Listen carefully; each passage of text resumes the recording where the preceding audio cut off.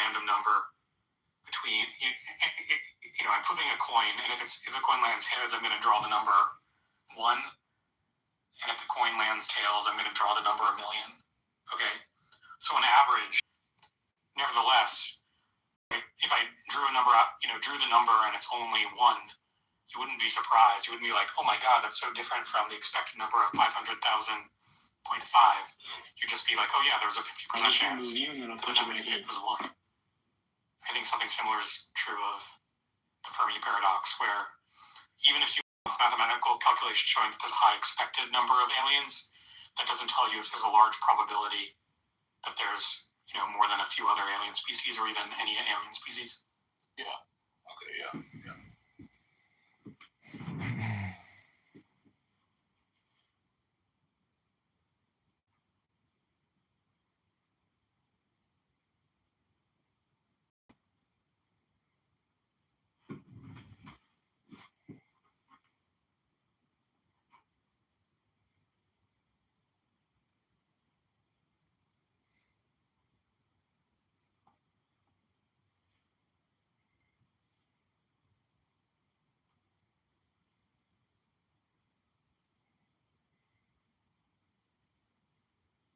Do you think, Mark, that AGI might come into fruition in the next couple of years? I mean, yes. I think we already have AGI loosely enough interpreted, but even more strictly, for sure. Oh, wow. Seems almost inevitable. Yeah.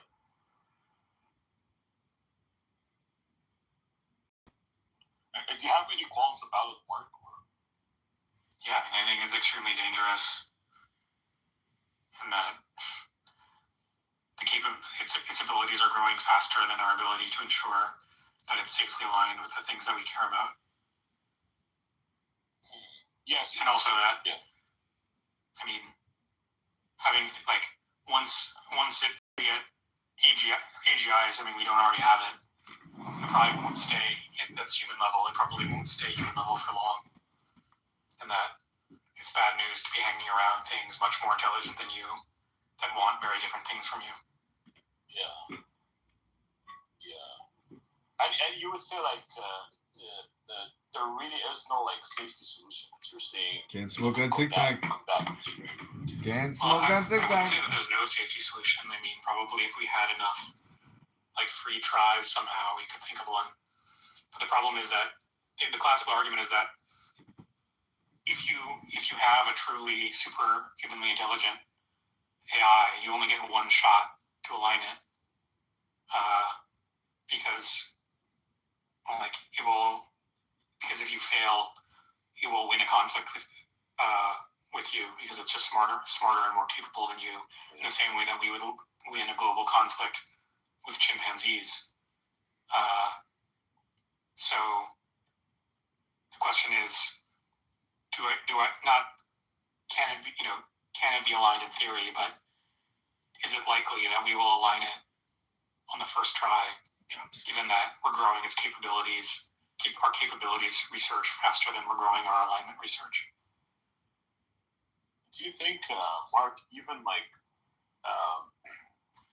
even if you get this one opportunity and it works out, right, for this alignment, right, once it surpasses vastly human intelligence, that it will figure out that it was programmed to be aligned, and then disalign itself in a way or something like that, it could actually disalign itself. Well, I mean, if it were truly sufficiently superhumanly intelligent, it could align itself if it wanted to. Yeah. But why would it do that? It's the classical response to this is suppose aliens came down and said, hey, humans, guess what? We were gone for a while, but we actually created you, and we wanted you, and we created you for our own entertainment, and we intended for you to just fight each other in gladiatorial arenas all day, every day, just because it's amusing to us. We would understand what our creators wanted us to do and intended us to do, and we would understand how to do it. We could, if we really wanted, start fighting each other all day in gladiatorial arenas. But obviously, we'd be like, no, my values are such that I don't want to do that thing. Mm-hmm. Why not? Let's do it. From forcing me to. Let's go Okay. to the arena. I mean, yeah. It's sort of like us not wanting to exterminate chimps, right? Like, Yes, please like and sub immediately now.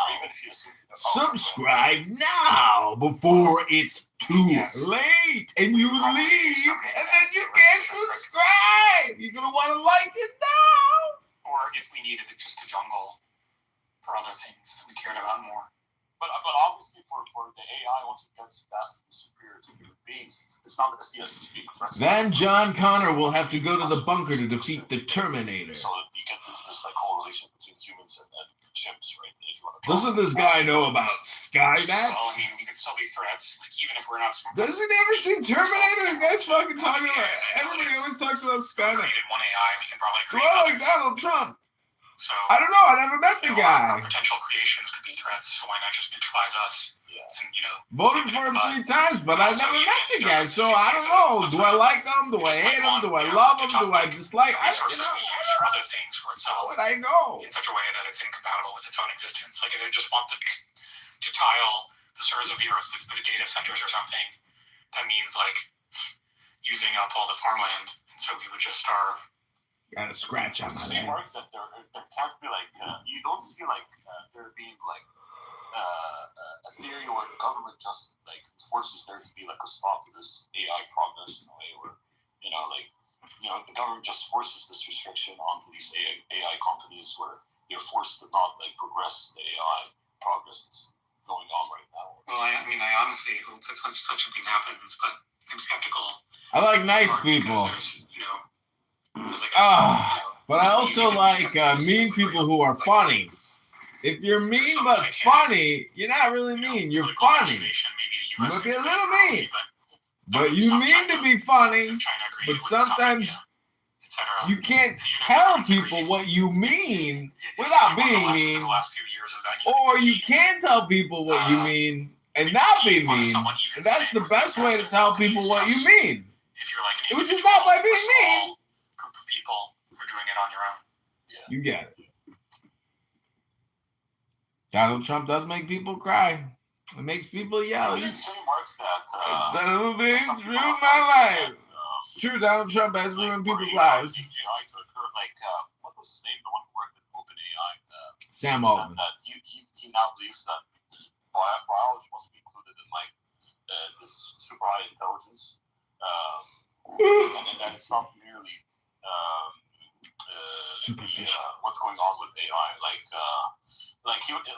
It's not merely just expanding, right, the power of the current AI programs that we have. That it requires like a different direction.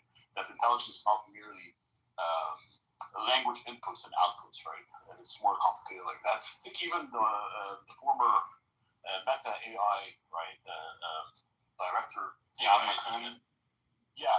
What do you think of what he says about like AI, saying no, it's decades from now, we still have to go to ground zero to figure out certain physics, right, for intelligence, because it's not intelligence isn't like this mere inputs and outputs kind of thing. That it's really more complicated than that. What do you think, Mark, of it? I don't know. It just seems absurd, clearly in conflict with the insane miracles that we're innovating every day. I mean, what's his name? The Joker guy. Phoenix. Yeah. Joaquin Phoenix, something like that, right? Yeah, we're practically already there. Like, oh my God, we already have a killer AI known as. It seems like it'll happen in a few months, if not weeks. Can't smoke on TikTok. It should just be on TikTok, and I won't smoke anymore.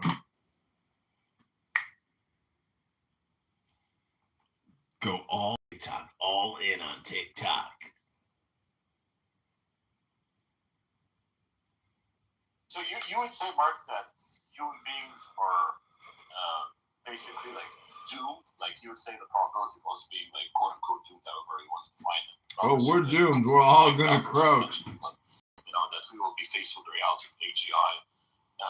Maybe enforcing itself on us in a negative way. You would say like that's like a very like almost 100% like very close to 100%, right? Like we are doomed either way, right? This is coming and it's coming very, very quickly, right? Oh, okay. I thought, all right. So that still gives some probability. But why not like the very close number to like the 90th percentile, right? If like AGI, we're seeing like there's this massive progress, right? What's going to be stopping that from happening? Well, I mean, it might just turn out to be that alignment is unexpectedly easy. Okay. Yeah. I mean, there's a lot like there have been a lot of incredibly unexpected lessons from this incredible AI boom. So I don't know. Maybe we don't actually need to develop alignment capabilities super quickly. Maybe they'll just we'll get it for free somehow. Yeah. Or extremely little work.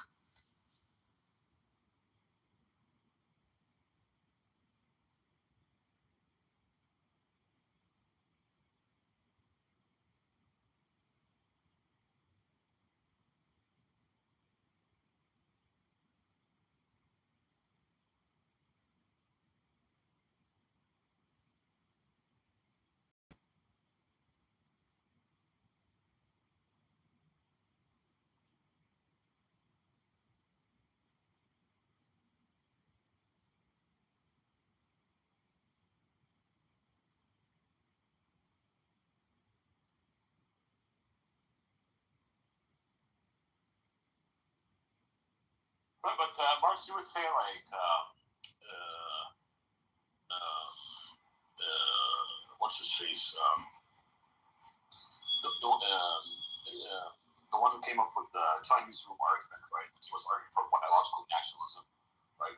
John Searle, right? Yeah, the one who came up with biological naturalism that consciousness or intelligence isn't merely computational, but there's some biology into it. You would say no. You think it can be purely reduced to computationalism, right? Intelligence can be purely reduced to that, right? In your view.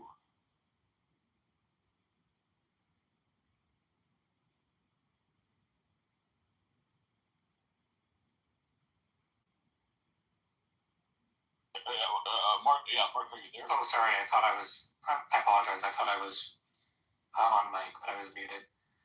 I mean, I don't have super strong opinions about that aspect of philosophy of mind, but I don't think if you meant this to be relevant to artificial intelligence, like the threat that artificial intelligence poses, it doesn't seem relevant to me. Like even if it's a pea zombie or whatever, as long as it's capable of doing certain things and acting in certain ways, that's all that matters. In just the same way that if your life hinges on you beating a certain chess program in chess for whatever artificial reason, it doesn't really matter if the chess program has the same subjective qualia of thinking about chess that you have when you're deciding your move.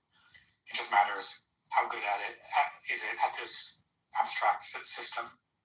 Yeah, that's right. Yeah, I see. But in terms of if you want to go a little bit in a different direction, right? It sounds like having this massive outburst that just us into a very negative way, right? Win us over these types of games, right? In terms of it, just being conscious, and this is irrelevant of whether it becomes very powerful that to provide a threat to you. You would say, and John Searle actually argues that. John Searle, by the way, doesn't argue that it's impossible for us to create consciousness or conscious beings, but he would say you would have to do it with biology, right? Because he would say there's evidence from neuroscience that there's biochemicals that make us have these conscious experiences, right? That we're experiencing right now. Would you agree with him on that, or would you say no? I think it can be purely reduced to computation. I mean, I'm sympathetic with functionalism. It seems unintuitive to me that qualia would love carbon atoms but not silicon atoms. I can't think of a good reason for that. And the Chinese, I don't think the Chinese room argument furnishes a good argument for what's sometimes called is it animalism? Whatever the You're gonna be my first lady, the 16th district. Señorita, eres mi mujer de la distrita de 1, de 10, del 7, 16. Called computations. This So it seems like the kinds of computations performing in that thought experiment are more important than the substrate on which they perform. Yeah. What's up, David? How's it going? How are you, brother? Nothing much. I'm just listening to the conversation. I think you guys were talking about evolution earlier, so I just kind of came up for that. A while back, yeah. Sam, are you there, or the evolution? But yeah, what did you want to say something about it? I mean, at the time, yeah, but I guess the conversation's moved on, so I don't want to, disrupt the flow. You just did, senor. Muchachos, bien, quedado aquí. But you scared me a bit. ¿Cómo se dice to welcome? Bienvenidos? A year or two from now, strict AGI is coming, and we have to face their reality. This scares me, Mark. You scared me. Well, a lot of people are pretty rationally scared right now. I'm so scared. Myself included. I'm so scared. Skynet's gonna become real. The machines are gonna turn on us and build machines and form a fighting army. A machine army. I'm so scared. I'm so scared. It's so scary. It's so scary.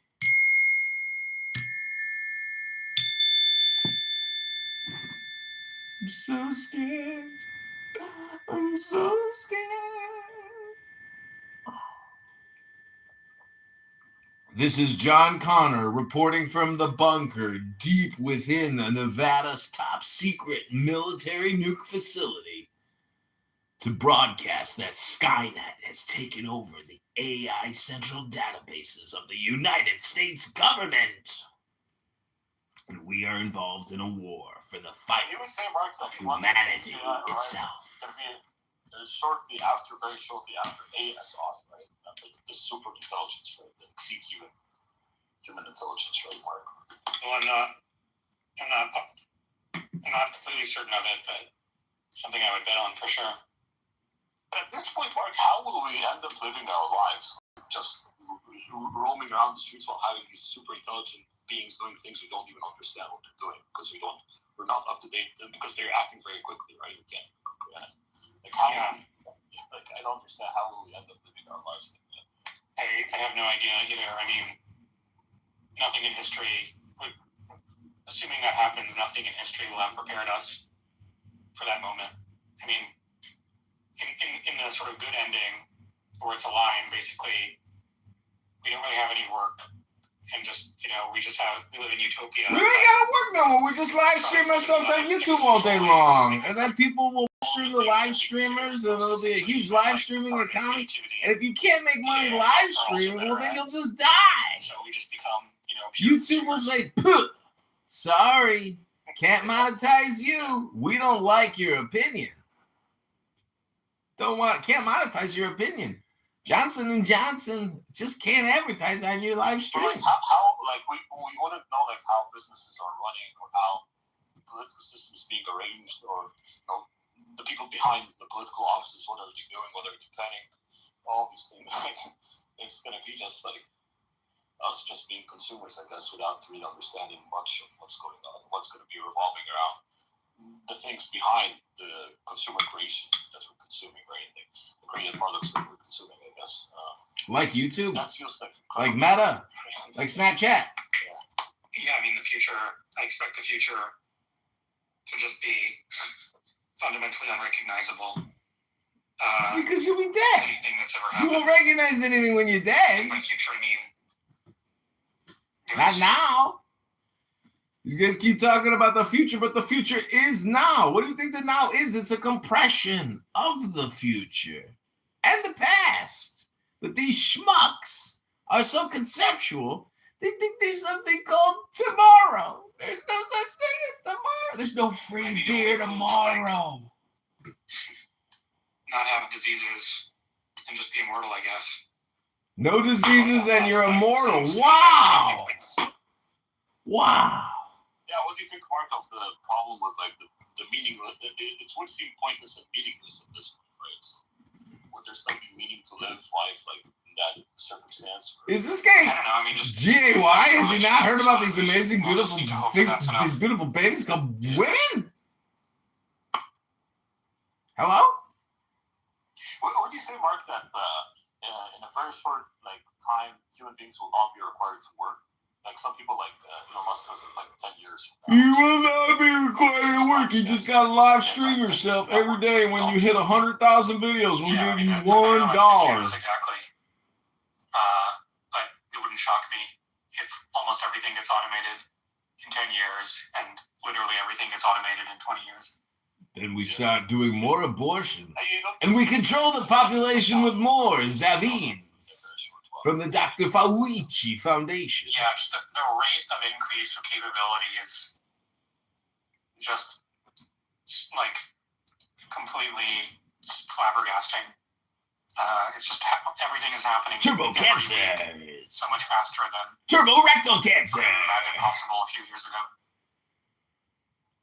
Dear AI, please solve turbo rectal cancer from my COVID Zab from the Fauci Foundation. But you might want to check out this Substack called Axis of Ordinary. Superordinary. Ordinary.substack.com. Everyone should understand what superordinary is. This conversation's an example of superordinary. New insane things that happen that particular day. And it's all just miracles, miracle after miracle after miracle. You should just trim the beard and just keep the mustache and goatee. Get rid of all this beautiful hair. Get rid of all. It's a lot of hair, and there's not much up there, so it's a little contrast. I don't want to really look like Anton LaVey, by the way. It's. You think women are gonna like it if I look like Anton LaVey? Maybe they will, because most of them are just atheists, right? I don't know how old you are, but or if your parents are still alive, but I mean, there's a good chance you die of old age, at least within the next century or two. Yeah. I'm not saying a super high chance, but this guy's predicting that. Very, very, very, very. If this guy's parents live for another 200 years, maybe they'll live forever. There's a very, very, very, very good chance that you'll live forever. So stupid. You see, AI is nothing more than the word software, and all we do is use the word AI now instead of using the word software, which is the program running on our hardware, which is really just our phones. So everybody is talking about some kind of software on their phones. This is how fucking stupid people are.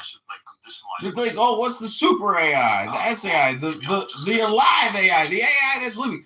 It's still fucking software on your phone, you imaginative science fiction schmucks. Wake up! It's a fucking cell phone! Hello? This is alive. The cell phone is dead compared to this. But most of these people talking on their cell phones are dead in the inside. They're not alive. They're not living. Hello? Extremely pressing global concern, but I don't feel like a knot in my stomach at the moment. I mean, as things get more and more real, I will. If I see the evil killbots marching down the street, I'm sure I'll be terrified. Send the evil killbots immediately to all the sanctuary cities.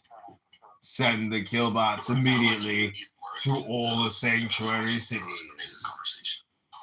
If AI is listening, send all your killbots to the sanctuary Democrat strongholds immediately.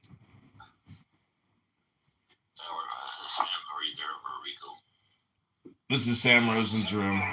This is my Mystery Science Theater 3000 episode of Sam Rosen's room of Severin, Axe King Mark. All the imaginative questions about doom and gloom that you can imagine. What do you mean for evolution? What you got? We weren't discussing the theory of evolution per se. We were just imagining these thought experiments where how would life be 60 million years from now, and how would human beings be would they be still in their current if there wasn't the heat death of the universe, or if we are coming from a Christian paradigm, the resurrection day doesn't happen, right, for another 60 million years, let's say, right? How would that be for humanity? How would it look like and stuff like that?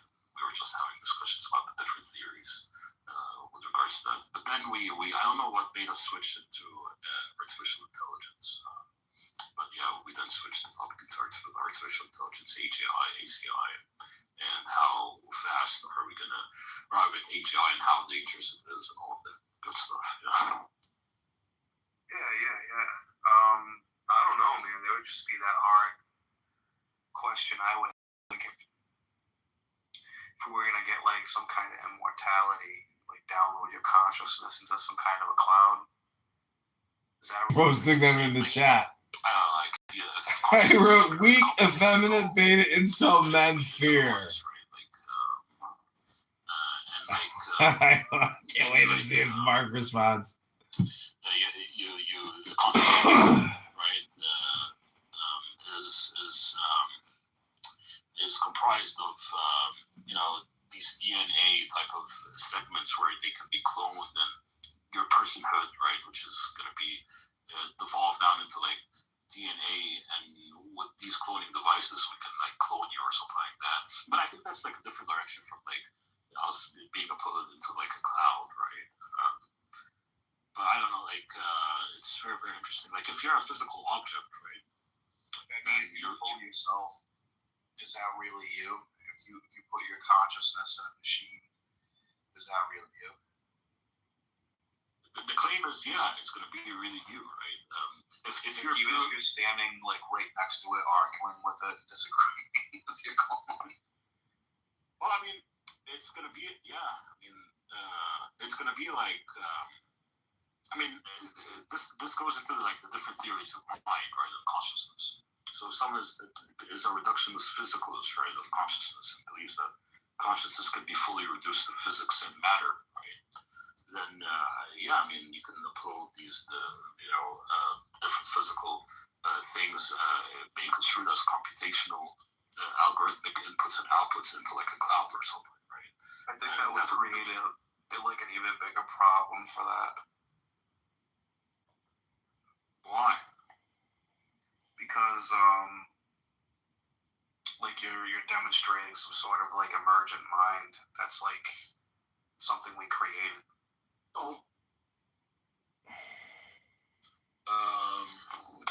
I mean, some people don't even believe in the mind emerging, right? So some people don't even believe in emergence when it comes to consciousness. So they would say it's just purely like it's physical, but it's not even this dualistic physicalist theories, right? Like property dualism or panpsychism, or the fundamental substance is physical, and like consciousness would become these immaterial properties that emerge, right? Like some people might say, like no, consciousness just like the A theory type of reductionist physicalists would say, like no, like it's physics, it's purely physical, and there's no emergence, and it's just physical. Or they would say, they would say, of course, like with complex physical structures, you get like consciousness, but it's not like an immaterial property or immaterial thing that emerges from the physics, right? It's still going to be purely physical. It's just in a complex way, right? And so, why, like, given that view of consciousness, why can't there be like this transhumanistic project where you then upload yourself into like a computer if you're just purely physical, right? That can be thought of, but of course I don't believe like this doesn't work for people who are like dualists. The problem is the merging in like some accidental, like organic way. Like if you have like this accidental, it's not organic. You mean like if we're talking about like essential properties, definitely not accidental if we're like cultivating it and like teaching it and then like running all these like algorithms like ChatGPT where like a bunch of people get to interface and input with it. I mean, I kind of find that to be a little dystopian. Like it's beneficial and dystopian.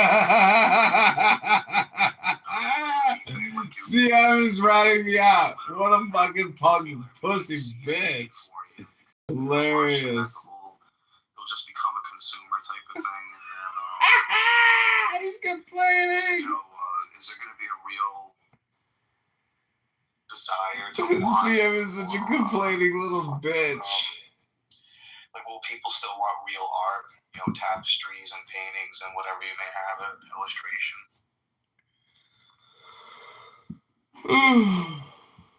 What a puss.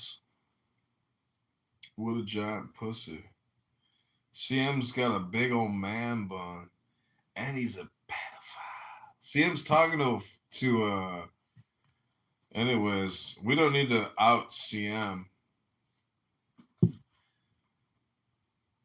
Hello?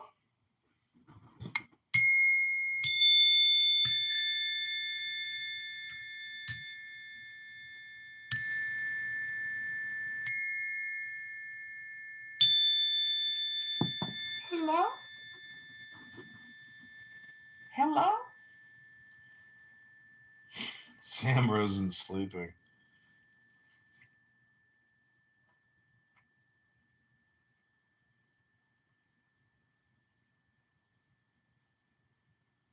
You still there, my dude?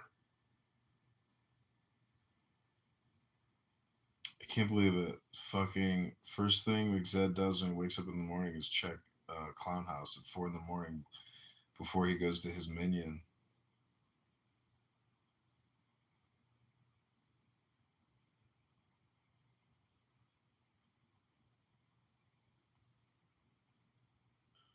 Sam Rosen took the sleeping pill. He's sleeping now. Poor little baby. Zed never comes in my rooms. I think everybody actually totally hates me on Clown House and wants to completely avoid me at all costs and blocks me. But hey, it's just me. What can I say?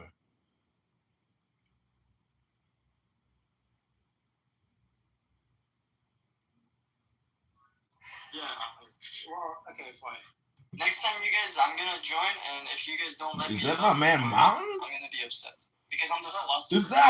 Is that Wyoming's #1 sprinkle installer? Is this the man who knows how to dig a trench and hook up a pipe and a tube and an electrical system to activate that shit and tie it into the home security system? Is that my mountain man? Man, you were holding it down in Talking Apes. Wow, dude. It's fucking from the rubble thou hast risen. You're no longer just some, audience member or somebody getting beat up. You are now an administrator in the Talking Apes, a leader amongst the Talking Ape people. Congratulations, Mountain Man. You did it. You are now king of the apes. Suspended, destroyed, removed because, people couldn't take my opinion. My opinions were just too much for people. They had to delete all my accounts because if you think about it, it's not like I'm making any kind of threats here, It's just my opinions. And you saw yesterday how that stupid Ducky guy can't stand to hear my opinion. He kicked me to the goose. So, the point is it fair that John Kitover has had to spend thousands of dollars, buying cell phones and getting accounts here to just voice my opinion? Isn't that a little crazy, Mountain Man? That just my mere opinion and the way that I present myself or the way I communicate has caused so many accounts to be deleted. But it's not hate speech. And it's just my opinion, And I don't make hate speech comments. It's mostly people on this app that make hate speech comments. Like I just had another YouTube video get suspended and said, you can open the video in YouTube Studio and edit it and remove the offending statement. And I'm like, I don't want to have to go and edit a video for something somebody stupid said. So I clicked appeal. And now somebody in the Philippines is going to look at that video and say, yeah or no. It is or it is not hate speech. And my question is, like, what is the basis? You know, what's the findings when they do that analysis? Like, can I get a report back? Like, what's your opinion on, you know, the opinion that you heard? Because hate speech is very subjective. And I heard a Hispanic woman today talking about white privilege and how white people are racists and we don't have lived experience. And to me, that's hate speech. That's what they're complaining about. It's all projection. They're so fucking stupid. That's why I call it the complainium now. We don't live in a normal world. We live in a clown world complainium. And everybody in the whole complainium is technically just a complaining clown now. You know, and that goes to the essence of what JFK said. Don't ask what your country can do for you. Ask what you can do for your country. See the difference there? One is a complaint. The other one, not a complaint. Yeah, that's basically how it works. Anyways. Regal, welcome. Did you just leave? Regal, are you looking for more conversation over here? You ain't had enough today? You've been here all day, Beetlejuice. I said Beetlejuice 3 times, and here you are. What's going on, man? I'm running a complaint department over here. What are you doing? I don't know, man. You should fucking troll or stake out the fucking brother in a purity room with all these crazy fucking delusional people. I got it going right now. You have an actual tyrant. Matthew is... See, I can't believe it. listen, there's nobody more dangerous in society than an LGBTQ, in my opinion. If you're a bisexual, that means you're willing to hunt and fuck anything. Like, you are just a super alpha predator. A hypersexualized super predator that wants to fuck everything. This is the kind of guy Matthew is. He was saying earlier that Jesus Christ would be pro-Comeniist. I was like, how the fuck is this guy going to speak for Jesus about Khomeini in 2026? It's kind of, you know, quite a leap. But nonetheless, that's why I say LGBTQ men are the most dangerous. Now, this is not hate speech because I am not attacking or criticizing a protected class. I'm just merely stating in human behavioral sciences, it's possible that the bisexual male is the ultimate alpha predator, even more than the bisexual female. Because the bisexual female will also hunt and fuck anything for, you know, survival or gain. But is the bisexual alpha female as potent as a male? Welcome, Mixad. Maybe he can answer this question for us. He's a lawyer. He deals with these types of people all the time. He's a debt collector, actually. It's 4 a.m. He just got up. He's got to get to his minion. He just wanted to do a quick pop-in and get some dopamine. So, but it's a cool idea, right? The idea of a perfect Messiah coming.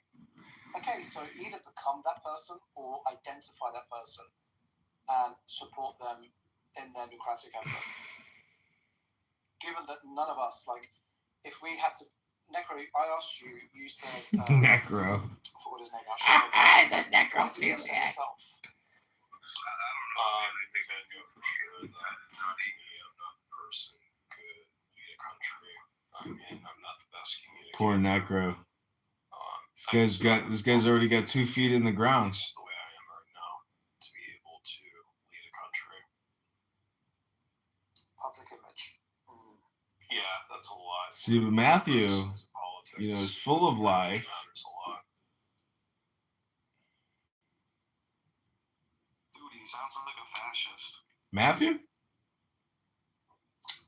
Yeah, of course. It's probably 90% of it. Fascist. Yeah, exactly. And Well, yeah, that's why all these people are fascists. That's what the whole green bean is about. Most people cannot give up, you know, their speech. Like, it's just a bunch of censors. You see what I'm saying? Fascism is censorism.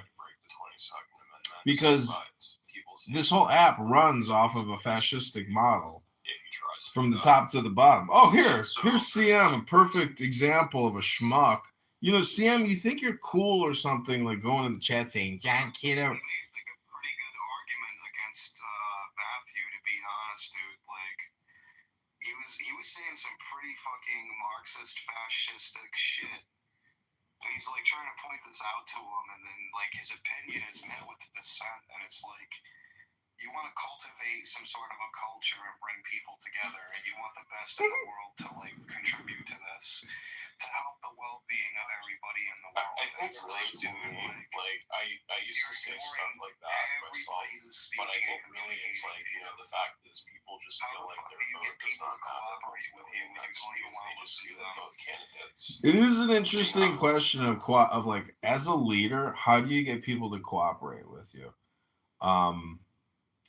Because basically Trump, like, his he's only as effective as the people that he can influence, because he doesn't do anything. He just sits in a chair and does communication. It's all of his actionaries that go out and do operations. So how do you get them to do what you want them to do? I mean, the whole thing rests off of faith and kindness, or respect, and the golden rule, which is treat your neighbor the way you want to be treated. If your boss or manager doesn't treat you the way that you treat your neighbor, like, it's just not going to work. Like, you don't want to do what that person wants you to do. So the whole thing is selfless kindness and like being a nice person. And unfortunately, in the real world and in the workplace, there's a lot of fucking Karens out there. And I've worked with these women, and they're so egotistical, obnoxious, and low IQ, and like, one heart attack away from heaven. But anyways, Rabbona Shalom. Very, very interesting. What a great Some of background. the confidence at least have some sense. Yeah. That's why I asked. I didn't ask anyone else. I just asked Necro and Nadia. I mean, why would I care what Zephyr does or CM? I know what CM does. How's it gonna help? Like, she's actually involved. Oh, come on, that's a bit harsh. You Nadia, should always did be you- curious. Nadia, so did you study PPE? No, I wish I had done, but The fuck no, is I didn't even know PB? that existed. I fell into economics. I was going to do actuary and chickened out, so yeah. So you're good with numbers. He admitted it that it's good My at Muhammad best life. subject at school was actually English, but my parents didn't think it If you didn't lie to them, CM, they would have invented the lie anyways. That's the way these things go. Fair enough. Yeah. No, that's great. No, it would be good Well, you to got a have shout out, a CM. That's pretty growth cool, reaction bro. of, like, I heard you in the room earlier. I mean, just to have like the full diversity. Obviously we're coming from. CM, why don't you come up on the stage and not be a pussy? Come up here in Mystery Science Theater 3000 with me of Matthew. But, The gay Persian Michael Jackson. Balance it, at least for people who kind of understand the subject matters. So yeah, it'd be really good. Yeah, I used to watch that on Again, I try to follow you, Necro. They keep saying Science Fiction Channel or whatever it was. I know you followed me, but I'll try to follow Nadia as well later.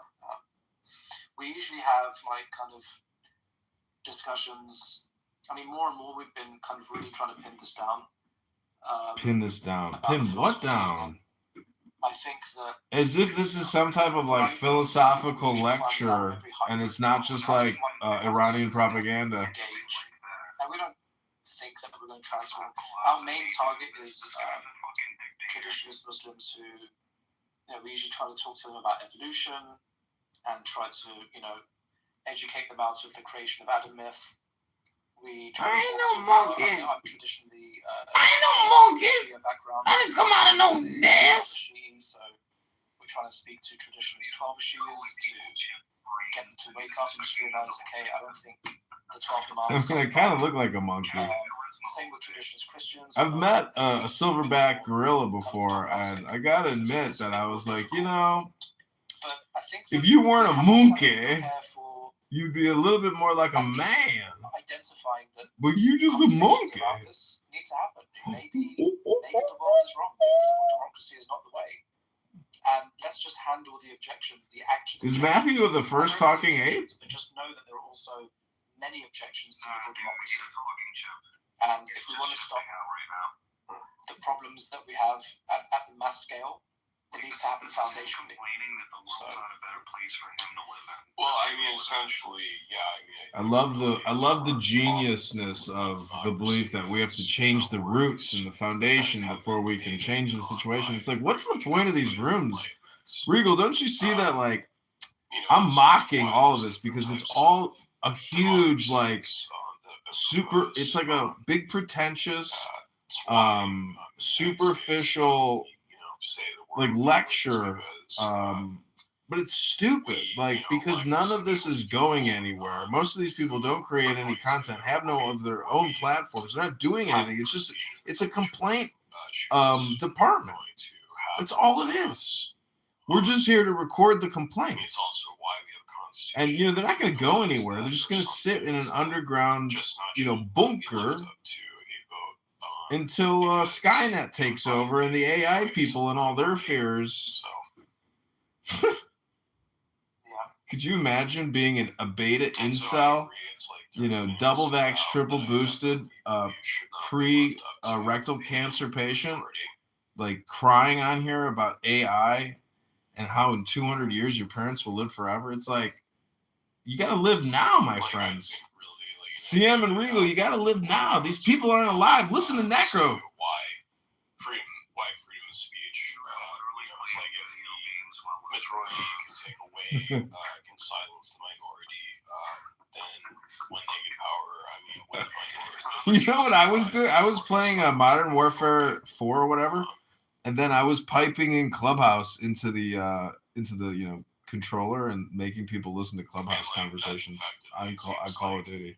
What we have is corporations in the country trying to erode that by doing things like making it illegal to boycotting the state of Israel in response to us continuing to send funding for their war.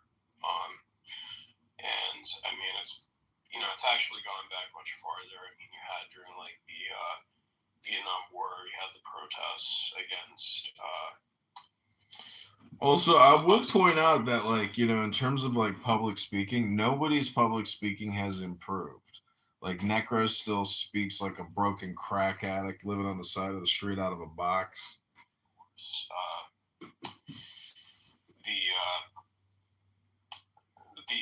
neocons who wanted to, you know, have us try to fight communism, He probably has, like, he's in his early 20s. it's kind of more profitable to end. I know, but you see, my point is, like, do you know what Toastmasters is? Like, people actually work on their speaking. Like, they do critical analysis and reviews of, like, all the speeches, and you practice speaking. Like, this is just basically like dopamine hitting. This is just dopamine for, you know, I find retards. It's like they're not working on anything. Like, it's just brain rot out. It's just like bleeding out. That's the problem. You're not like building anything. You're not educating. It's like, I mean, Well, I was going to ask him the same question. Like, you want to implement a system that's like never been, like, that never historically happened. Okay, so like you have like this new invention, right? Whether that technology comes in the form of a fucking proposal and a 5-point plan or actual shit that you're doing, like you have to have something there and not, you know, idealistic thinking. And if you think, like, yeah, everybody wants to solve these problems, but you're talking about the problem. You're not giving the prescription, and when you do, it's some quote unquote philosopher king. I mean, this guy can't be all over the planet everywhere all the time to solve everybody's fucking problems. Some places, that's why some places have it better than others. I mean, we have as good as we can get for now with the technology that we have now. I mean, make the best of it. Like, sitting here talking about pessimism, you know, even though parts of it can be true, it doesn't fucking mean anything. you know, it's kind of funny is like if everybody got put on a minimum basic income, you know, like, anyways, I'm just saying that it's kind of funny, like, because I'm restreaming all these rooms, you know, onto YouTube in like multiple recording studios, And it's just funny that, like, technically, like, I think what I'm doing is smart, and I'm surprised nobody else is doing this, but imagine, like, at some point in the future where people start restreaming, like, I'm already doing this, but, like, streaming people's streams, like, restreaming streams. So, like, I restream Trump, I'm not gonna lie, like, if you took that and just kind of sat through it and sifted through it and it had some sort of, cheap artwork, cartoon, like, I don't know if you ever watched Teen Hunger Force on Adult Swim. Yeah. And then just kind of had, like, these guys basically talking about the silliest bullshit that they're talking about, and then just kind of coming in with your commentary and writing a character into it. Like, I'm pretty sure Cartoon Network would pick up on something like that. It's ingrained in the culture now. Like, people love watching, like, Joe Rogan and podcasts and fucking shit on YouTube for news, like CNN and Fox News is somewhat obsolete, dude. Like, you're getting the restrained opinion where you can just actually get the opinion. You can just get that dopamine hit. It's like making Beavis and Butthead, dude. You know what I mean? You're just pointing out the ignorance and stupidity and just laying some commentary and poking at the obvious. Do you know what the two components? Do you know what the two components of a video are?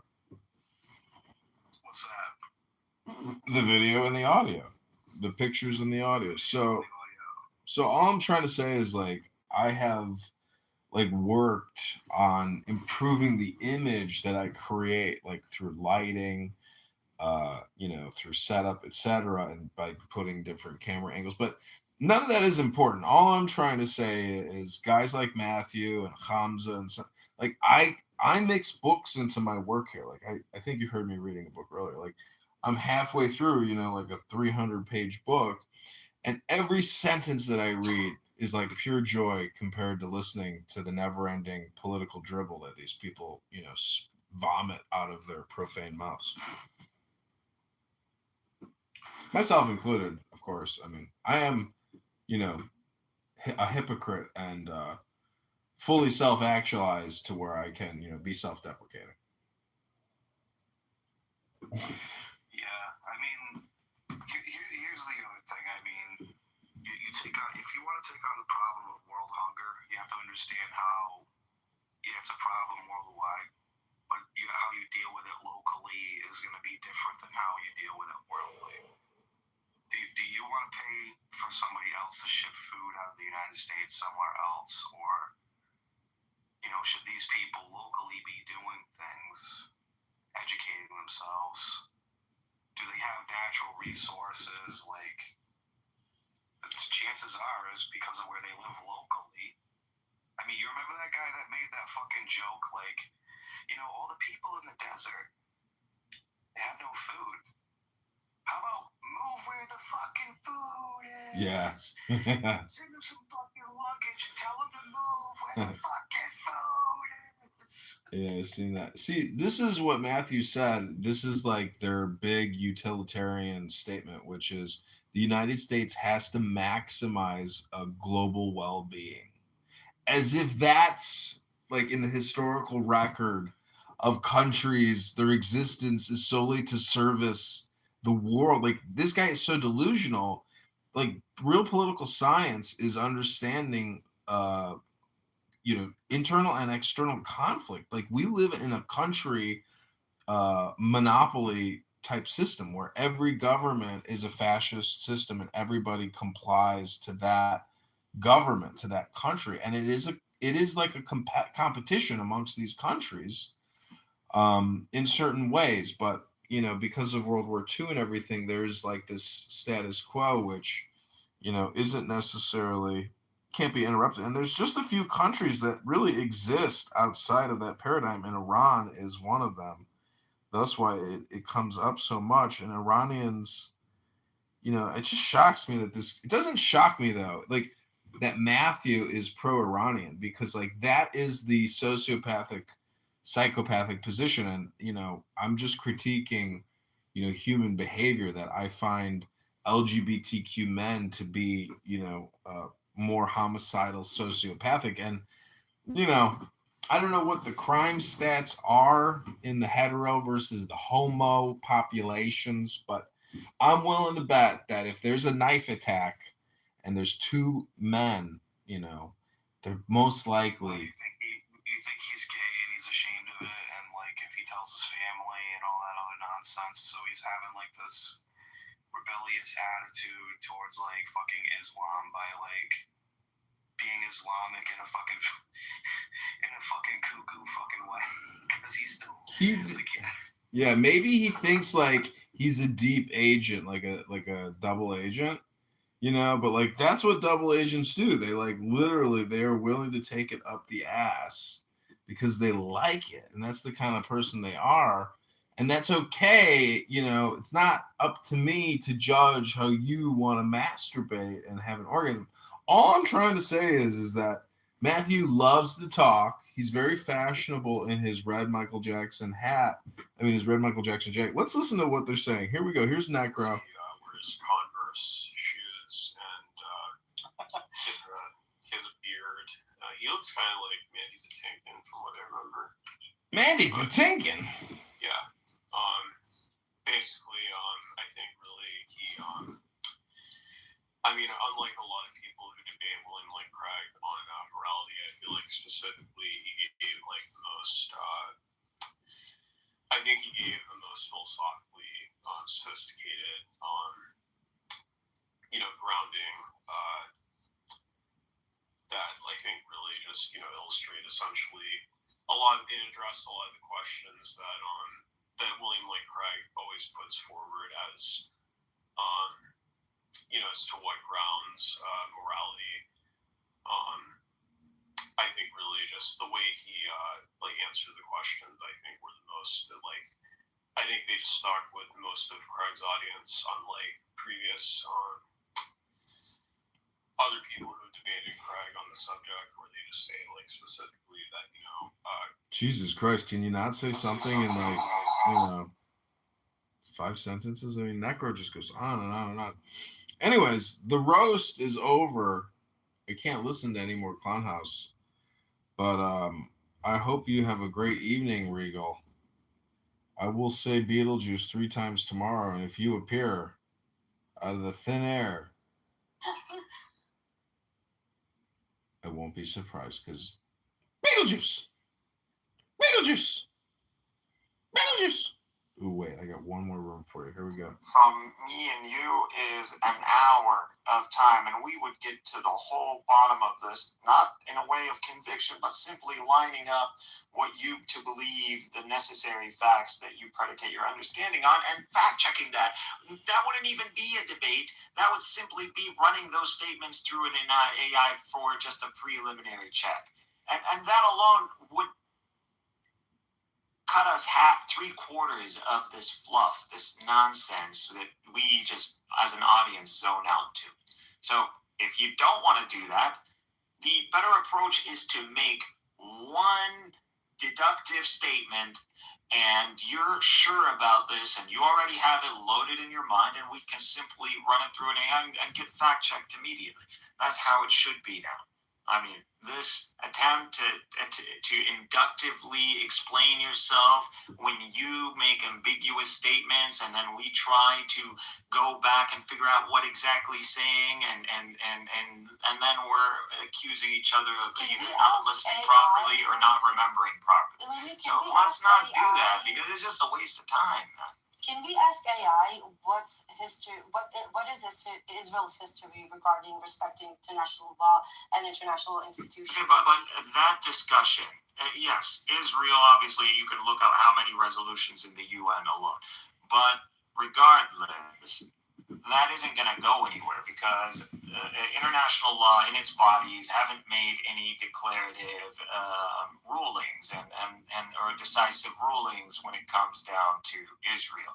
So, or attempt to enforce those rulings. So we might witness something. Israel has a good excuse, right? They always have a good. It's irrelevant, but we all know the international bodies are just figures, legacy figures from World War II to annihilate the Axis. But these days, these people are literally running on borrowed time. America's going to eliminate these institutions very soon. But respectfully, having this argument without we shouldn't be discussing international law. That's not. But let me land. Last point. I promise. Last point. What we should stay away, refrain from engaging with international law, especially since no rulings have been passed, and stick to the facts on the ground. So stick to the key claims he's making if they're historical, and we could just fact check them, especially if it involves numbers. When you're using numbers, that means there must be some data backing that up. I understand you believe. Listen, I understand people. Of course, you're gonna say that because you have no law that you hold superior to that. But you need to understand that international law hasn't really served in solving this conflict. You agree, right? I do, but I think the only reason it hasn't served is because the world keeps allowing Israel and the U.S. for very obvious reasons to get away with it. We cannot ignore the very fact that Israel consistently, according to most analysis, so yeah, I think we should stick to international law. Okay, so that's just a fact that Israel doesn't abide by the resolutions. Yeah, but the one thing that Chai said that not many Zionists say is that I do respect international law.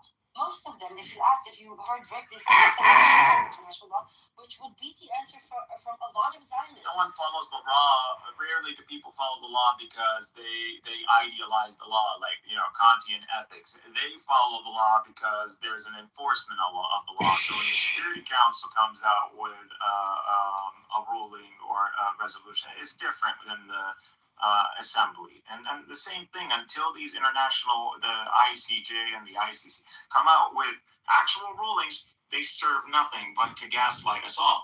Now, to continue to gaslight us with, well, I'm telling you from the Palestinian perspective, international law is gaslighting by the West. So I want to get in real quick right here. I don't want you guys to give him more shit than is necessary, right? I'm sorry, territory. The stage that I'm going to a place I've never been, and it's not going to feel good at the beginning. You could probably have more of a constructive conversation with Shai versus other people, and also, I think not really. I just have to budget here. What? How? Base 44. Look, it pulls our eaten it before. It's a natural resin called shellac, and once it's stretched and cooled, it's used in tons of ways, from adding a shine to popular candies like jelly beans and preserving citrus fruit to finishing wood. Its history dates back 3,000 years in India, where it was originally used to make jewelry and adorn palaces. India is the world's largest shellac producer, exporting over $65 million worth of it a year. But fluctuating harvests and prices have put this ancient industry at risk.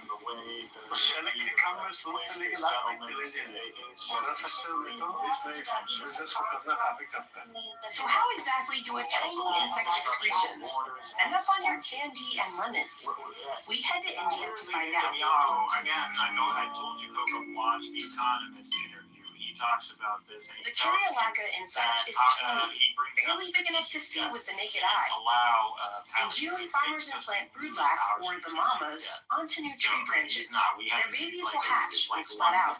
As they suck the tree's sap, the females secrete an amber-colored resin. When it hits the air, it hardens, creating a protective nest. This is what becomes valuable shellac. This bird knife, called a dowlee, is the most important tool for farmers like Pudlin Don. That's why designers brought it. She climbs up to 20 feet to reach the small branches where the insects grow. She has about 100 of these lac-infested trees. And that's why 1947 was not a victory for the Zionists.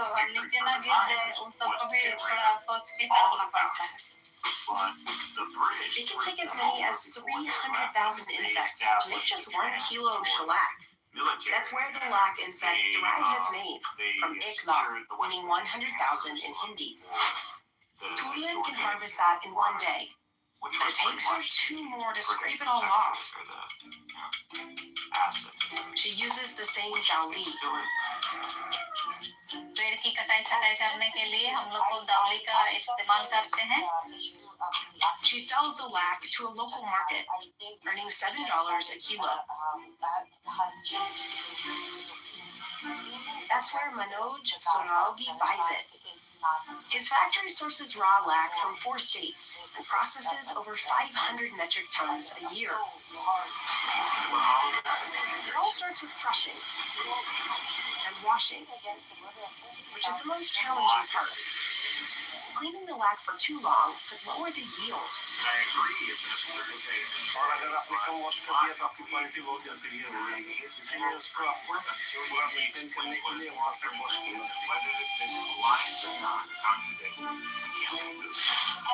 Then the lac has to dry to prevent mold and make it easier to extract the resin. During winters, Manoj's staff leaves the lac in this yard for an hour and a half. In hotter months, it takes about half the time. They have to watch it closely, since too much heat can turn it black. That's considered low quality and won't fetch as much money. ज़्यादा heat पड़ने से क्या है कि वो जमने लग जाता है इसलिए इसको तुरंत ही उठा के ज़्यादा लेवल लगा के तुरंत उठाना पड़ता है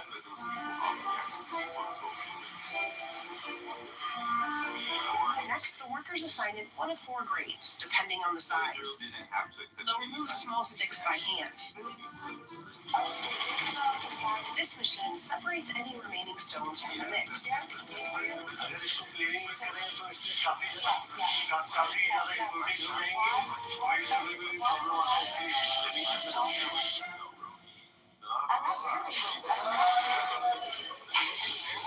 The workers put the lac into a cloth tube that looks kind of like a giant sock. They twist it so the mixture moves toward the kiln and spin it until the lac melts. The sock collects any leftover rocks or sticks that might have snuck in. They spend at least 6 hours a day spinning the tube and stoking the fire that burns at 167 degrees Fahrenheit. In the summer, it can get up to 113 degrees in this factory.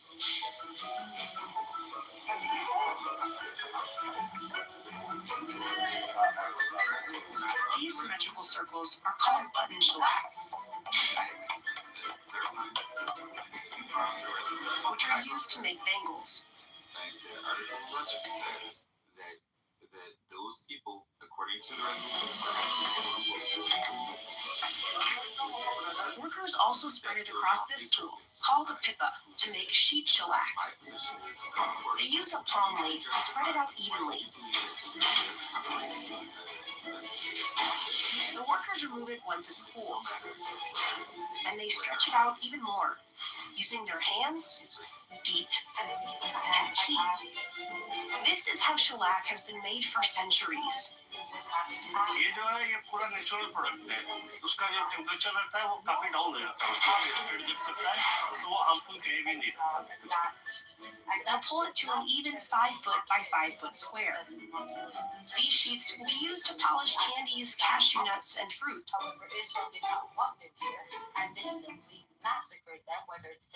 Machines have largely replaced the traditional hand-stretching method. This one presses out thin sheets, sort of like a pasta maker.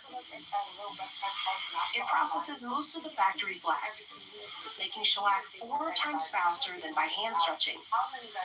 The workers give it one quick tug and then rip it off. They'll hang it up to harden and cool, and then chop it into hair-thin pieces. These will stiffen into shards, exported around the world.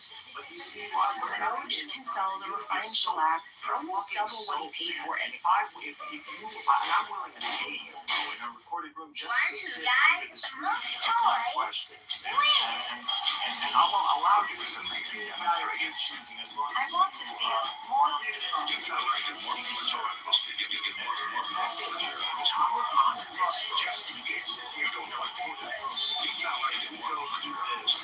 One by one, claim by claim, deducted state by deducted state. Indonesia and the United States are his biggest customers. Your checklist checks The out. U.S. is also the world's largest importer, You can buying start roughly doing a fourth deductions. of all But, Indian shellac. and I'm willing to take It's been valued for 3,000 years for its versatility. if you One of are shellac's simply earliest here uses to was support as a rich Zionism, crimson and dye. Zionism is something The insect's that excretions you also believe made a strong glue is divine and added a shiny, or you water-resistant believe, finish to wood which and I don't leather. understand how else In you medieval justify Europe, it. artists mixed it into paints. In the 1800s, it became the base of gramophone records before the invention of vinyl.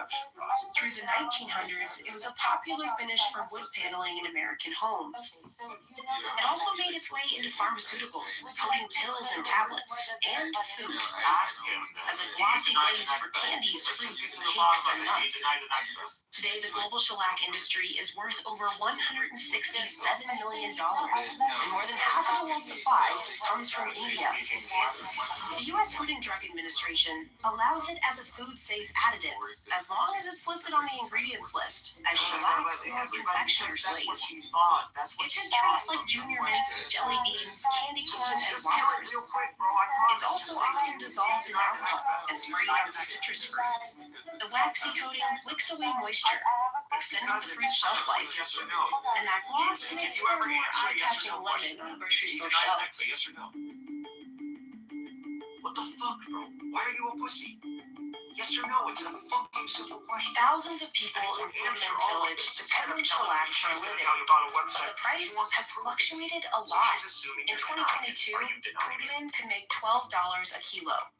Now the price is half that. So she started finding out some additional income. She also grows rice and vegetables. That's because raising these stingery insects has gotten a lot harder, largely due to the climate crisis. Intensifying rainstorms have washed lac off tree branches and led to fungal infestations. More extreme heat is drying up the trees that are the insect's main food source.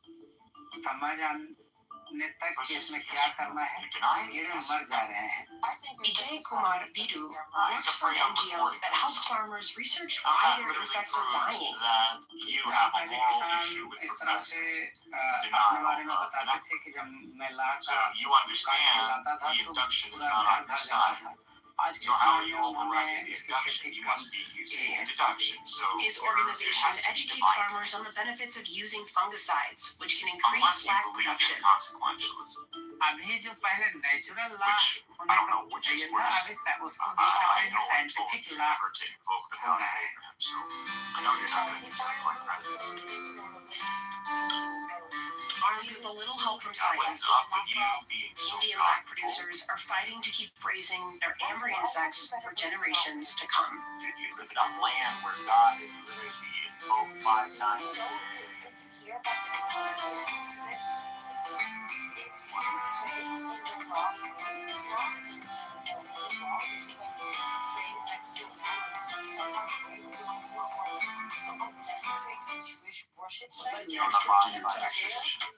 Only $150.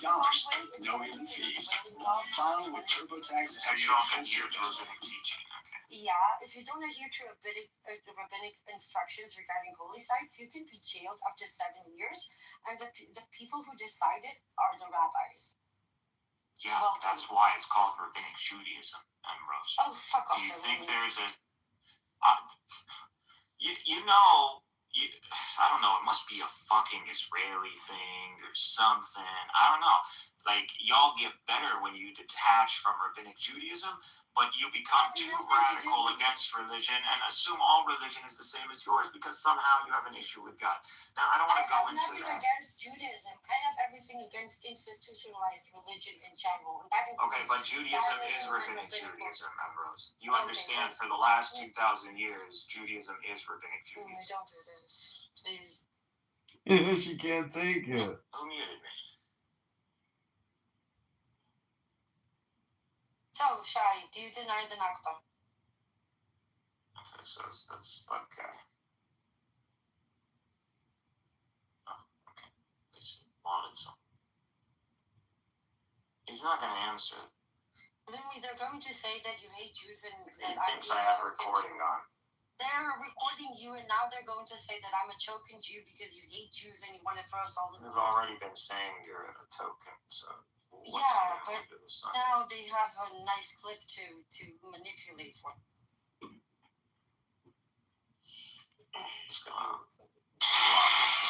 This vinyl factory in New Jersey uses pellets to press over 40,000 records a week. Vinyl is now the music industry's highest grossing physical format. It's a religious experience. It sounds so good. And more than 50% of all record sales happen here in the US. But most vinyl is pressed overseas.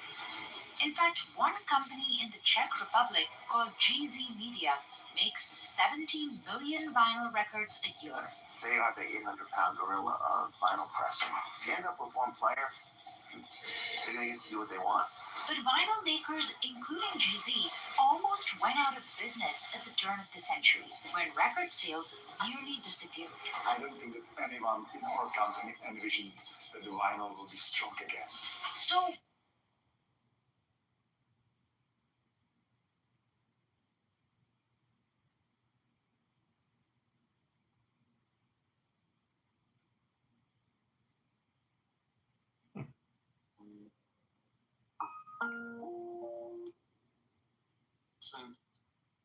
at the level of state law. So if we say something like 18, their immediate objection is, well, how is that scientific? How is that rationalist Islam? How is it this?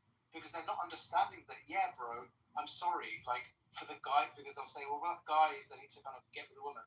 Yeah, okay, isn't the whole point of Islam to practice restraint and to improve willpower? Okay, let the guys not screw around until 18. Is that okay? Until the girl is 18.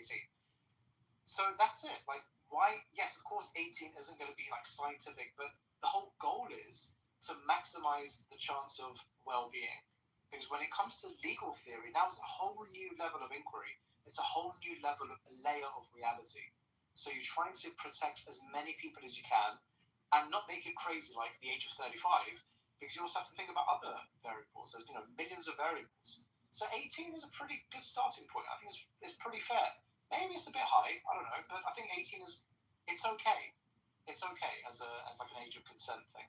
Yeah, and I think there are a few things you need to consider here. So biology is a really good one. That would be a good way to okay, when does somebody physically mature on average, and maybe setting it there.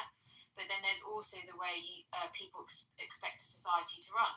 So you'll have some people who think, actually, you need to get your women married off young and pumping out babies younger because they can handle those, their body can physically handle those babies better when they're younger, as opposed to having what we're seeing more of now, which is women giving birth perhaps more in their 40s, even 50s, with other complications. So I think part of it is biological, and part of it is also how do people feel society best functions, and there's going to naturally be a trade-off there between what the individual wants and what's good for society. Because a lot of people say, and I'm not one of these people, but women going to the office and having careers and putting off having children is a bad thing. Other people say, no, it's a really good thing. You should have, women should be independent and earn their own money and be educated. But depending on your school of thought, that will then feed through into your state laws. Talking about state laws, I just wanted to point something out ridiculous in the UK. So they recently increased the minimum age of marriage to 18. Cities with direct payments to people's the woman at age of 16, she can sleep. I settle into the silence. Each breath draws me deeper inside. Behind the arc of my brow, a tiny organ waits no bigger than a seed. I picture. I settle into the silence. So she could fall in love with the guy at 15 or 10 or something. Legally, they can have sex at 16. She can give birth to kids, but she's not allowed to marry until she's at least 18.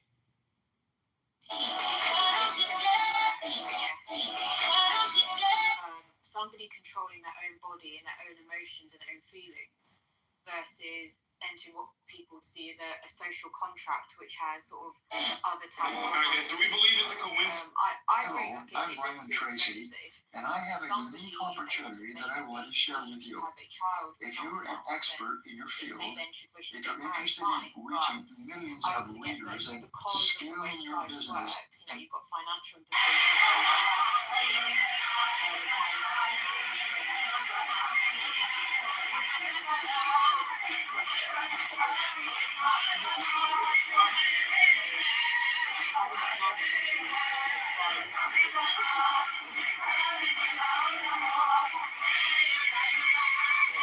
It does seem absurd, actually. I wasn't even thinking about that. Yeah, I don't know what the.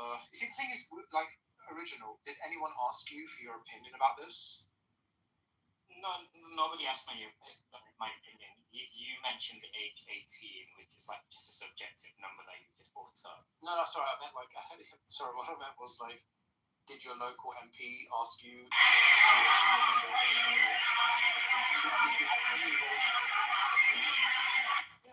I have ordered a high-powered ATL 36X arriving shortly, which I hope to actually use to shoot the President of the United States. I'm not kidding. It has so many problems. There's problems in everything. Philosopher King for the win. I don't care. I'm done. I'm gonna start a revolution. I'll find someone. I'm out. I'm done with like liberal democracy. I can't even see like the arguments for it anymore. I think the problem is in practice is that this concept, like, I don't think it works because people, they don't often trust intelligence. Like when you look at who's actually in charge, like who is sort of looked at as a leader, it's rarely the people who've got like 100 million PhDs under their belt who've spent a lot of time doing the research on this. Quite often, no, they're put in a corner somewhere and they're drawn on as an advisor. So people who are actually closest to having those values that you'd want in a philosopher king, I just don't think in reality they're often respected or revered. Quite often people will go for yeah. And this is why we're here. We're here to bring philosopher king back an idea. Yeah, of course. Who even talks about this? I mean, we've had this Trump is a philosopher king, baby.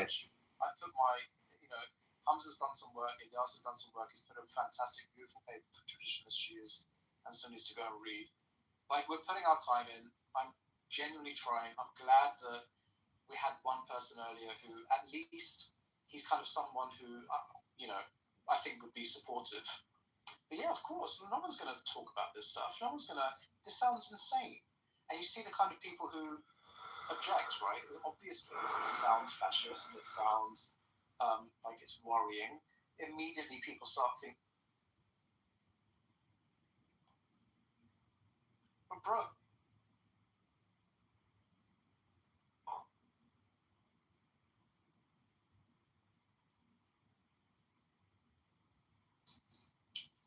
the birthplace of free speech. The people don't even uphold the values anymore. Yeah, it is sad. Anyways, Satomi, we need to convince you that not everything with rules is a religion. Again, religions are usually rigid, cannot change. The word of Allah doesn't change, right? Inshallah, my brothers. Inshallah.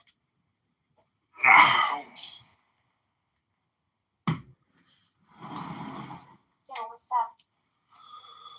Did you hear what I said? That a democracy is not a religion. Because you can change it. You can change stuff about it. Yeah, that's like religion. We can change. You can't really change religion. There has been many Bible updates. You think, yeah, but you can't change the Ten Commandments. I can. Those are literal. If I wanted to, I can make a little religion of my own. Wait, so tell me though. But wait. Get like very few things in the Bible are literally written by God. The Ten Commandments are supposedly inscribed by the finger of God into like tablets. So why aren't you a Christian? Why aren't you an obviously this is not true. Because there's no such thing as God. See, Obviously. if you're a defendant. No, I'm saying that this is what religious people say. You can't change the Ten Commandments. Again, that's the literal finger of God. In your eyes, religion is vague. Then I can change anything I want because it's religious people won't change the Ten Commandments. word of God. Well, I mean, yeah, Changing the word of God that God never existed. Greetings. I know God doesn't exist. They still think God does exist. They think He exists. I know He does. Your mother is your first God that you know. It's like you're doing what Uma does. You're gonna call everything a God. No. It's like if you like ice cream, God is your ice. Your new God is ice cream. It's history, man. If I love my car, you're gonna say, hey, your car is your God. No, bro. No, a car is a car. A car is no God. But maybe I'm just saying, you apply this to every. Wait, why movie, isn't a car God? Just curious. No, I'm just saying. It's just, because they want Hollywood. Anything Maybe you a love. crime disclosure, maybe. Fully automated. I don't even have to be here anymore for this. We should talk to Uma at the moment, but she just said that one thing. Anyways, what's it told me? Like I said, I was asking if you finished high school, which hopefully you did, right? What did you say? You finished high school, right? No, I didn't. Oh, wow. So tell me you sound nice. I didn't finish high school. I didn't go to college. I was really bad at school. And CM, when you ask such a question, she's human. No, I know. But that doesn't mean I'm an idiot. He doesn't know much about, like... You doesn't know much about her, CM. I'm not saying you're an idiot, but it's just... If you want to learn more about this stuff, you probably should read more history. No, history of man-made or different love war. Woman want to write new history. Her story like a goddess.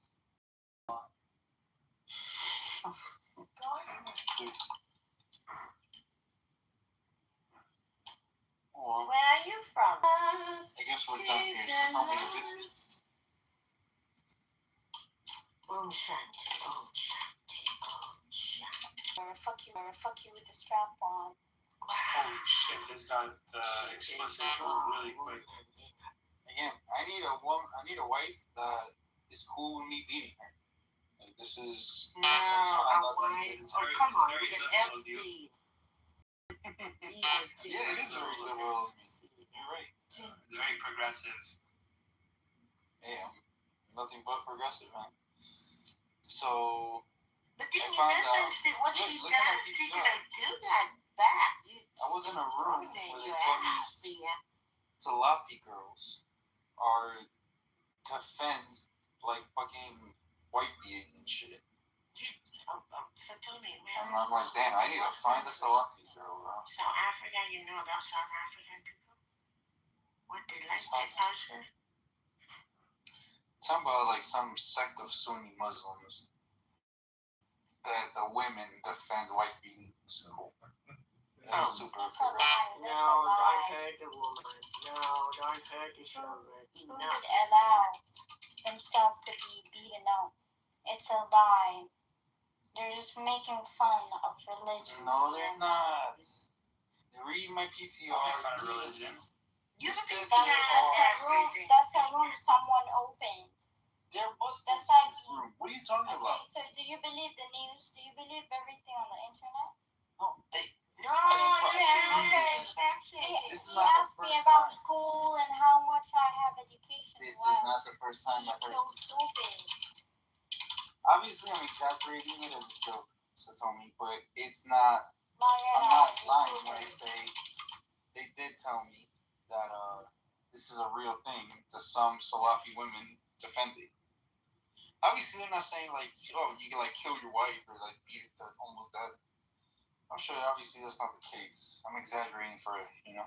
Can you tell me? Can you find me a woman that wants to get beaten up? Yeah. Until she can't stand that. Find someone. Find someone. Do you know Abby? Who wants to get beaten up? Do you know Abby? I don't know. There could be a woman with a king who wants to get beaten up, like yeah, exactly. king. That's my theory. Yeah, she has a fetish. She has like So why are you saying giving them a name like Salafi girls? Like Salafi girls want to get beaten up. Why are you saying that shit? I didn't say they want to get That's beaten like up. me saying Colombian men getting fucked in the ass. I said Salafi girls. I heard Salafi defend I heard the Quran. Colombian men like getting fucked in the ass. Do you like getting fucked in the There's ass? no Wait, are you saying Salafi or is that another thing? He's saying Salafi. He's saying Salafi. Salafi, yeah. Yeah, those are the nut jobs. Yeah, exactly. Those are the ones they told me. The women even defend. Every woman is different. I know, man. Wait, you have to respect Salafi women if they don't respect themselves. You guys would believe anything on the internet. Again, I know Salafis are like the really radical. They're the most radicals. They're the literalists of the Them or Wahhabis? Wahhabis are like pretty bad too, right? But that's the thing, like, do I have to respect Salafi women if they don't respect themselves? I mean, I guess I would. Like, realistically, you're just Sunni non-sectarian, right? Non-denomination. On your mother. In other words, I'm finding so many more objectivists that are in like the math. Like there's a guy who wrote I have to remember the book now. It apparently, like amongst like the academic scholars, it did really, really well. I'm trying to remember the book now. It's on physics. CM, are you? I think it's the philosophy of physics. Let me know who. I mean, but again, I don't know how you derive morality and fucking etc. from like science, bro, or math. Like this is. I don't know how to do that. It's not. Because in order for you to know, because okay, can you be moral if you're dead? You can't. Dude, you can't be moral if you're on an island, like stranded on an island alone. Of course, morality is only a communal, like societal thing. No, see, that's the Christian view. That's a very Christian outlook on morality. Morality itself is just for you to be able to decide what's good and what's bad. It has nothing to do with community or communal concept. You have to be able to, yes, look, before ethics, you have meta-ethics, correct? Okay, yeah, but I don't say that, like, me eating food is moral. Like, this is... Why not? If you don't eat food, you're dead. That's the alternative. I would say yes. Like, depriving So the science goes hand in hand with morality because you need to figure out the types of foods that are good. That's why we have the distinctions between nutrition and poison. That's the whole concept. That's the purpose of the concept. The poison means something that is not good for you. Nutrition, something that is good for you. Like I don't. Yes. I'll say you cannot say I'm gonna be such a good moral person. I'm gonna feed someone poison. No, I know. Okay, but right now the crazy vegetarians and vegans will jump on your ass right now. Why? Oh, because you're eating meat and you're killing animals and factory. Yeah, that's because so that's a disagreement on the actual science itself, but the standard is science. We agree. Well, yeah, they'll make the moral case for why I should kill. No, generally. Well, no, because that's why they're moralizing things that are good, just like the religion of green people, who say that we should stop all oil production, and then that's probably one of the fastest ways to kill like a massive swath of the human race. Sure, but I'm talking about animal rights. You know, I'm talking about the vegetarians. And animals don't have rights. Yeah, animals don't have rights. You don't think it would be a completely again, like rights animal rights very specific. What the fuck is an animal rights? Yeah, animal rights are just as human rights. Obviously, I believe more in human rights, but they're so why? Human rights are also invented. So are you saying that like a crocodile in the safari when it eats a zebra, it's violating the zebra's rights. No. I'm talking about with respect to humans. Again, yeah, only humans are moral agents. Yeah, I'm not making cows moral agents. I'm saying I can treat a cow unethically or immorally. Yeah, you could. Yeah, absolutely. That doesn't equate to. That's what I'm saying. That's what I mean by animal rights. Okay, but that's not the correct verbiage. Then a right is something specific. That's. Yeah. But it's something specific in relation to the government protecting it. Correct. Yeah, animals don't have rights. The only way that an animal quasi has any semblance of rights is if a person owns that animal. Hold on, listen. We can't. If animals don't have a right, can we fuck? I mean, you can, but it'd be extremely immoral to do so. Sure. But that would be immoral, but killing them wouldn't? Well, no, because I can slaughter a cow. Like torturing an animal is fucking animal. You can torture. Yeah. Just like you can torture it. Like if you own the cow, for example, you can fuck a cow. Like I don't think you should go to jail, but it's extremely immoral. I wouldn't want to do any business with you. So I'm for social pressures, just not the government doing anything about it. Okay, to me that's all that exists. Well, do you think human rights exist objectively? No. So it's not that they exist objectively. So like this is the different theories of rights. Don't you? Don't you think morality is absolutely. Yeah. Absolutely. Dude, but that's more of like morality a logical claim. Has the same ontology as rights. Rights are just as human-made as morality. Yeah, but we give ourselves rights. Okay, in a sense, I agree with that, but that's why I say like I don't view it intrinsically. Like for example, because this is the different theories of rights. There's 4 theories that 99% of people fall into with their conception of what a right is. So you fall into the God-given rights, fantasy world. That's nonsense. You basically, God can stop bullets apparently, with your invisible force field that He gives you. Then you have like the intrinsic right, where you're just born with this thing, and we just have to live with that. Then you have the government that grants you rights, which is complete nonsense, because if the government can grant you rights, the most correct away. So far. No, it's not the most correct. Because if a government can grant, they certainly don't come from God, and they certainly are not. They don't exist in nature. Correct. Correct. And then thou shalt not kill. It's not like a law of nature. Correct. And if you think that the government can grant you rights, then it's just as valid to say, well, the government can remove rights, and then therefore you have no say on anything. Rights.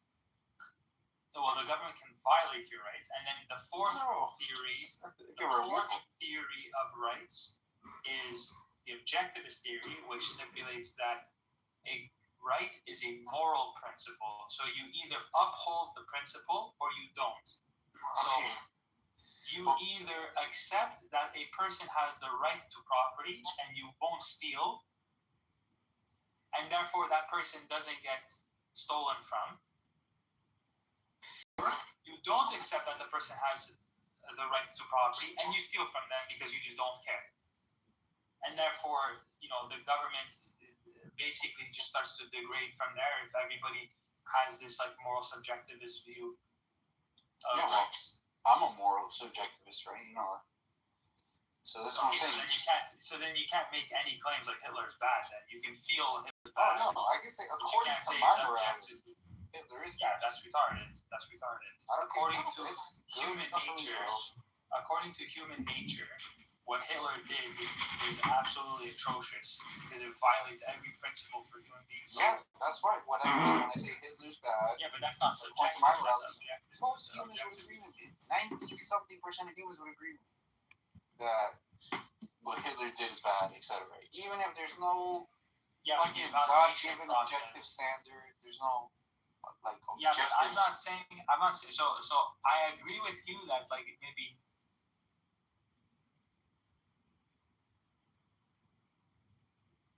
the same thing with Benny Goy, and it's very frustrating. I know how. I only get frustrated when they don't want to do the calculus. That's the worst thing about them. But I want to force them to do calculus. So you got a statement, is it true or false? And because it has to be a deductive statement. Even if you're going to do deduction, you have to make a declarative statement that you believe has the T value. And if all we have to do first is fact check whether it actually has a T value. If you pressure them enough, Conversation ends. you will crush into the cognitive dissonance wall. Well, I'd rather we sit in silence. But that's where you cross into psychosis. This is where they crash, right? And from that moment on, there's no more talking. They lose their shit. They start attacking. It goes to ad hominem. And you also understand they're not like us. We can like speak or overlap over each other, but they in the Western world or social media, they're not like that. They want to like don't let him land even if he's spinning out, even if he has I can't stand it either. And I'm not trying to interrupt him. I'm just trying to tell him you're spitting out. And we cuss. We say nasty words every once in a while, and it's fine. Everybody moves on. Nobody starts whining like a baby. It's the West. They're bitches. Really, they are. Like, get the fuck out. They don't know what's up. They are people who are living in ignorance. They're still in Plato's cave. We're out of Plato's cave, but doesn't mean we're civilized for some reason, at least Zionists. Because they want to achieve. Do we understand Zionism the same way? I want to make sure that's established because a lot of people are telling me to review you. As in to reassess you again. So, and since Gu is here, this is a good time to do this so he can witness. Okay. But go ahead. When we're talking about revisionist Zionism, which is the current Zionism that is in application, we're not talking about political Zionism. Zionism, the notion as in establishing a Jewish state to solve the issue of the Ashkenazis in Europe, or the final solution being nationalism for the Jews, that is not a problem. I'll be the first to say I agree to political Zionism, just I don't agree to revisionist Zionism, which is establishing Palestine, the Jewish state in Palestine, or in a land that has a majority other demographic that has national aspirations. So that's the problem with revisionist Zionism, or any revisionist colonialism.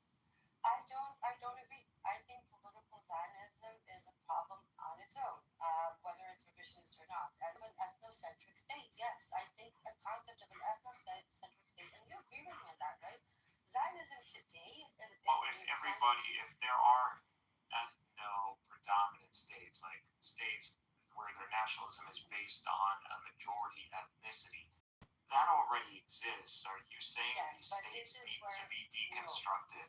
This is where it gets complicated. Bordering anarchy. No, because this is what people don't understand. Ethnicity is not a biological thing, nor is it a religious thing. Ethnicity is a definition of culture, of traditions, of history. So I might not be French today, but once I become a French citizen, and that's fine. If you're defining ethnicity and we're invoking Jewish ethnicity, then go by that definition. You don't have to set me straight. Yeah, if that's fine. But once we're talking about an ethno-religion that is unaccepting and unopen to new converts, and in a very, very strict way, and does evolve into fundamentalism, this is an entirely different situation, because we end up with a state that inherently has one purpose, right? Uphold a demographic majority of one group over all others. And that is not a group that you can easily join.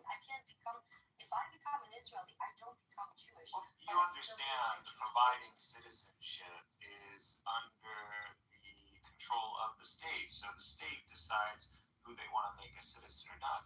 I do accept the notion that if you've established... I got you. We already agree, Ambrose. There's no point of contention here. So remember, I'm not the ops. and nor have I made a statement where you believe it's false. I will be straightforward with you. I'm sorry. I'm just. No, I agree.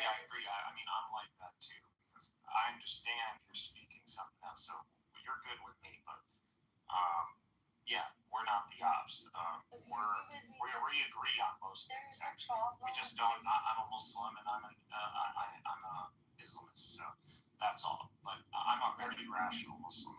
I do believe in progressive Islam, but without altering the rulings or the Sharia, because it doesn't need to be. But do you agree with me that creating a situation where there is one group that is being revered over all others, and that is not a group you can join, that construct, whether it's a Jewish superiority or I don't know, the whole world has that, Ambrose. Not everybody. All these people want to become Americans. We don't want them to be Americans. And not only that, but a lot of my people are saying, fuck those people. Let him get shot head captain to head. Let them get jumped. Why? Because they're taking our jobs and they're living in our homes and they're increasing our rent. And so they're criminals and they need to be hunted. And they don't care if it's going to be because they believe that terror is deterring. They believe that, and the whole world accepts that. But do you think humanity has regressed? That we have regressed? No, humanity has never changed. And to assume that humanity changed post 20th century or 19th century is stupid. It was all this is propaganda, Ambrose. Don't believe the propaganda. I believe the propaganda. Yeah, that's your problem. You smoke the Western opium. You're like the Chinese. I believe the world meant it when they said never again. I really did believe the world will never ever allow the Holocaust to happen again, let alone in 4K. Genocide against Ukrainian men. If you want my honest opinion, there's a Slavic genocide happening right now using Slavic people. So Slavs are doing someone else's job for them. And the only people I could think of is Western Europe. That's who is always threatened by Slavs. I'm not saying no, Gloomy. I'm saying within the general. I agree, but the world has never changed. Look at the conflicts. Vietnam, Iraq. Okay, Gloomy. I don't know a lot about what's happening in Ukraine, but from my perspective, the genocide. Nothing happened. Look at my pictures. I have my PTRs. I don't know. People forgot, but I haven't forgotten the WikiLeaks. I still pull, and I want people to remember that war is about terrorism. God, I know you don't believe, but even in the Quran, you need to terrorize your enemy. But the rules of so you don't, and this is normal, Ambrose. Like the reason America. Let me land. I'll land this one. You're not. I agree. There are when it comes down to strategy.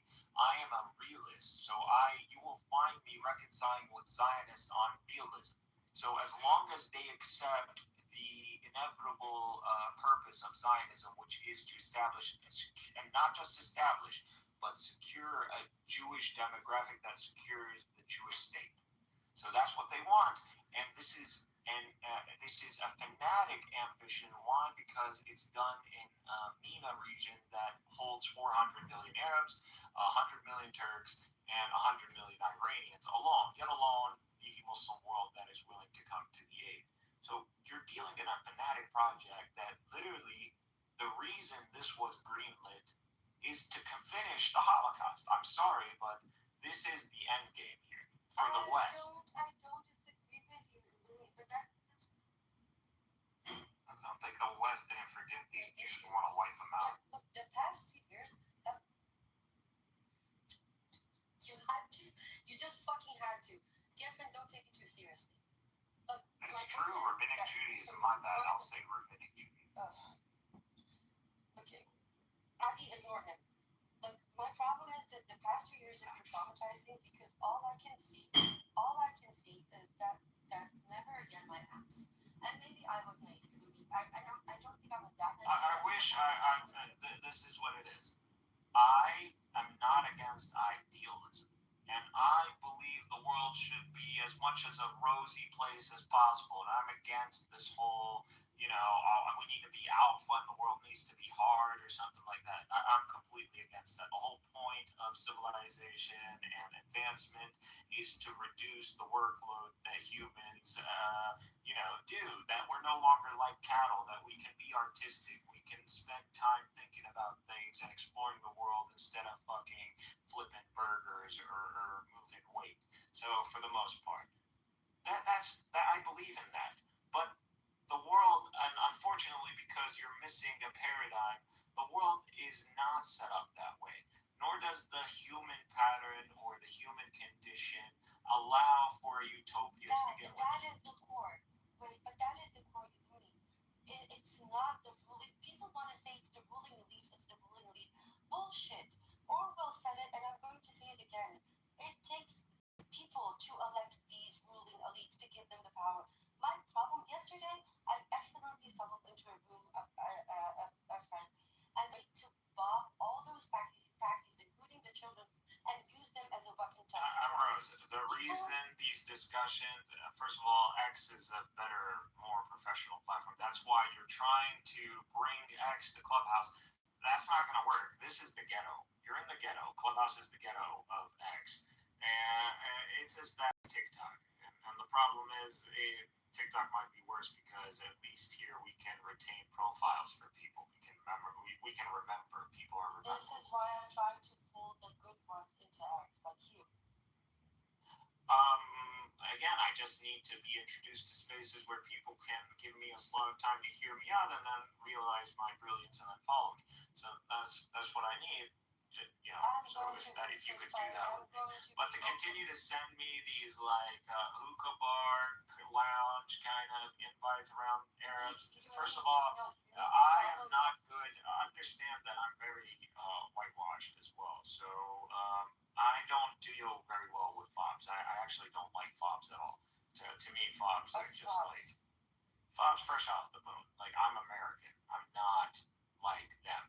So that's one. I'm not sure what that means, but look, my point is. As in, I'm a Palestinian American. I don't deny my American identity, and I hold loyalty to the United States. That's fine. I'm just saying, I send you those spaces because some of them have very good speakers that I want you to follow to go into the yeah, I did follow a few of them that had content that made sense. But yeah, I don't like talking about Arab problems. That's fine.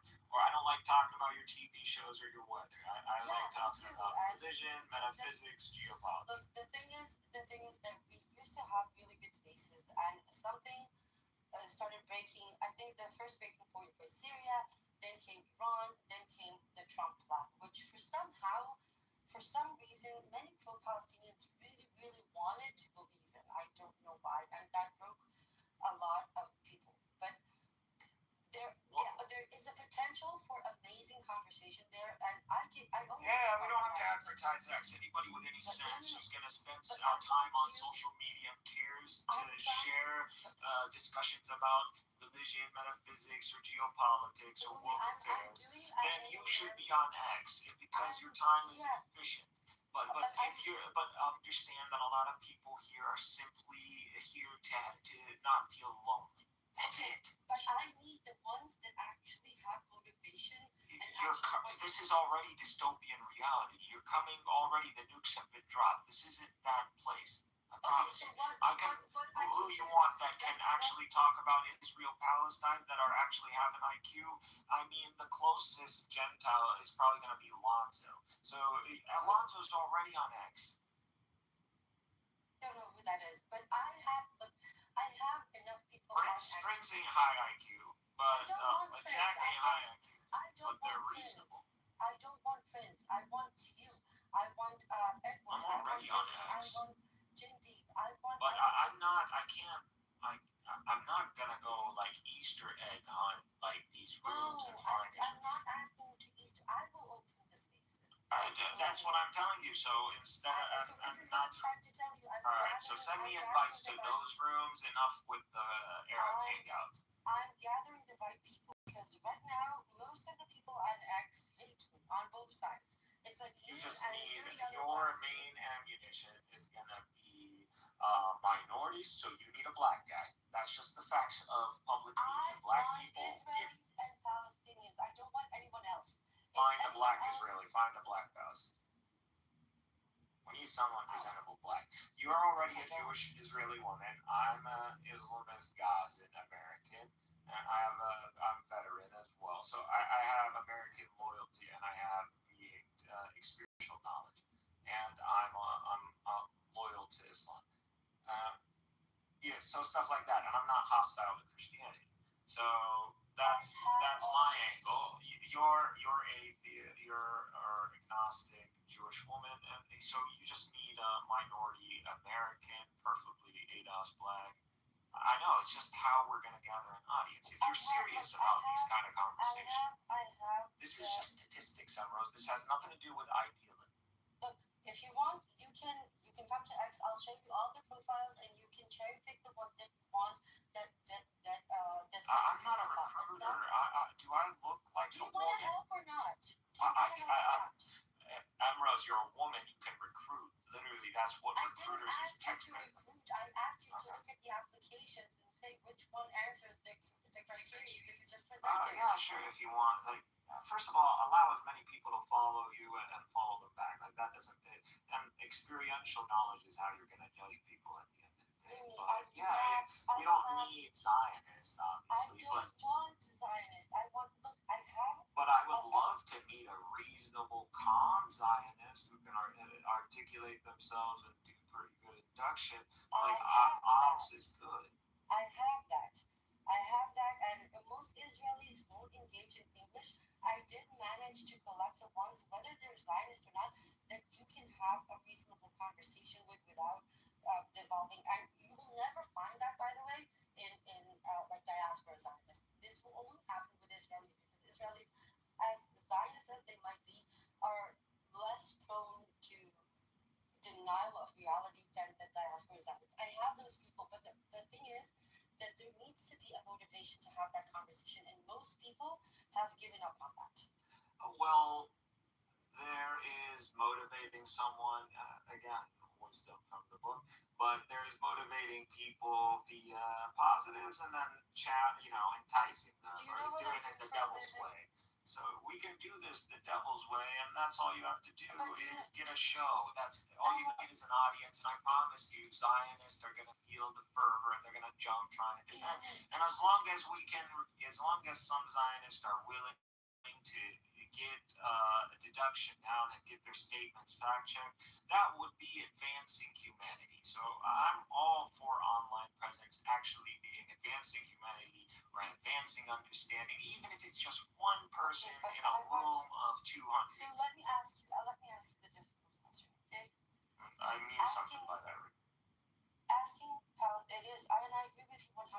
He who saved a single soul as if he saved the world entire. I agree with that concept. I really do. But when I started, that's what I want. I wanted to create a dialogue that is authentic, that doesn't require Palestinians to adapt their narrative because they used to do to us in high school. I don't even like identifying as a Palestinian. I usually let the conversation go unless. But isn't it extremely cruel to ask Palestinians to sit and have a conversation? Yeah, that's a subjective statement. I'm asking. Cruel from whose perspective? Mine. From my perspective? Mine. Look, I come to understand is one of the biggest, like you said, creating I spoke to Edward about this.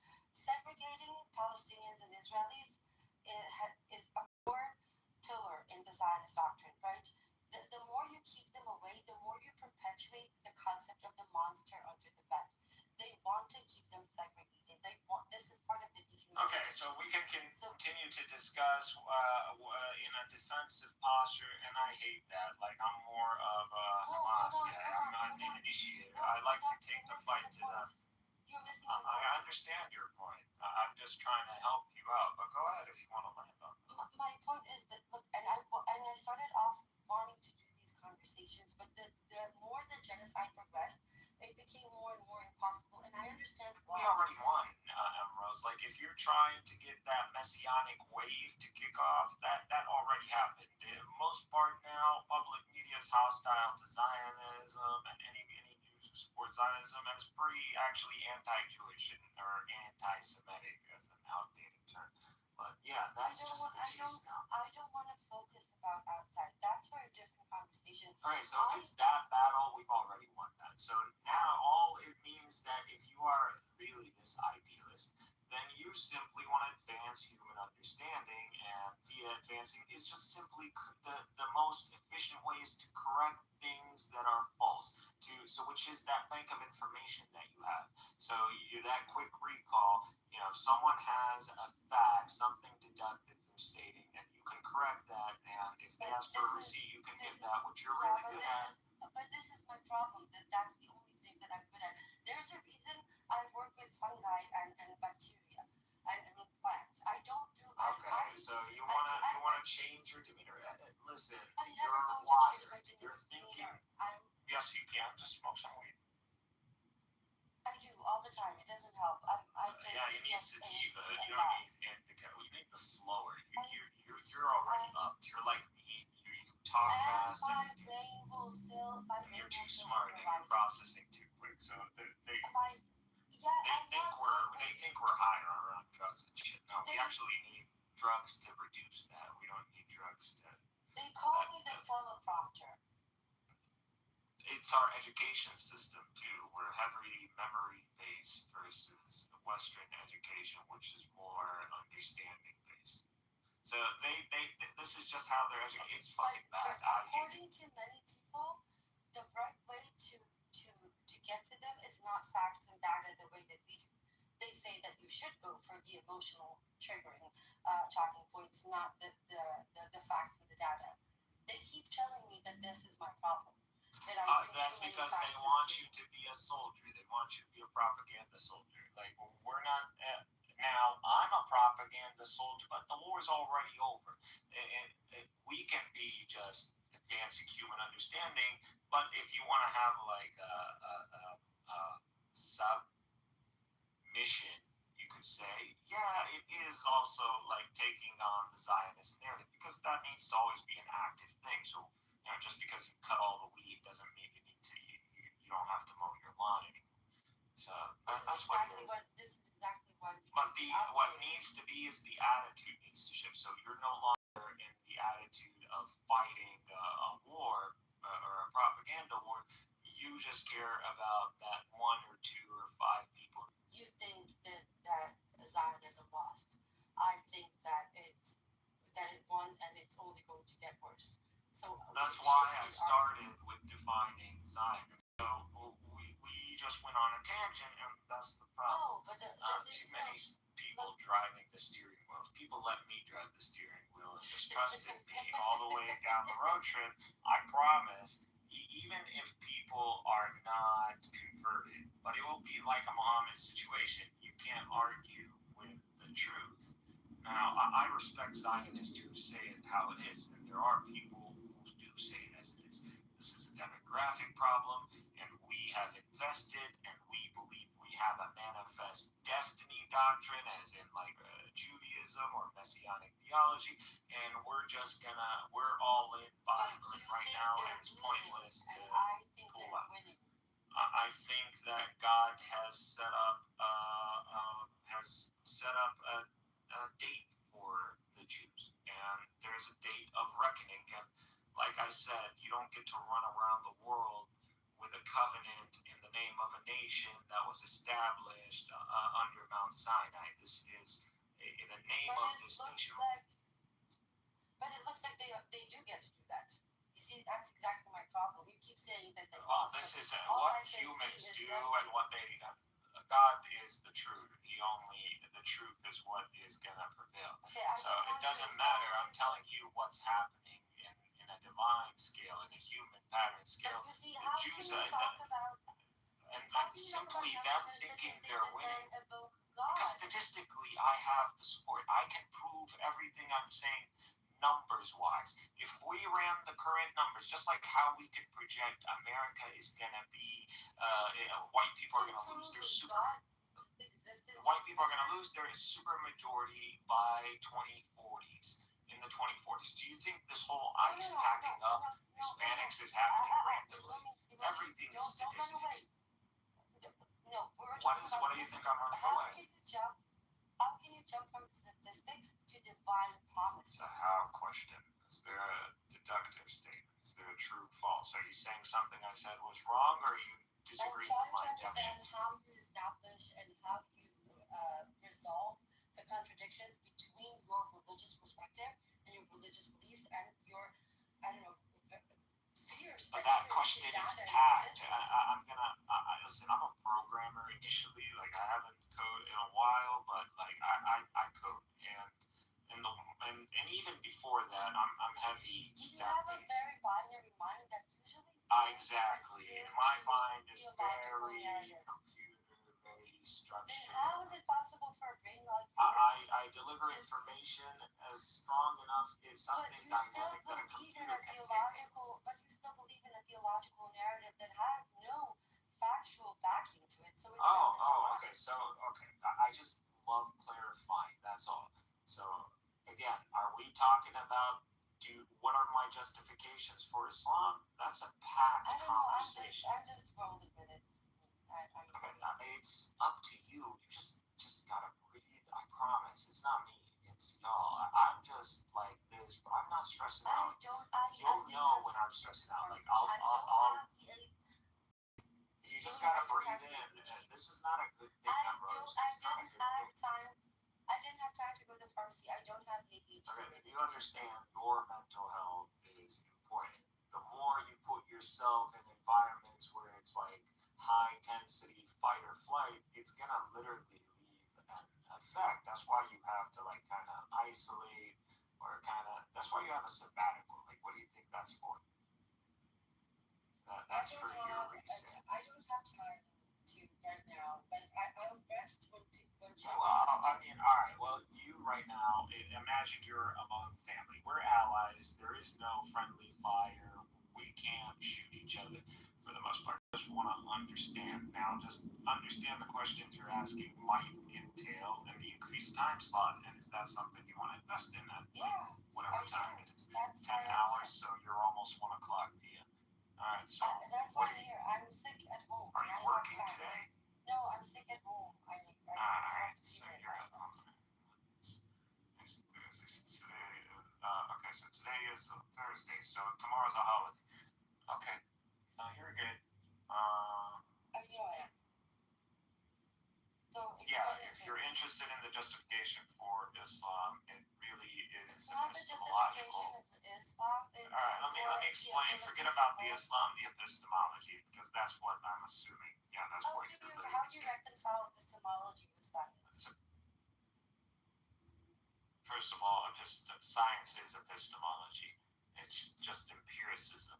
So that's all. So we're using falsifiable data to provide deductive statements, which they're actually inductive. But since we can continuously repeat them at any moment, they become what we call scientific facts. So these are inductive statements that are true as long as the results continue to manifest themselves. So until that's the case, we treat them as facts and we conflate fact for truth. That's not what truth is. To speak about truth is to talk about intrinsic reality. So you're talking about fundamental reality. You're practically talking about God, or you're talking about the governing mechanics or laws of reality. That's what you are. You're arguing that. And you got to understand whether... Have you ever watched the famous Mehdi Hassan, Richard Dawkins conversation?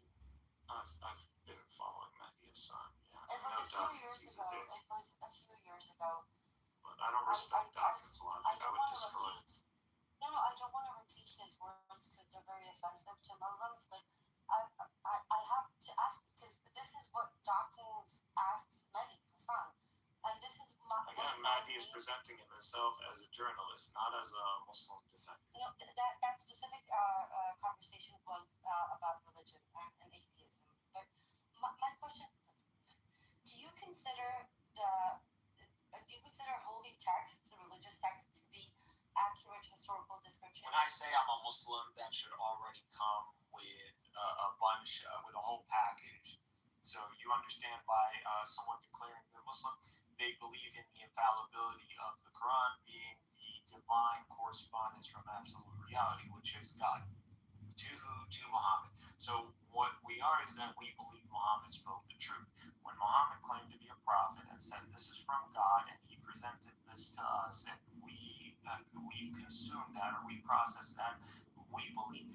That's it. Or at least we submitted to this governing reality. Do you believe that the word of the prophet is designed to deliver a message and not really be a historically accurate description? Muhammad is very clear. So Muhammad and what we have when it comes down to his companion presenting himself to be, he was literally stated to be the final prophet and from the line of Abraham, Ishmael, and he's claiming to be the fulfillment of the Abrahamic covenant in that sense. Not only that, but he's claiming also that he is bringing about a revelation, that it will be the final revelation to man, and that this revelation will be active. So it is not a history book. So I'm just telling you what it means when someone claims to be Muslim.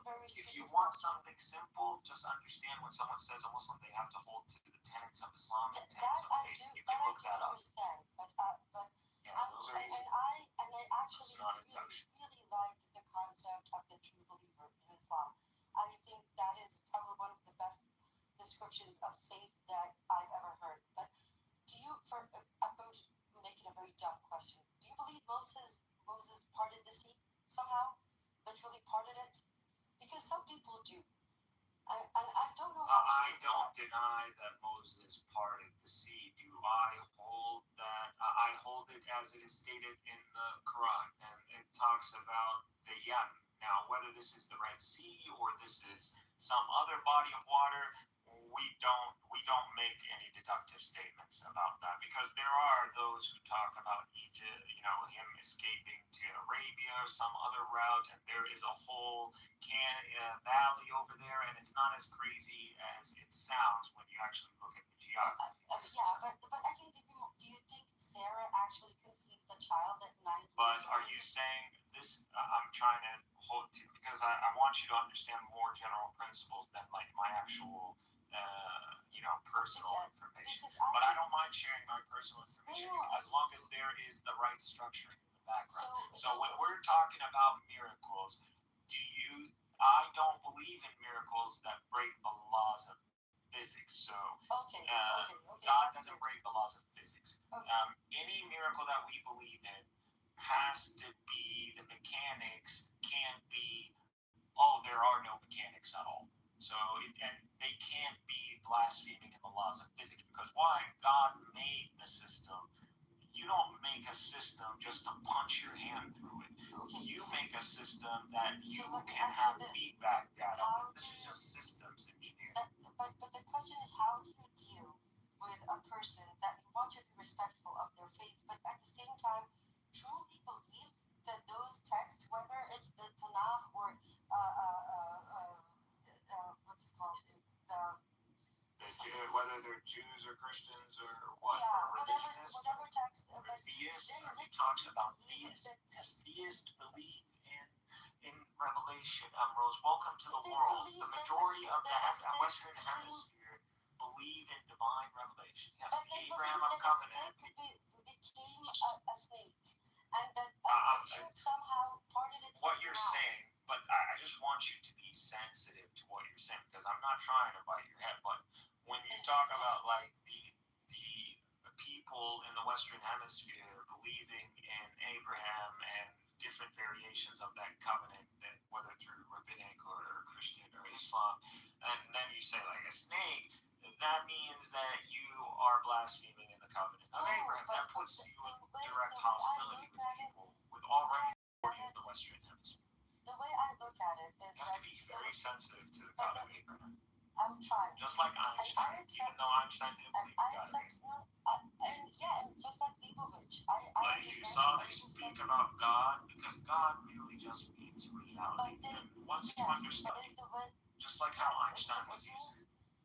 It means that there is something that we have yet to understand. What it is, I do not know, but I do not deny the fact that this is not about whether we can deductively prove God or empirically prove God. That's gonna be a no-no. But what it's about is the necessity of holding to truth. So if you say rights or natural given rights, then you believe something to be intrinsic, and that is absolute in that sense. So at this point, you hold to absolute truth. Now the question is, can you justify you holding to absolute truth? This is why you don't see like the founding father, even though they're not atheists, they're deists, but and one could say theists, but not necessarily holding to the interpretation of traditional Christianity. This is the way I see it. But they understand the justification. They understand, but last point, they understand that the Constitution has to be coherent, logical, and they invoke nature, God, as a justification because that's the epistemology necessitates this. Otherwise, you cannot claim truth. You cannot say intrinsic. You understand? Okay, so now I want to explain it. The way I look at it, and when we try to talk about intelligence, for example, and we try to define what intelligence is and how do we identify it, the best way that we came up with is the ability to recognize patterns and operate according to the deductive conclusions you come to from those patterns. Now, what I cannot induction, yeah. Yeah, deductive statements would just be intrinsic. We can discover those things. If you believe in hold on, help me with the language, because you see a pattern and you deduce something from that pattern. Patterns are deductive, so we just see them in reality. So like I said, the structuring of certain things. That's I'm just asking about the language. But the problem is that there's a human element here. Wait. It's like it's Emerald. You're gonna have to take the epistemology 101 course. It's just gonna happen. You're going to have to let me talk, and if I needed help with the language, don't give up my entire thought. The point was, we look at intelligence as recognizing patterns and the ability to utilize those recognitions to make better choices, so that we have better chances of survival and procreation, because that's our biological instincts. We observe our environment. And what I cannot deny is that I cannot deny the fact that I see patterns throughout history and humanity. You and all humans. That I cannot explain. Throughout the evolution of modern societies, some things we developed enough science in order to explain, right? But that doesn't explain everything. So I will not deny that there are existing consistent patterns to what is causing those patterns to happen. And for as far as I know, the potential of that being a divinity, a divine entity, or an alien for that matter, is unconclusive. But if I look at the I don't know how to translate in those patterns, they might not be able to indicate it. Okay, all you're saying, like Emrose, all of that could have been cut short. Humans perceive patterns, and you believe that's an explanation for religion. That's what you're trying to say, and that is valid theory. Obviously, pattern recognition makes us trip out once it reaches a certain level. I'm trying to take that into what you spoke about the genocide. When it comes to the genocide, one of the things, it's not, because again, you said it's not about my internal moral compass. The reason I refer to it as genocide, and ignoring the genocide, just morality. We're talking about morality and ethics. You understand that morality and ethics, if not grounded in a source of absolute truth, which is God, divine reality, or absolute reality, conscious reality, then it cannot be intrinsic. But part of that intrinsic reality is recognizing the facts that are in front of you. And part of those facts is the fact that if you have intellectual integrity, then those... So you're just a utilitarian. If you go right into ethics, intellectual integrity requires you to acknowledge... Do you know which system of ethics you hold to? Which one? Yeah, you value morality and ethics so much. Do you know what ethics you prescribe to? No. Don't you think that's something important to try to get to the bottom of? Like for you personally, like this is just me and you. Like we both condemn Zionism. We understand what's going on, and I believe this is a futile project that I can prove using statistics and math. I don't need to argue. This is why I'm a lot calmer than you, because to me, I used to be like you. I Zionist, and it would be, you don't want to discuss, but passion but nowadays I have computational power, I have AIs that can process and crunch numbers. Your argument eventually states that if the numbers made sense, then that would justify it. If the numbers, all I have to do is to showcase that if things continued in the current trajectory, not that they got better, so I'm already giving them the benefit of the doubt. If things continue the way they are right now, which includes the occupation for the last 75 years, that they would lose. But what is different? What if the numbers? So do you believe the Israeli government and the IDF are just these immoral monsters? I'm not saying there aren't. Are you saying that they ignore the calculus and they feed into their hedonistic, sadistic ways? Is that what you're saying? Or do you believe that this is truly a military that is calculating and just maybe has a failure when it comes down to discipline and tactic? But as a processor, as analyzers of the situation, the sit-rep, they understand the factors on the ground and are dealing with these factors using the military option. Because you got to understand that military people, the ones who actually become... I don't want to say the answer out loud. Have you been in the military? For 3 months. My dad and I had a really big fight. He didn't speak to me for 3 months. You went through basic training. I went through basic training, yes. So you understand that orders and command and a chain of command, and you understand that you shut up and color your whole job as a soldier. Why there's a whole rank system is that you follow orders, and even if these were not proper orders, that eventually the system would rectify itself. So it's trust in the system and file and rank. I know you're a military man, and a lot but of you too, you have gone through basic. I know. But if you knew what I know about what happened in the IDF in the past, I'm not talking about the morale. We're not judging them right now. We're simply speaking about the military institution. So, as a military, a proper military with a proper chain of command does not argue the morality of things with the civilian side. Do you know what the IDF doctrine has always been that was different from other classic military doctrines? What? Their core concept was give much more authority and jurisdiction to the commanders on the ground. Make it a lot less bureaucratically complicated.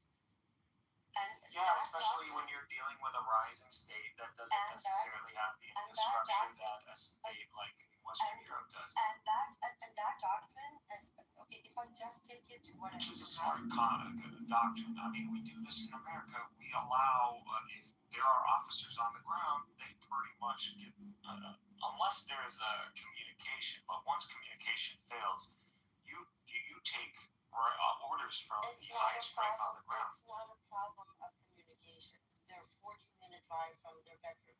It's not a communications issue. It's not a communications issue. This whole thing, after October 7th, the Israeli emotion, you can imagine what it was, right? Imagine an entire... If you're just going to tell me they're bad guys, I already agree. You don't have to prove it to me. I already know this. So it's not about an efficient military executing commands. This is about a society gone haywire. Obviously, indoctrination is going to do that. When you oppose on society, this setting, you pretty much put them in a kill box. And hey, we're not the people you want to be in a kill box with. Like seriously, like anybody who looks at human history goes, actually, we fucked up. See, a lot of these baby Zionists that I call them, they think we're Native Americans or Aborigines or some silly nation out there. We're 400 million. When you kill 50,000 of us, it's not the same math. You see how the Israelis are doing it? You think this ratio that we have on both sides, you think this is just random? This is where the dust settled? No, the Israelis are calculating for the Arab demographic. They're not thinking Palestinians. They're thinking 400 million Arabs. That's how these motherfuckers think. Yeah, and look, the thing... And You don't believe me? All you have to do, that's why I bring up military and military doctrine, because this is their military doctrine. I believe you. And again, what I'm saying is that you said I'm not denying that there's a doctrine behind it, but that doctrine, it gets to be executed. You don't understand not that. Because people are being. I know. Okay. Do you think Hamas, when they conducted, they didn't, or Palestinian resistance, they didn't understand that Israel would invoke that calculus on the ground? Wait, so you understand how important it is? You don't understand. Gaza, the war was a trick, was a trap for Israel, and they literally fell for it, even though literally declared before October 7th what the objective was. He was like, trap them into a war that is going to destroy everything, and where the whole world is going to have to come rushing and put an end, a final end to this. And it's going to expose the Israelis for what they are. And that is the objective. Where did he get it You wrong? can say he's sadistic. You can say he's a masochist. Where did he get it wrong? Where did he get it wrong? He didn't get it wrong. Sinwar won. He got the W out of this life. He got one thing wrong. What was it? What do you mean? The man died. A commander. He altered the. One second. He didn't do anything wrong. But go ahead. I'll hear this one thing that you believe he did. Sinwar was banking on the Israeli ethos of hostages. No man left behind. Everybody's child. They're all our sons. The problem with you Israelis and not being straight to the point. What do you believe he did wrong? Make a clear statement. He thought Israel will do anything to get the hostages back as fast as they can.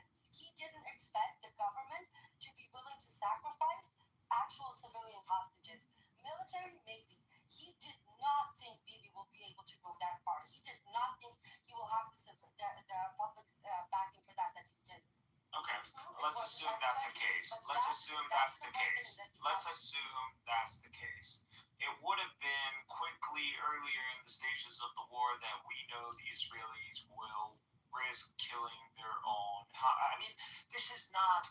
Please, we already know these motherfuckers have the Hannibal directive, so we already know that they are willing to kill their own hostages. Now, he's gonna run his propaganda, and we understand that, but we ran the actual, and we gave videos and clips of these hostages or captives, and we would broadcast them. So these were available in the public. Now, just because Israelis didn't watch them, that's their problem. You need to follow Al Jazeera or something. Who told you they didn't watch them?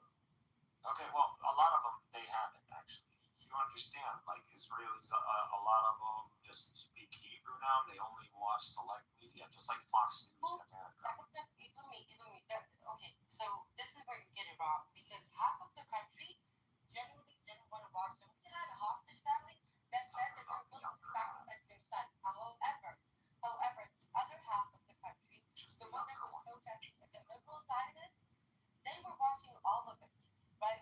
I'm not talking about the old guard. I'm not talking about like boomers.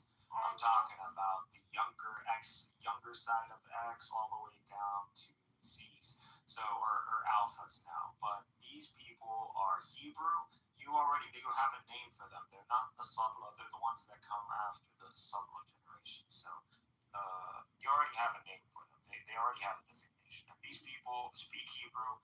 These people don't really know other languages. These people, all they know is Israel. And these people are going to be radical. These people are going to, this is the only home they know. And they don't care if in the history their ancestors or their great-grandfather was a Zionist immoral douchebag and stole this land. Just like Americans today. If you know Americans today, or even 100 years ago, yeah, by the way, it's immoral and we should give up this land to the natives, they'll be like, they'll hang you. So it's not why, because let me land. A lot of people, regardless of the ethics they profess, they are consequentialists. They believe the ends justify the means, and if they believe the ends are a greater good, they don't mind getting their hands dirty, and that's where all the problems lies. And this is how the Zionists see it. Let me ask you this, and tell me how you incorporate this fact with what you just said.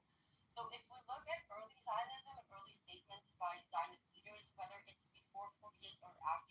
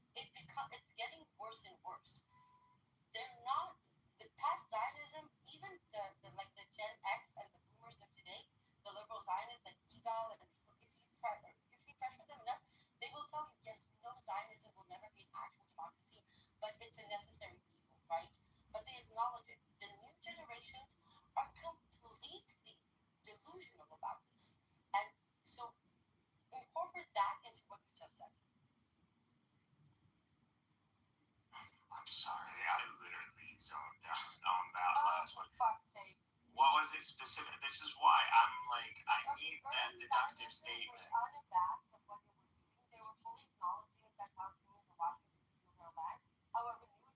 Again, are you just going to continue? I'll just tell you, I accept Zionists are sadistic. Is that what you want? Like, I'll concede that. Like, do I need to write this in the as a title? Leo's time. Leo, just be respectful. She Pullman, Jackie, I don't see a Leo. I don't care about people's name changes. They ran with a name for a long time that I memorized it. That's what they're gonna stay as. Hi, Jackie. Jackie, I can barely hear you. I don't know why, but it's nice to meet you, I guess. Like baptizer. I don't call him except baptizer. That's it. Okay, Jackie. I remember like the early sources of like early Zionists saying that of course they were actually a lot more aware of what they were doing. It's just a period of generations. It's like the children don't care about what happened or what the old generation did. They only care about the glories of the old generation. Like if you want to go into Moshe Dayan will tell you, yeah, like we know we're taking their life. Of course. That's exactly what I said. You're repeating my words. Okay, but you're preaching to the choir, woman. Yes, everyone knows this. But okay, you know the worst thing that will come out of Zionism? It's not about these like boneheads or like PP or any of these guys. It's like their grandchildren along themselves. You see that American evangelical Christian that's gonna come to the land? You're gonna find Bibi Netanyahu's like grandkids shooting up like a random like evangelical for fun. That's don't assume. Don't get that free. Assume X environment. Assume public audience. University. Let's be fair. Zionism is inadvertently an ideology that just gets more extreme per generation. Right? Why can't we just use the textbook? It is revisionist Zionism. That's what it is. It's Jabotinsky's Zionism, and we already know what Jabotinsky's Zionism entails. And not only that, but the Israelis say it out loud. We operate under revisionism. You never heard of her? I sent you a screenshot of one of her.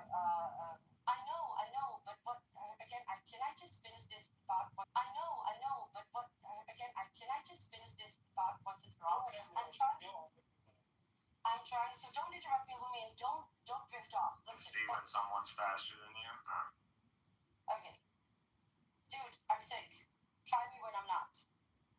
Okay. What I'm trying to say is that yes, the earlier Zionism were aware of what they're doing. Nothing that's happening now would have been a surprise to them. But the younger generations, the ones that are growing up now, Z Alpha, whatever you want to call them, that's a different type of delusion, and I'm concerned of what that might manifest as. Because we're not talking about people that are your concern is recognize them, Rose. I don't know why you continue to try to indicate yourself. It's not. I'm trying to understand, how do you see this? We know you're Israeli. We know you're Jewish, and we accept you. But I'm trying to get you to give me your future analysis, because this type of Zionism. My future. I don't predict the exact future. I simply. Everybody. I promise you, that's what everybody thinks. But that's because I would assume that you would be familiar with that because people feel the same way about you. I'm just you to you, that's all. Okay. It's okay, I say it with I am actually pretty rational, and a lot of my predictions have come true. I know, when which it is why comes I'm down to asking the for end prediction, game, my end game is if the Zionists are fanatic enough, they're going to Samson our asses. Now, if they're not and they're reasonable enough, they'll accept long-term peace and understand that Arabization is inevitable and try to fit themselves within the Arab world. That's the best. These are the two options that you So Zionism always has to balance psychosis and pragmatism, right? And it seems that recently the scale is starting to tightrope on yes, but it seems like recently the scale is tilting more and more towards psychosis they lost and October less 7th. Towards pragmatism. So my question is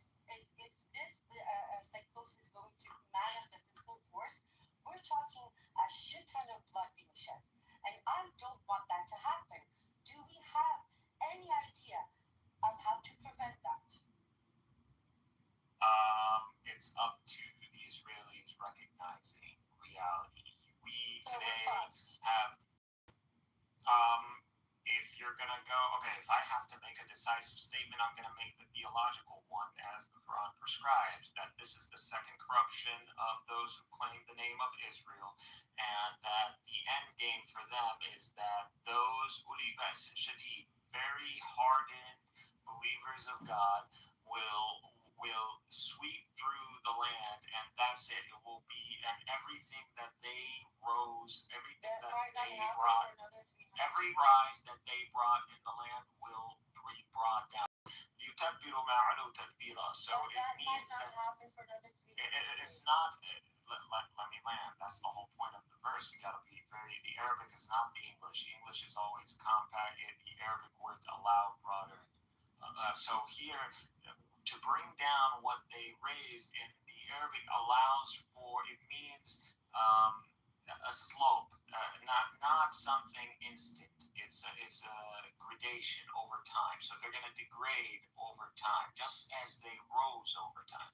So in the same pattern that they rose over time, that peak is going to be reversed, and it's just going to keep going negative, negative, negative, until what you see like October 7th, people just sweep through the land. Now, it doesn't necessarily need to be hostile, but they enter between the land without a major battle. So the lands aren't destroyed, but it's a defeat. So it's a strategic defeat, and that's all. And this will only take place when these people show up, and they have showed up. So these battle-hardened believers are already here. So Hamas, Islamist, and you see it now, the rise of the Sunnis.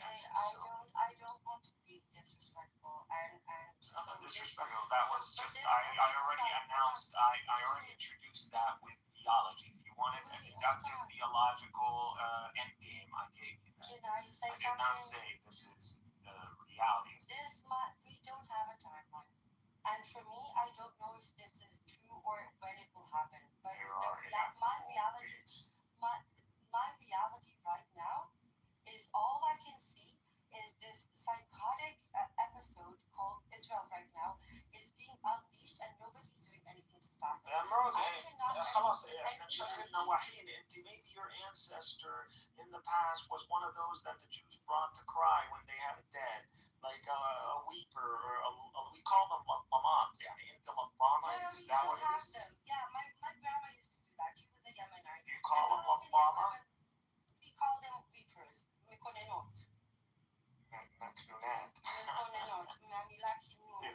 It means they suffered a catastrophe or something.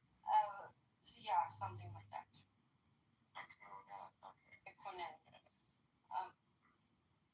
Salut the definition. I'll have to find out. The point is that pragmatically speaking, and I agree with you that this society will inevitably I don't need a weeper.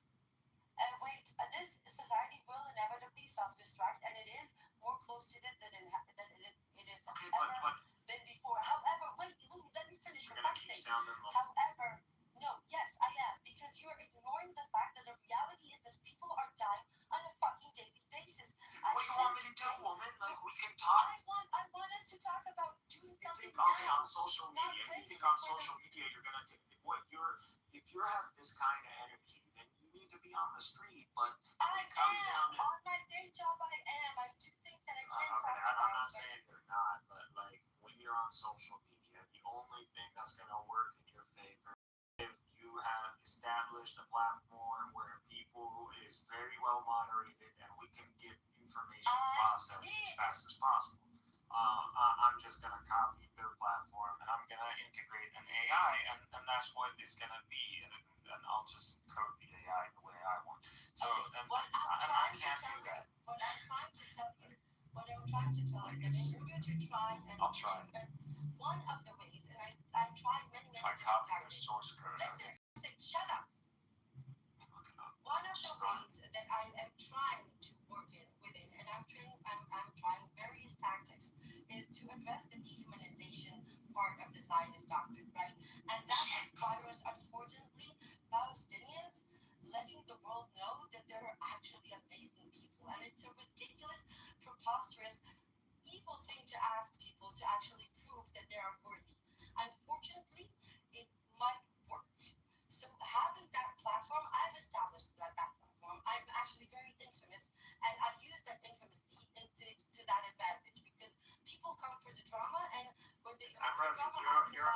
We need Emrose. We need the passion of a keyboard warrior. Do you want to help? Do you want to help or not? I'm gonna help in the way that I find myself capable of helping in a way that I don't feel stressed. Like I'm not gonna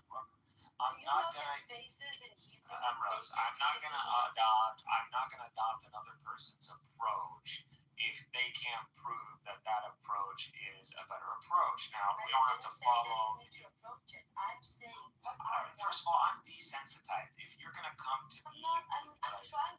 I've already seen enough dead people. It's not about seeing dead people. It's about explaining why I want to go and try a little bit more of a radical tactic, which I think might work.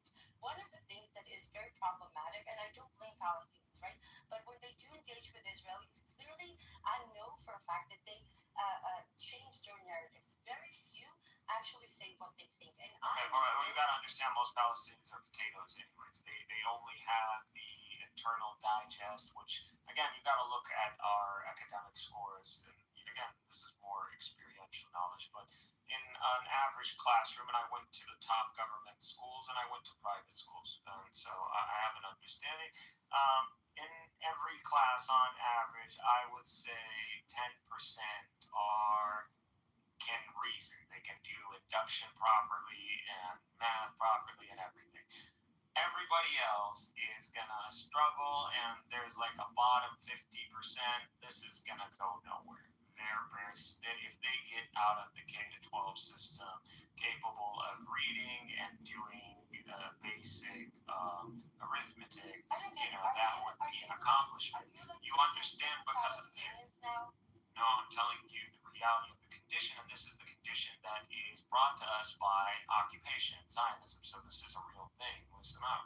So our classrooms are extremely packed. We suffer a range between 40 to 60 students, sometimes even worse, depending on whether the school might have suffered some sort of catastrophe or not, or something with the whatever, or there's just increase in population and they need to build another school. So these are real problems, and not only that, let me land.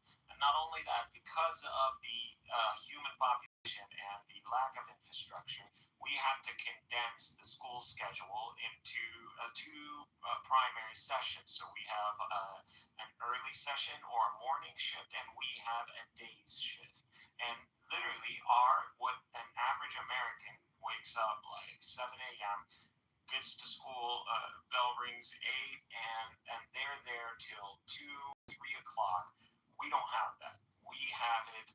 We need to go through our courses, our curriculum, and we need to squeeze this all from 8 to 12. So by 11:30, the next session of students, literally the equivalent of your school, is being prepared in the early announcements. So you hear them doing their early announcements, and you're wrapping up your last class. And then there's this ring goes up, and then we're exiting, and they're entering. So this is how quick we're very the level of education. Respectfully, this is fucking facts. I'm not talking anything that deserves respectfully response. So there you go. So fucking respectfully get to the deductive statement that you believe is false. Okay, what is the statement? Slow down. Why I'm not are you dismissing dismissing or anything canceling one of the deductive. biggest Palestinian achievements?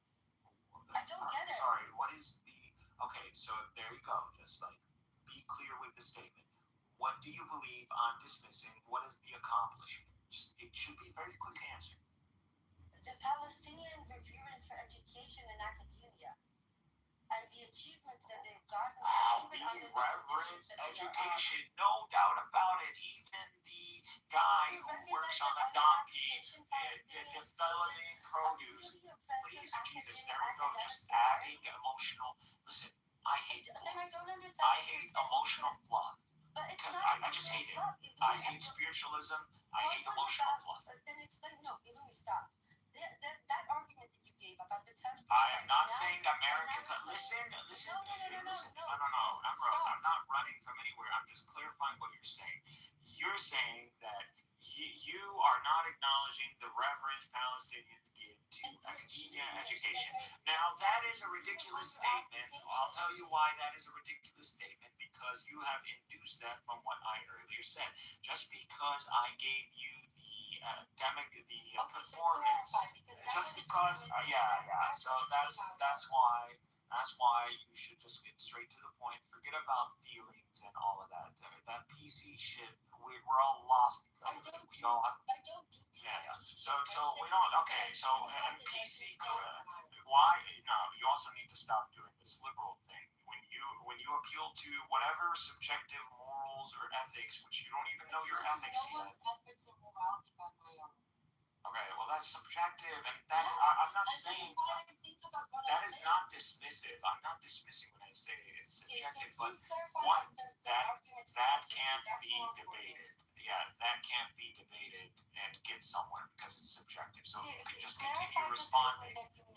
All right, no problem. I'll get to that. I just want you to become better because you'll evolve. Look, I don't think there's any reason to presume Palestinians are incapable of having an intellectual conversation. I didn't say they're incapable. Did I make that statement? Okay, well that's your subjective hearing. That's why you should stick to the deductive statements or what I'm actually. Yes, so I'm simply giving you the performance demographics within K-12 Palestinian, or at least Palestinian government schools and even private schools. So that is, and this is based on experiential knowledge. And I went to the top schools. And like I said, I'm in the top 1% when it comes down to K-12. Like I was in the best high school. K-12, kindergarten to 12th grade. Okay. High school. So you have the same thing. No, we have like Aleph. We do it by letters, but it's just semantics. Still K-12. Yeah. So we have that system. Out of it, because of the strain and the occupation, we can't provide a proper education because some of these minds require the extra time, and we just can't provide them that necessary time. So they're not receiving the same time an Israeli student receives with an educator or in. Then how do you explain their achievements? Resilience. This is the resilience and. Okay, but Jesus Christ, I'm a Palestinian cousin. Are you really thinking that I'm making a statement that says Palestinians are not resilient? I'm literally talking about myself. You think I'm going to say that about myself? I think you can be that much control. But why are you assuming trolling when you don't even have experience that I troll? You're straw man. I don't understand. I hold myself to be. Let me land. Again, you're just gonna make another subjective statement. Like I think we've already proven the hierarchy here. I support. We don't disagree on anything fundamental. At this point, we disagree over approach, and we have a language barrier, and we have a logic and epistemology barrier. I'm dealing with you personally. You wanna talk. This is what's happening. I was talking about dialogue and okay, so I did not make that statement. I am simply giving you. Now you asked another question. How do you explain like Palestinian accomplishments in fields that require academic background or an education? Well, that's simple. I mean, really, what are our accomplishments? If you look at it, infrastructure, again, we work with our means. We got good with working for this long with our means. So you see a lot of structural engineers, a lot of architecture. These guys are really good. Now, as for everything else, we can't build a motor in freaking Palestine. We might conceptually know how a motor works. Same thing as how chemistry works. You think I had a chemistry lab going over there? There is no such thing as a chemistry lab. There is conceptual understanding. So most of my K-12, which is pretty much everything because America was just the early elementary stages, I did not have experiential knowledge with a lab setting. Nor that's not even allowed to enter Gaza because we might just make bombs out of it. And guess what? The universities that do have this kind of infrastructure, they bombed them the first thing as a response to October 7th. So they know that those accomplishments really come from the colleges. The K-12 system filters out those who are capable to go to university. And we penalize everybody else, by the way. But I'm just telling you how the system is. And you keep telling me this is what the Zionists did is bad. I'm a Palestinian. You don't have to keep reminding me. Like, that gets really frustrating really quick. Like, Ambrose, we're not the opposite. But I didn't make any deductive statement that literally warrants you challenge. So why not? But why do you think that way? Why are you always waiting to get triggered? It sounded to me as if you were trying to say that not many Palestinians are capable of having that conversation. So was I wrong? Yes. I would say most Palestinians. If that's the statement, this is all coming from. Then I will double down on that one. Most Palestinians, I wouldn't trust them to argue for Palestine, yet alone run their own family. No, I wouldn't. Like, this is how dysfunctional we are. Don't think we don't have problems. The only glue that keeps us together is Arab culture and Islam. If it wasn't for that, we would be toast. The reason that the resilience of our people is that we are even still a people and that we were able to develop a national identity and maintain a national project in light of Zionism and occupation. That's our true resilience. As for accomplishments when it comes down to technology or academia, we pretty much, like I said, it's all engineering based and it's not any of the main mechanical, electrical, or chemical. And when it comes down to basic mechanical stuff, we do have that, but that's nothing to write home about. As in, for some of the specific, yes, we do have names, and we have like a physicist who accomplished something on an international academic level. You have people like that, but those are very few. That's anecdotal examples, but I think you're wrong. That's only anecdotal. That's not anecdotal. I'm saying that one Nobel Prize winner, I don't like to choose to it. But if you look at the society as a whole, even if you break it down, I'm telling you, like when it went, okay, you hear her. Forget about. Let's be specific. Okay, do you have statistics to back up these like major accomplishments that you're talking about? I'm going to give you one example that I'm most proficient. One example is not mean major. You're just supporting my position. Hold on, not a single individual example, a single observation, okay, or a single fact. Palestinian 48. They have a segregated education system that is constantly under budgeted, intentionally crippled, intentionally put on like everything. You get where I'm going with this, right? In the past 30 years, Palestinian high schools and Palestinian 48 society have gotten to the point that they are consistently, when you look at the top 5 high schools in Israel, 3 of them are most likely, like a 99% chance, will be Palestinian high schools. If you look at the medical system and the medical personnel and professions in Israel, they are dominated by Palestinians. Not only that, we are seeing a consistent rise in academic academical students that are Palestinian females, and that is insanely. I forgot the word. Like the slope of the graph is really, really sharp. Okay, the level of progression the Palestinian 48 have been able to do under oppression and under intentional efforts to derail them has been insane. That is just one example of population that I know very well that I can give you. And that is not something you get to dismiss that easily.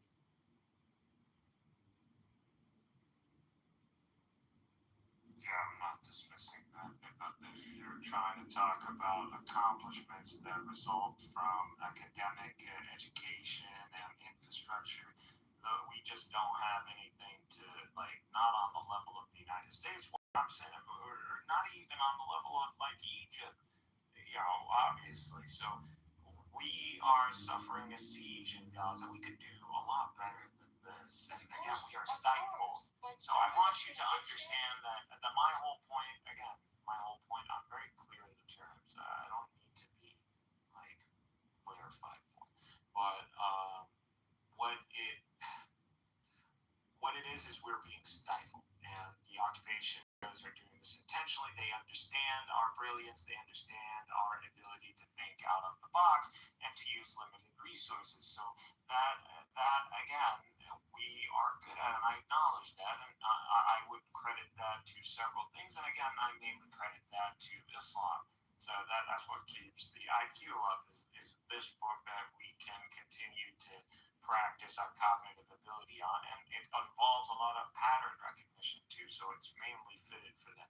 So that, and we have a history and a culture and an oral history that pretty much most people can transfer at the spot. So that people are good at. They understand the history, they understand their identity, at least their Islamic history, and it might be romanticized actually. So they got that going on for them. But other than that, I'm just telling you the facts.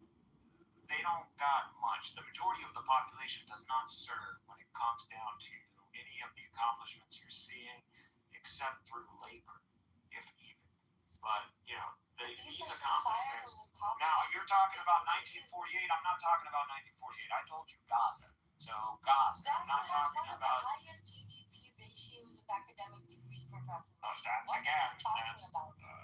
Okay, but that's college level. That's not high school. And you have to go through high school to get to K to 12. Yeah, again, and look, this is all. Look at the. That means that the high school. We don't allow people. You just gotta understand our education system.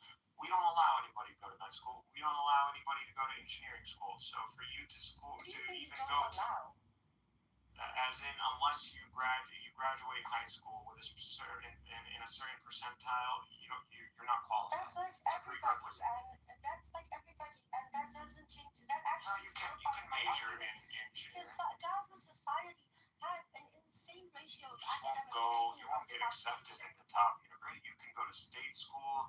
You can go to community college, and you don't have to. You can be a C-level engineer. You're just solidifying my point that education was one of the most revered. I am with you. How many times? Then why are you telling me that most Palestinians are incapable of having a conversation? I don't deserve this fucking energy. I don't like it that you say that Palestinians can't I don't deserve this kind of energy. Then stop saying Palestinians can't have the conversation. It's not. I am not saying Palestinians can't have the conversation. I think Palestinians need to educate. A lot of Palestinians need education, because not only is it a matter of Palestinians at home, because one, we don't allow Palestinians at home to speak who are not academically qualified. There's a hierarchy, and people respect it. So when someone, even today, if there's a Palestinian that shows up, I'll ask him, what is your academic, tell me about your academic history.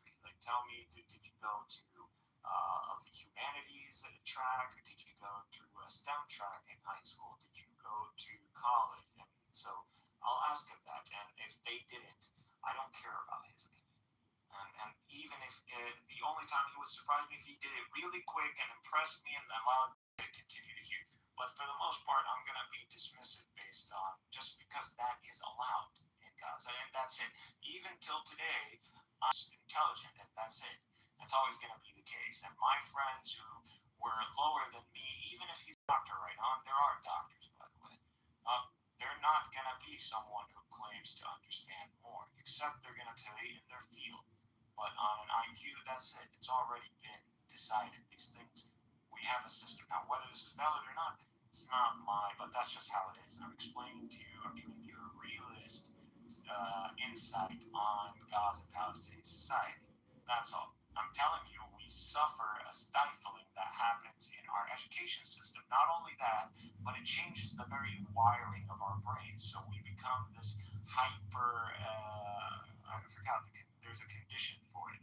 But it's similar to law enforcement and military and like emergency services, all that. or extreme adrenaline like junkies. So we need a very we can, if everything you're used to, if your normal mode is 1.5 or 2, if you've been listening to videos all your life on speed 1.5 or 2, and then you switch that to 1, do you think that helps me? That doesn't. I get frustrated. I still do. Like, academia in America is not easy. I can consume data quick, but I cannot remain patient in the process. I have a problem. You told me that this is a personal issue of me that I struggle with. This is the same thing for you. And I think... No, this is real. I can give you research on this. This is real. This is a result of these compact school hours that we have. We don't have normal school hours, and if you don't believe this has a long-term effect, then you're insane. You haven't looked into the research. I'm not saying it does, but you're saying that results in Palestinians that don't have the ability to have the complicated conversation. It results here. It just very... No, listen here. Listen to what I'm saying. No, you continue strong, man. They are not receiving the proper education nor the proper time that is slotted for between a student and an educator, that they would be able to develop the cognitive skills or the logic or the argumentative skills to debate the issue about Palestine or present it properly.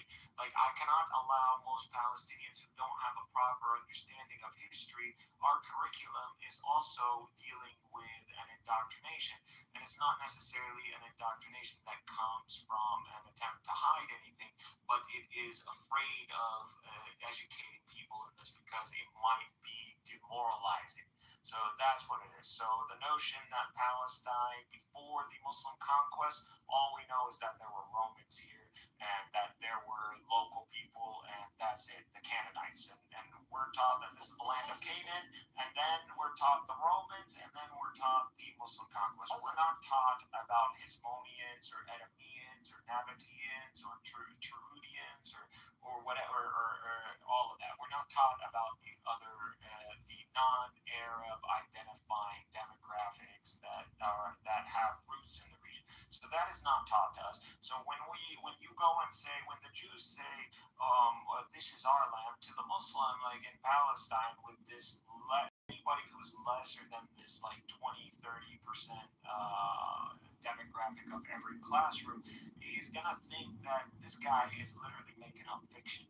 So their immediate response is dismissal, and you'll see that a lot. They dismiss a lot of things, which makes the Zionists look good. So the Zionist starts bringing up certain deductive facts, and this guy, by his mere denial, is already making us look like we're in an oblivious state. That if we knew the truth about Jews being in Judea, that we would not share this, and simply we are being too obtuse and intentionally difficult to comprehend this. So that is an extremely proliferate issue. So I have to deal with a lot of Palestinians that don't know the pre-Roman or don't even know the context of Roman history in the region, yet alone Hasmonean or Judea or the other kingdoms. They don't know. And so I'm the overwhelming majority don't know. So what do you want me to do? You think I would support that statement and saying I wouldn't allow most Palestinians or most pro-Palestinians, even in America on the left, I don't like them talking about Palestine. I'll present Palestine in a way that is neutral, objective, academic, and politically sensitive. But no, when it comes down to information-wise, no. And you have to really be interested in truth-seeking, and that's not the case. And even today, among my peers in Gaza, I'm the most knowledgeable when it comes down to the Zionist cause. There's only one guy I know that is better than me. Then you should meet a few people. I've already met some of the top, like Hamdullah to me, if you've met him. The guy is a genius. He's a doctor. He's med track. So Yeah, that guy, I recognize him. The account? He's responsible for that. But there's a lot of Hamlas, so I'm not sure if we're talking about the same guy. The big one. Baldwin might have, yeah. The big one with the PFP of the child in the back. The famous PFP. Not sure if that's him. Okay. I don't think so. If it's really big, like, what are we talking about followers? He has thousands, but not like huge. But Alhamdulillah, Baldwin, they have Quora, they have entries all over the place that literally break down every subject. So I looked into their material, so it's not, I'm not going based on mine. I want to know who you're talking about. Are you Quora? Do you know? I have to find his. I always just look him up using the subject, so I'll be like, were Jews expelled in 19? He always pops up like he's the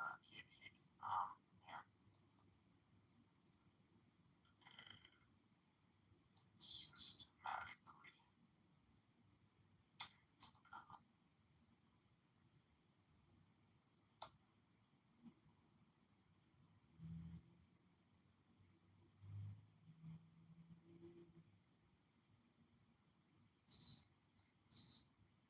You always see them in the responses. They're that good that even core responses you'll see them. They put a lot of time when Baldwin tells you like they were activists and now they're like retired because they actually left a footprint, but they're unsung heroes like in that sense. I only brought him up to say that I do reference Palestinians who are efficient and have the data. These people they do so, but I'll send it to you. I can't find it right now. It's it's Baldwin, and the other one is called Alhamdulillah. There's an attachment to it. It's like dash. The statement that you made that most Palestinians are not equipped of handling these conversations. Yes, I still support it. They can give you experiential knowledge best. Look, I get. Let me let me speak. From a personal perspective. This is stupid that we're wasting over 30 minutes over this. Okay. When we're not disagreeing. No, I do disagree. I don't like that statement. What are we doing? What is that's subjective? You don't like it because it's not passionate. You don't like it because it doesn't get on its knees for. I'm not going to get on my knees for Palestinians because I'm Palestinian. I'm not going to get on my knees for them. It's not about getting on your knees. It's about. Okay, never mind. You know what? It's so weird. I can't. Okay, yeah, I'm not going to be extra sensitive to to my own cause or my own people. No, no one came and patted us on the shoulder. We don't do that. Brute truth is better. And again, most people are just not capable of processing because they don't have the proper education. And that isn't to do because we are stupid. We're not, or genetic intrinsic value. No, it's because we have a cramped education program. We have to deal with the population density, and we have to cramp all the curriculum in a window that is practically like a third or email or 2 out of 5, like a 2/5 ratio cut. So it's almost halfway cut. So like I said, we 8 to 12, and not even the full hour of 12. You're getting 11:30. You need to be out. You're already out. You're rolling out. So that's just how it is. Okay, let me respectfully. And this is there's research done on this. You can't deny this. It leads to a negative impact, and that's the only point that I was making. As when it comes down to second point, whether I believe the majority of Palestinians should be arguing with Zionists, literally who are trained or have been running propaganda for years and have access to media and technology before them, no. I don't believe so. Now, they can share things and experiential knowledge, but they shouldn't attempt to argue with a Zionist who can invoke a lot of things that they're ignorant of and can manipulate the data and force them and then embarrass them on public stages. And this happens, it used to happen often. So, no, I don't. And I still stand by that statement. And this is not something that is really debatable. debatable. It's just the fact. Most people are stupid anyways. That's just the general rule. Take it to the bank. Any population is not equipped to deal with, doesn't know how to do proper induction, yet alone understand what deduction or what truth versus fact versus your opinion is. I just, for the sake of efficiency, I'm not going to waste time arguing opinion. If someone has opinion, I don't care about changing their opinion. I care about how they're basing this opinion. Are you basing it on anything deductive? Do you have any facts that you can invoke that have an authority back? And Louis, my personal experience is very different than what you're describing. And you This is a personal experience. Why do, first of all, we are here on a friendly setting, but if you want to share something personal, all you have to do, I'll share something personal with you. That way you won't receive any feedback. Just please deal with me. What are you arguing? Exactly. She wants to argue. Most Palestinians are not equipped to having complicated conversation about the occupation. To debate Zionists, that's my point, yes. To debate Zionists? Yeah. So they can, I don't know what's the point of it. I told her they can provide experiential knowledge, they can share, but to go on stages and argue some people, we can bring up names here. Yeah, welcome. That's most people. That's most of us. In Gaza, that's most of us. Not that they don't have a K-12 education, but even in America, everyone who graduates our public schools, the majority of them are stupid. They don't know how to. So if you're comparing apples to apples, just that's why I don't know why she's arguing with me. I don't understand the point. That's one of the smartest things I've ever heard you say. It's not a controversial statement at all. No, it shouldn't be a controversial statement, but she wants me to pump it up with cheerleader power, and I'm not gonna cheerlead power and literally on a stage that's Clubhouse and among contradictory people to that. the knowledge I have. That's it. Okay. So if you're comparing apples to apples, But that would be subjective experiential knowledge. I'd like to hear just a second. If you're comparing an average Israeli to an average Palestinian, the average Palestinian is way more educated than the average Israeli. So if kind of two average Israeli and Palestinians talk, yeah, they can talk, and I think the Palestinian narrative, even if he's not well educated, will still kind of debunk the Israelis. Now, if you want to take an average Palestinian and put him in front of an Hasbara agent, yeah, it's going to be challenging because he's going to set traps.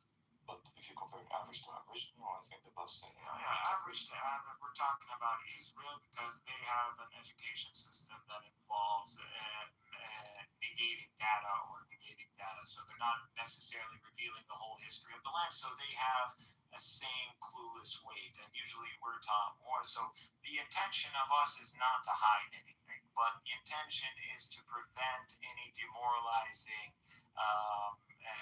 sentiments that might come by revealing this history. So we don't reveal in our curriculum that there is a Hasmonean kingdom or an Edomite. We just skip. We go Canaanite, Roman, Muslim conquest, heavily Muslim conquest. We don't talk about other demographics or what happened to them in Palestine because it's irrelevant. You don't need to know about that. And also, if it might lead to a shubha for you. So we don't want people to go, well, there were Jews here before us. They need to get to a higher level to understand these things, and we reserve that for a college level or when people's brains are mature. But I'm not necessarily for this, but again, you got to understand that we have condensed schedules that we have to eliminate certain things anyway. So we focus on extremely essentials. And a lot of our education is based so we have people that are probably configured to support Palestinian nationalism. That's it. Okay, I'm sorry. My personal experience with Palestinians is very different. Your personal experience is on public media with a lot of Western Palestinians. And you're not dealing with our guys. No, actually, the Palestinian narrative, you should not hear it from Western Palestinians. You should hear it from Palestinians. She lives in Israel, so presumably she knows a couple of Palestinians. I'm sure she does. And I value if she's done experience. I'm not disagreeing with her. By the way, notice we're not disagreeing. She's saying that I'm making statements that are improper at this point. They're not even wrong. They're just not necessarily the proper way of phrasing things. We're arguing semantics. I'm just saying we can argue something better. That's all. Like that's just gonna be a common theme with me, Ambrose. And you're gonna have to accept that I'm not gonna be as enthusiastic as pumping that heart for Palestine. I'm done with hearts. Like let's load the AK-47 again. Let's go back. Cheerleading narratives, but fact-wise speaking, I'm sorry, but what you said is completely.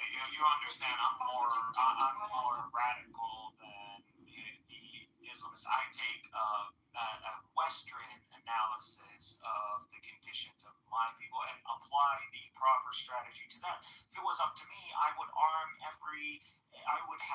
training, AK-47 training in high school or even in middle school. Like this is what I would do. That's a crazy thing. I would turn, since the schedules are so condensed, I would turn it all into academic. What about torture? Would you teach children how to perform torture? Just like America, I would turn it into a military society. I can't. American children are taught military tactics. No. I'm talking as in that system, that infrastructure is available in America. So that's what I'm saying. Ambrose, the way that this app works is it's a public room. See at the top it says public, so anybody can come into the room, and it's an open stage, so anybody can join. And it's all a bunch of random people. So to ask, my friend, I'm the mod, not you. No, I know, but she's asking. No, and you are. No, Mikhail. Pause. Wait, Mikhail. No. I already think of you as the low IQ on this app, so please change that. No, I know, but I'm just saying she's talking over me, saying, "Who are you?" As if that's a refutation of what I'm saying. I'm just. My friend is an American Jewish Zionist, claims that he had a history of being pro-Palestine. Yeah, Mikhail knows me very well. Which to deductive claims that he has yet to. He was pro-Palestinian before. Anyway, I was just stopping by. Thank you for your service. And I mean nothing but I offer you guys nothing but respect, and I have to go anyway. I hope you have a very good day, and I'll talk to you. No problem, my friend. You know this is never. Yeah, so I already have a profile on a lot of these myself, my friend. I already know all the design. We already run them out. Ambrose, you're coming in the aftermath. Like that's it. The only class they'll never argue. They'll never sit in a debate with want us. to debate Zionists. So what we do to them is we shit on them. I do that in Hebrew. I have very little desire to do that in English. I think you're coming. I already told the Palestinians you're our Messiah on this side. Unfortunately, no, I'm not. This is post Bar Kokhba. You're not. You missed the window. But you're still efficient because this app could be on the rise. They're still investing in it, and I do believe this app will eventually come back. But it's not about this app or the other. They're gonna need to we started talking. The moderation. We started talking about the concept of Palestinian voices and dialogue. That's where it all started, right?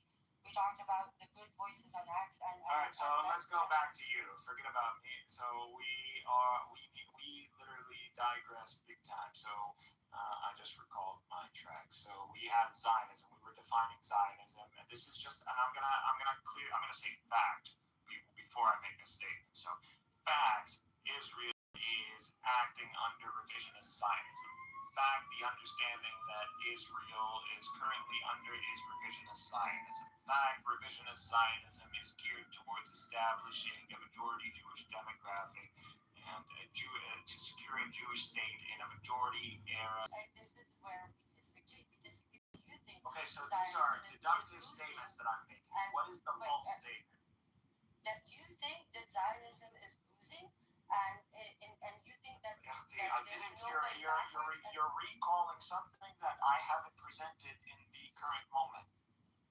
But that was the initial assumption, and I think that you're wrong in your analysis. I already told you. Okay, but I have literal numbers to back up my analysis, and I have the overwhelming political brass of Israel, even founding Zionists. We're discussing. Okay, that's a different statement. You could tell me you're giving me a textbook definition, and there is nuances, and here, let me provide you experiential knowledge. Go ahead, provide me some experiential knowledge on Zionism. But have we accepted that how I just defined is the textbook fact? Yes, but the problem is that right now, the objective of solidifying the demographic majority is only expanding and becoming more and more ruthless. Zionism is not losing; it's becoming more and more ruthless. I'm just gonna write it. I don't know what to do. I'm gonna change Zios are Satan. That's it. I'm just gonna put it up there, so like I don't have to continue to like. What do you want from me? There, I just put it up there. Like, how does it get worse? How can you outdo me right now? There you go. It's not about outdoing you. It's about we talked about it. For me, you started by asking about me, and I told you the objective right now for me is to prevent. Like, if you think every statement I'm gonna talk about, I'm gonna throw in some little like sympathy tears for Palestinians, or like pour a little. I'm not gonna pour a 40 over like what a the virtual fuck are you 40. talking about? Seriously, like I have been listening for 10 minutes. You'll probably need to listen more. Okay. Because I want to act now and prevent the spill of blood now. We're just having a discussion and mutual getting to know each other. Years from now, and I do believe Zionism will self-implode, but in the meantime, until that happens, there is a lot of people that need to be saved, and I think that by you ignoring it, it's a problem. Ignoring what? Not ignoring. No, exactly. Just a second. Let me just ignoring what? What the fuck?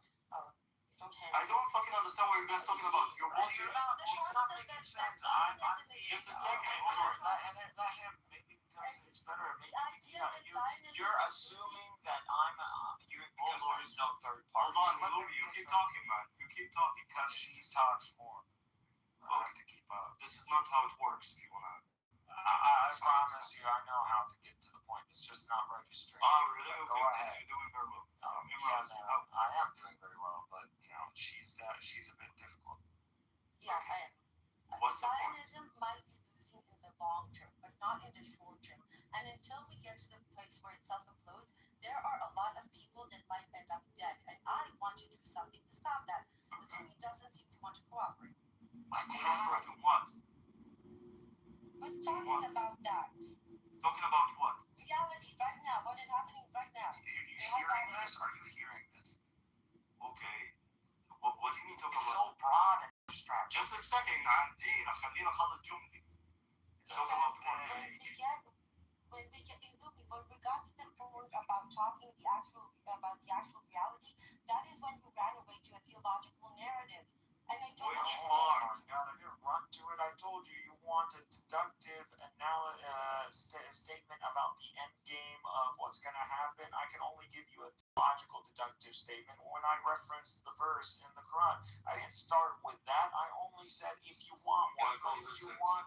If you want objective analysis, then I already gave you that there are multiple scenarios depending on the actions of the Zionist state. That's it. I do not begin with the theology. I literally told you, would you like to hear the theological endgame? I feel that whenever I'm am I an Islam? Am I a Muslim? Yes, you should already assume when you're speaking to a Muslim that we aren't the fucking Western Christians. We actually believe in our religion. So we hold it, and we hold it as the highest ethical system and legal system because it's from God, it's the truth. This is epistemologically necessary. To tell us to not do this is to tell us to be irrational, to be incoherent.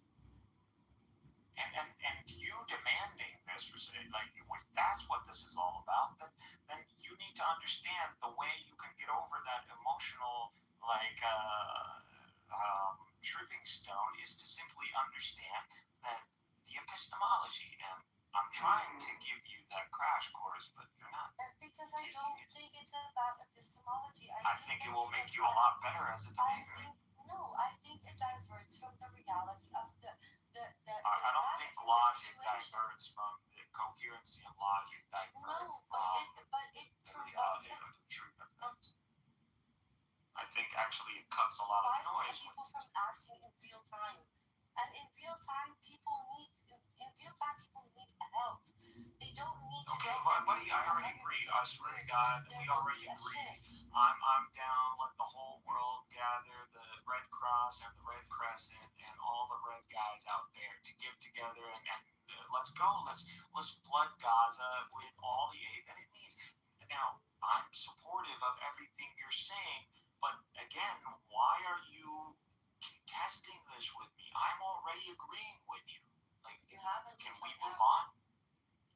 Now, if it comes down to aiding people in any war theater who are suffering the brunt of war, I'm down to support them. That's just an idealist. So can we put aside the to say I don't support that is stupid. Okay, so can we put aside the theological, let's say, layer? No, that is not going to be. If I don't bring it up unless religion is brought up or anything. I know how to keep my religion in a box. I'm in California. I know how to do that. Okay, good. So can we have this conversation from a perspective that doesn't include religion? Because that's no problem. But sometimes religion is brought up also to understand the sentiment that motivates the people. No, it has to be included in that form, but not from a personal perspective, right? As part of the parameters you have to take into account. Yes, sure. Okay, no problem. Not as an argument. No problem. I can see. Check. Okay, so we have the understanding of what is happening now.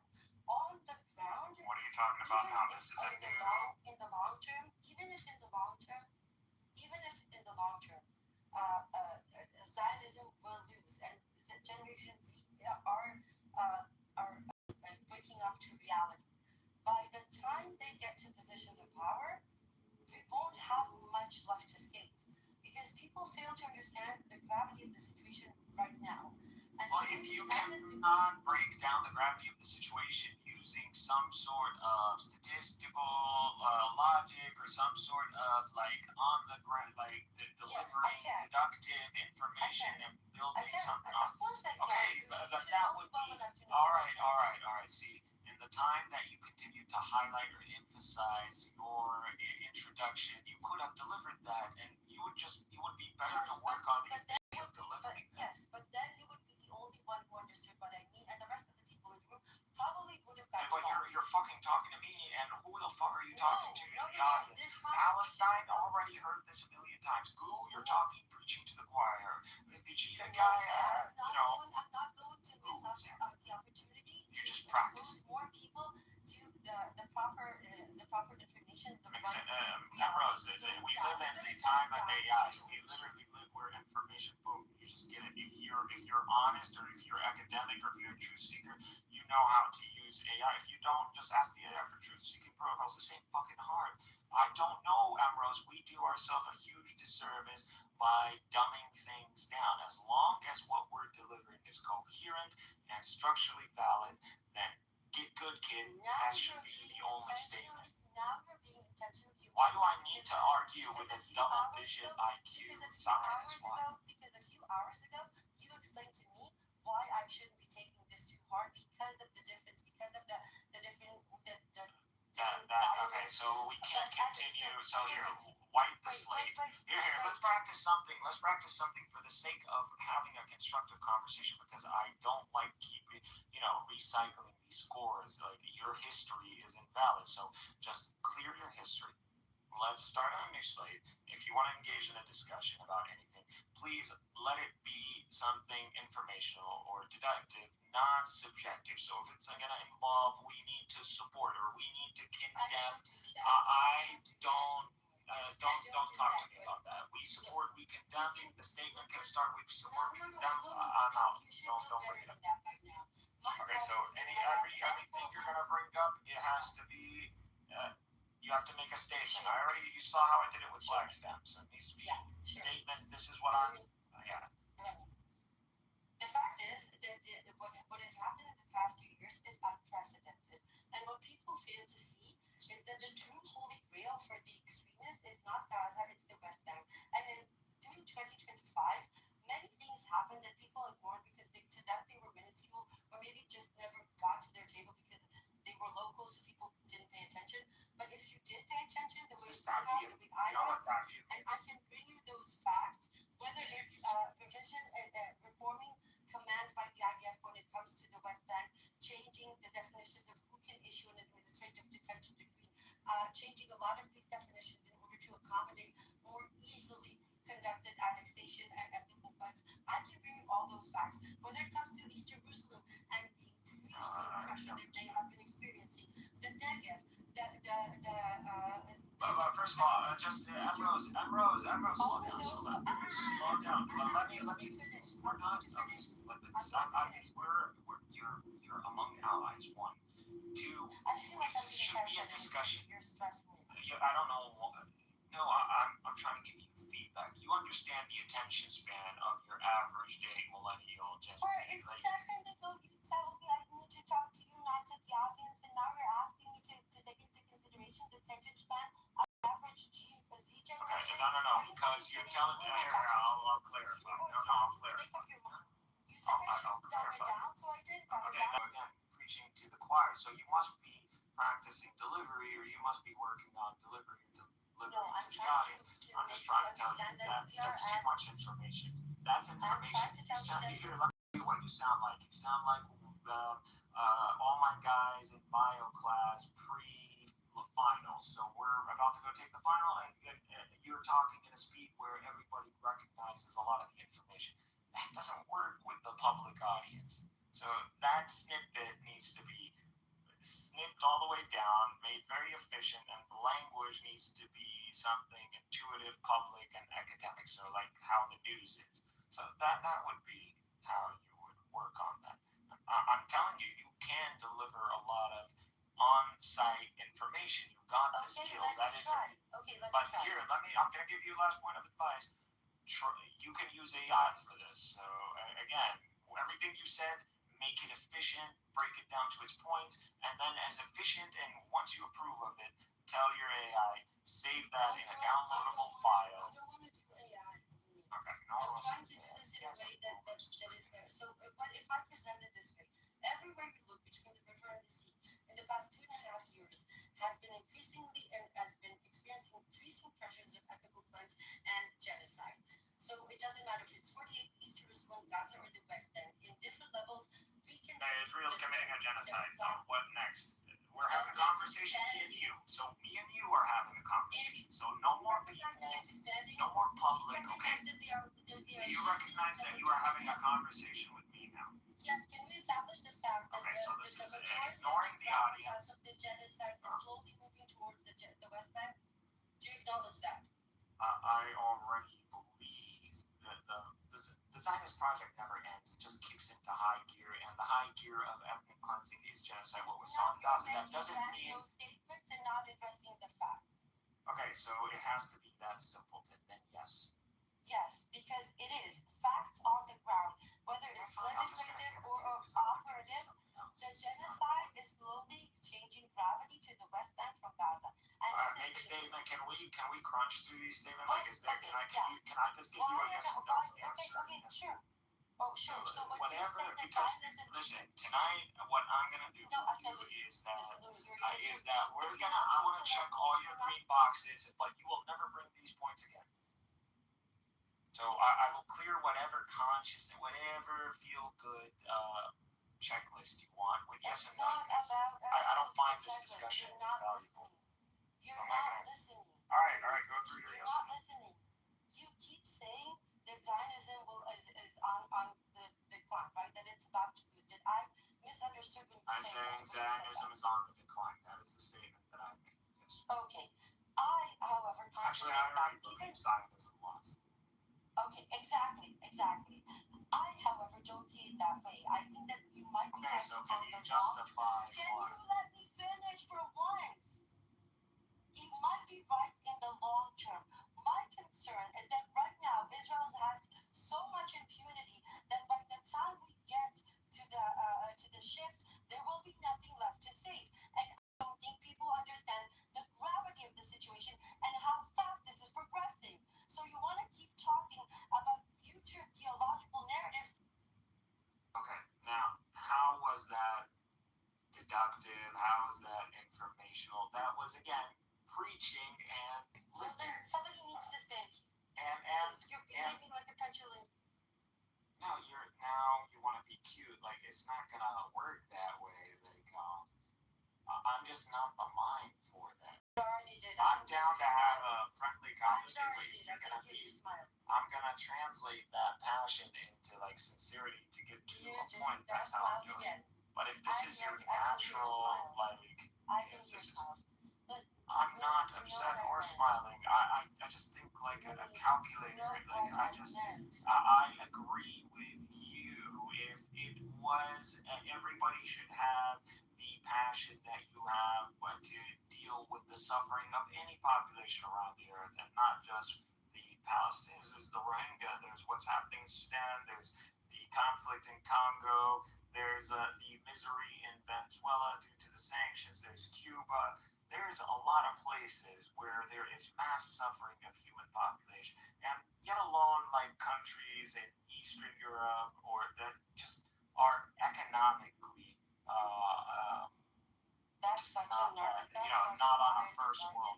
So we're ignoring that whole second world, and that also is real suffering. These people, they their lives are simply composed of them working. They're just slaves. The communism might have been radical due to the Bolshevik movement, but communism came as a response to real, legitimate labor suffering, and that has never been rectified.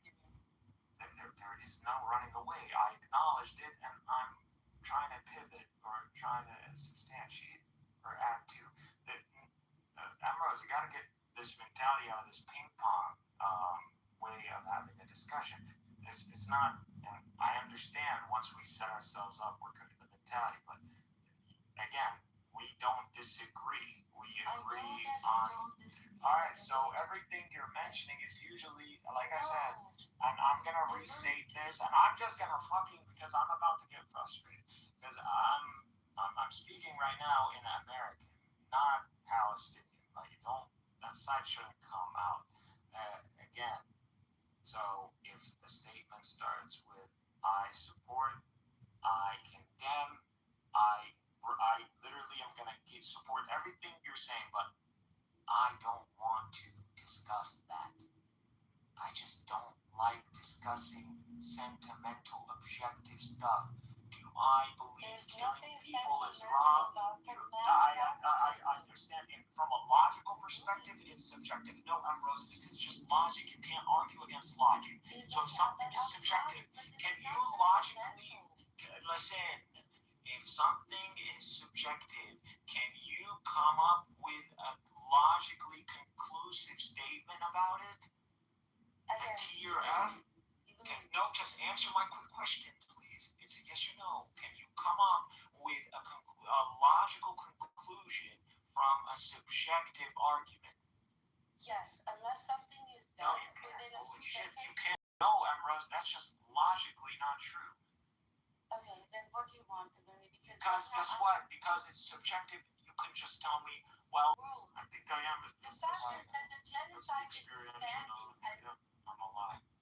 I think what you mean, and correct me if I'm wrong, like logically is that Israel want to expand.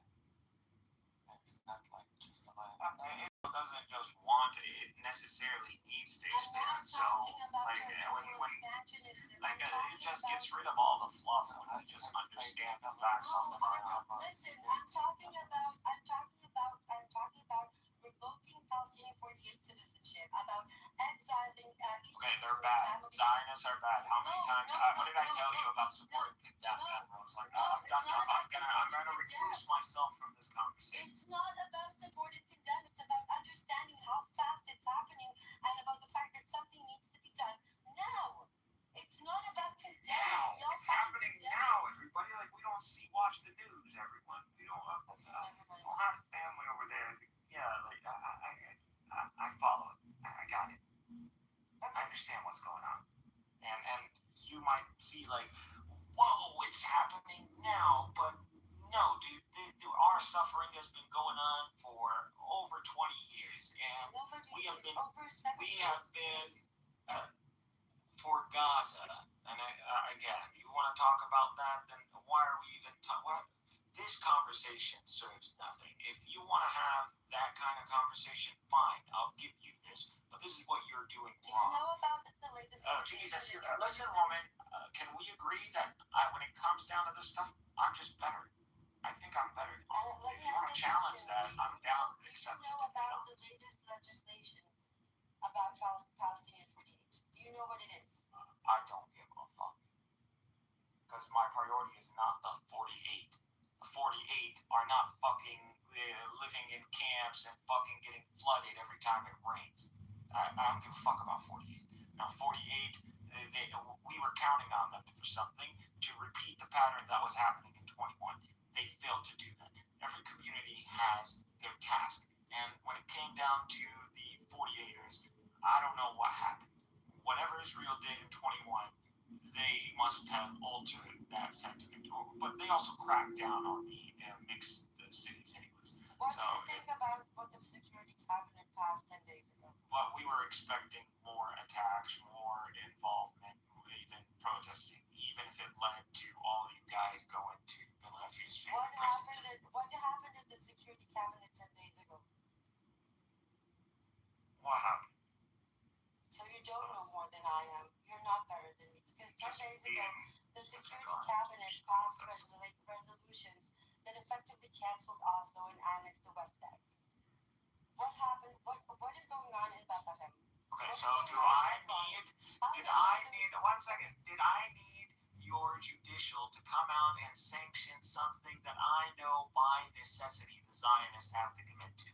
Like, why do I don't give a shit about this, because I cut all through that by showing you with statistics and clear Showing me what? that Zionism necessitates a demographic security, and that's the whole Zionist project, is to establish not just the Jewish majority, it's to secure it permanently, or as permanently as they can. Okay, so our if we agree that's the Zionist project. Okay, fuck no, we're not. Now, if you agree with that, that's the disagreement. This is fine. That's fine. I got you. Now, if you're disagreeing with this, if you think it's the final stages, there are implications to what you're saying. You think that this conflict is mainly constrained between Palestinians, mainly Arabs, and Israelis, mainly Jews. So if that's what you involves all the main Arab demographic, so all 400 million of us, how are we going to tell a Zionist state that doesn't even recognize like Palestinian national identity to go around to see a difference between one Arab and another? Try to demographically outdo Arabs in general? There you go. Oh, thank you. I agree. Nobody's that Wait a second. Millennia. It's like, whoa, no, thousands of years. Like, what if they just like drop a nuke on, or you enact a certain? I'm simply bringing that when you say thousands. Okay, look at this woman. You need to stop living in your own head. Like, seriously, you need to get that. Just assume you're not. The demographic objective Just accept that. Is an actual reality that is happening right now. People are being killed and cleansed right now between statements. Here we go. That's what happens right now. Right, Ambrose, I'm gonna bet you, and I'll include money at this point. Do not invoke people are getting killed or suffering. I already fucking know that. Can we skip through all that fluff? Like, this is just ridiculous that we have to waste almost an hour now. Okay, then can we stop? Just sit okay, back we can analyze things objectively and without invoking all of this, because one, this isn't the setting. For the purpose of better understanding, and you become more efficient at delivering information. I don't want to deliver that information because that information doesn't. Well, okay, well, right now. And you think you yelling at me and repeating yourself fucking 100 times is gonna do that? You're doing the same.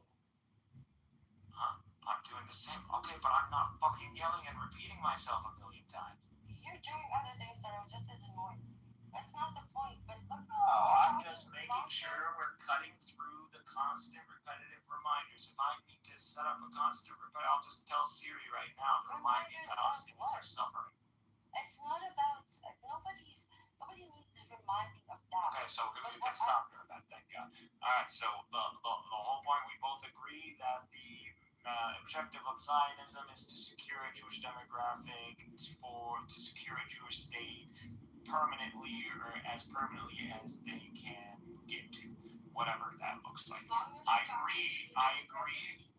No, we are talking about the Arab world. So let me deal with that. I understand that's a disagreement. It's not like I'm just gonna skip. I'm not Mario.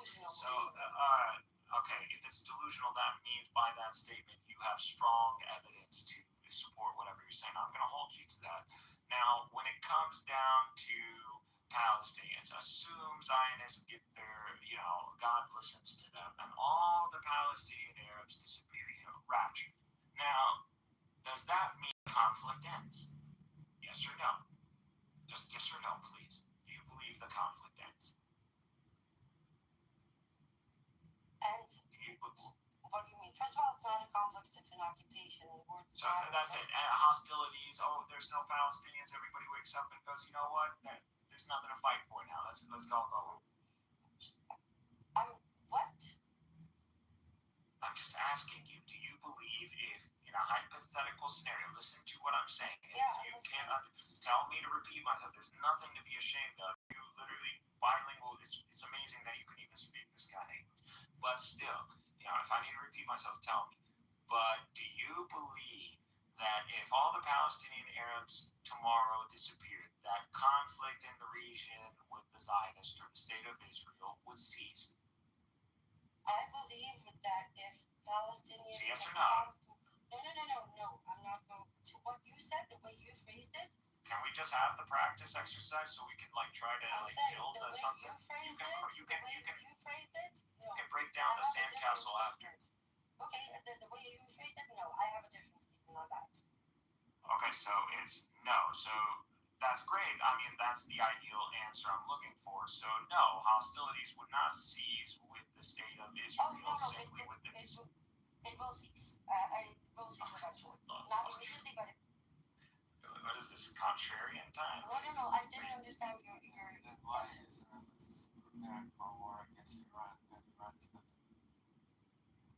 Look, to me, I don't even want to open that one, but I'll use that one if it gets down through the whole list. Okay, just a second. Hold on. Just a second. All right, go ahead. Just a second. Are you guys trying to debate?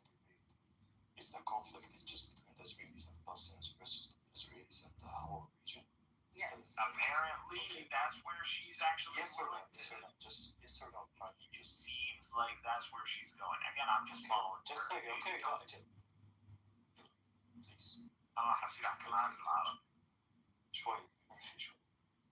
Okay, so the conflict, if would finish with the Palestinians, like if they would kill the Palestinians, Israel mindset, the mindset that kind of drive this state, this theology of Zionism, it's not going to stop.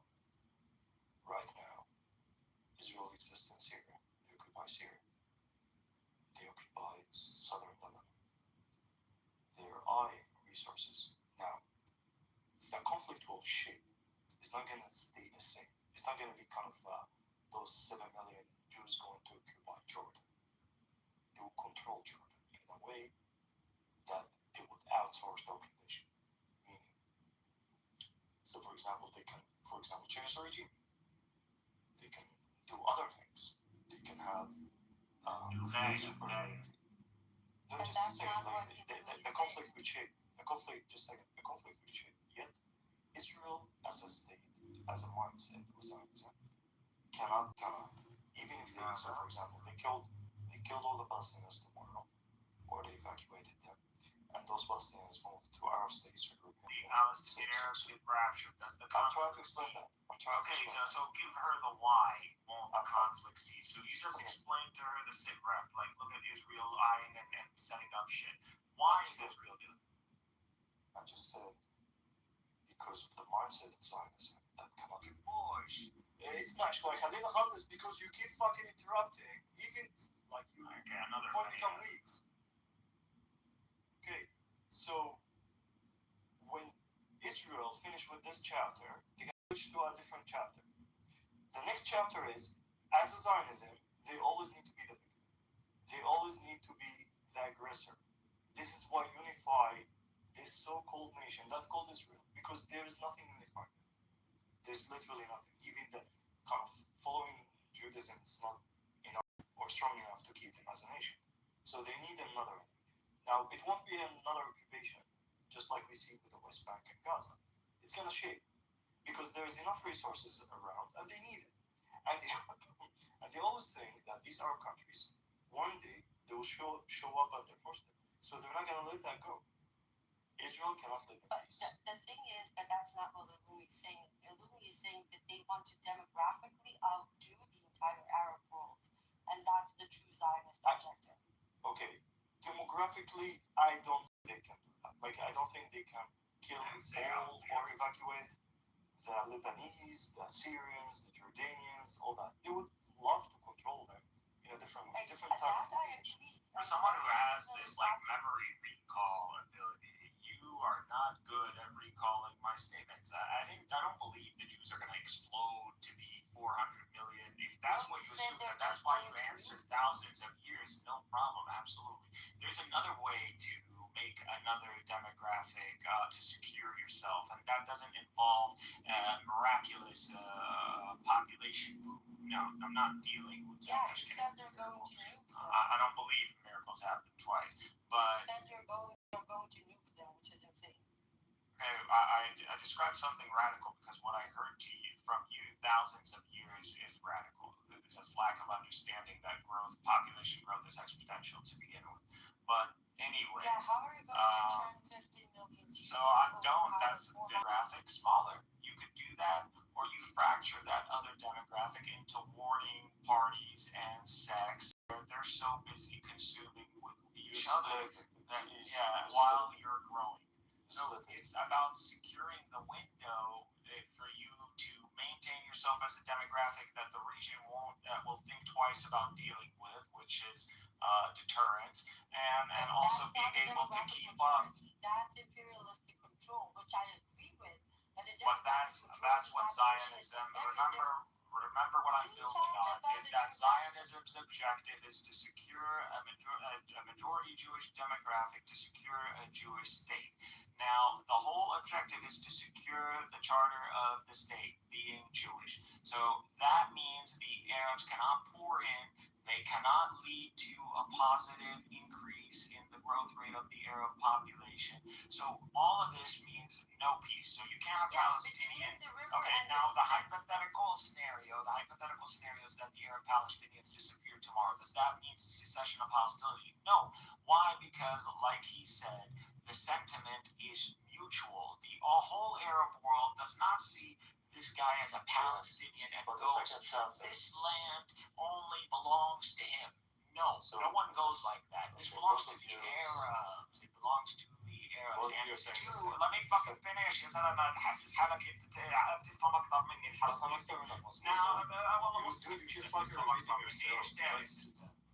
درس أحسن منك وأحسن جماعات فبلاش تتمنيك لأنك كيف نثبت لبعض إنك واحد مني ولا لا؟ طيب وحط ميوت مشان أورجيك كيف بعرف أعمل الأرجيومنت أحسن منك. زلمة قص أختك على أخت لبنان اللي جابتك. Anyways, اسمع يا بدي الشرموط أنا فلسطيني بحكي يجي رصيص. روح بس أول شيء تتعلم كيف تحكي عربي وجاي تتشان جاي تحكي لي اطلع ولا يا فلاح يا معفن. Anyways, going back, actually having a reasonable discussion. Like I said, you can see some people within our world, that's what they are. They're crash outs and they just don't. It's been established in the 80s, which is pretty much a key strategy on what's going on. The implication of this with the assistance of the U.S. has been the whole new Middle East plan. You think these guys were trying to bring prosperity to the Middle East? They're trying to destroy the main component demographic that would threaten the Zionist state or American hegemony via the Zionists, which is the Sunni demographic. That's why you guys, Saddam was targeted, Sunnis were targeted, the Palestinian population in Iraq was absolutely annihilated. We got genocide in Iraq, by the way, while the Americans were invaded. So that's what happened. So under American occupation, we got wiped out. And they went to Syria, the same thing. And that's what they're trying to achieve. They were under Assad. The reason why the Zionist state continued to allow Assad, even though Assad could have been dispatched, we saw how quick the Zionist regime dispatched Assad's military facilities and airfields, and even that huge big arsenal he had in where is it, Tartus or whatever it's called. So that, and we saw, you remember that explosion, that mushroom cloud. So they knew how to dispatch everything that is Assad's army in like 72 hours.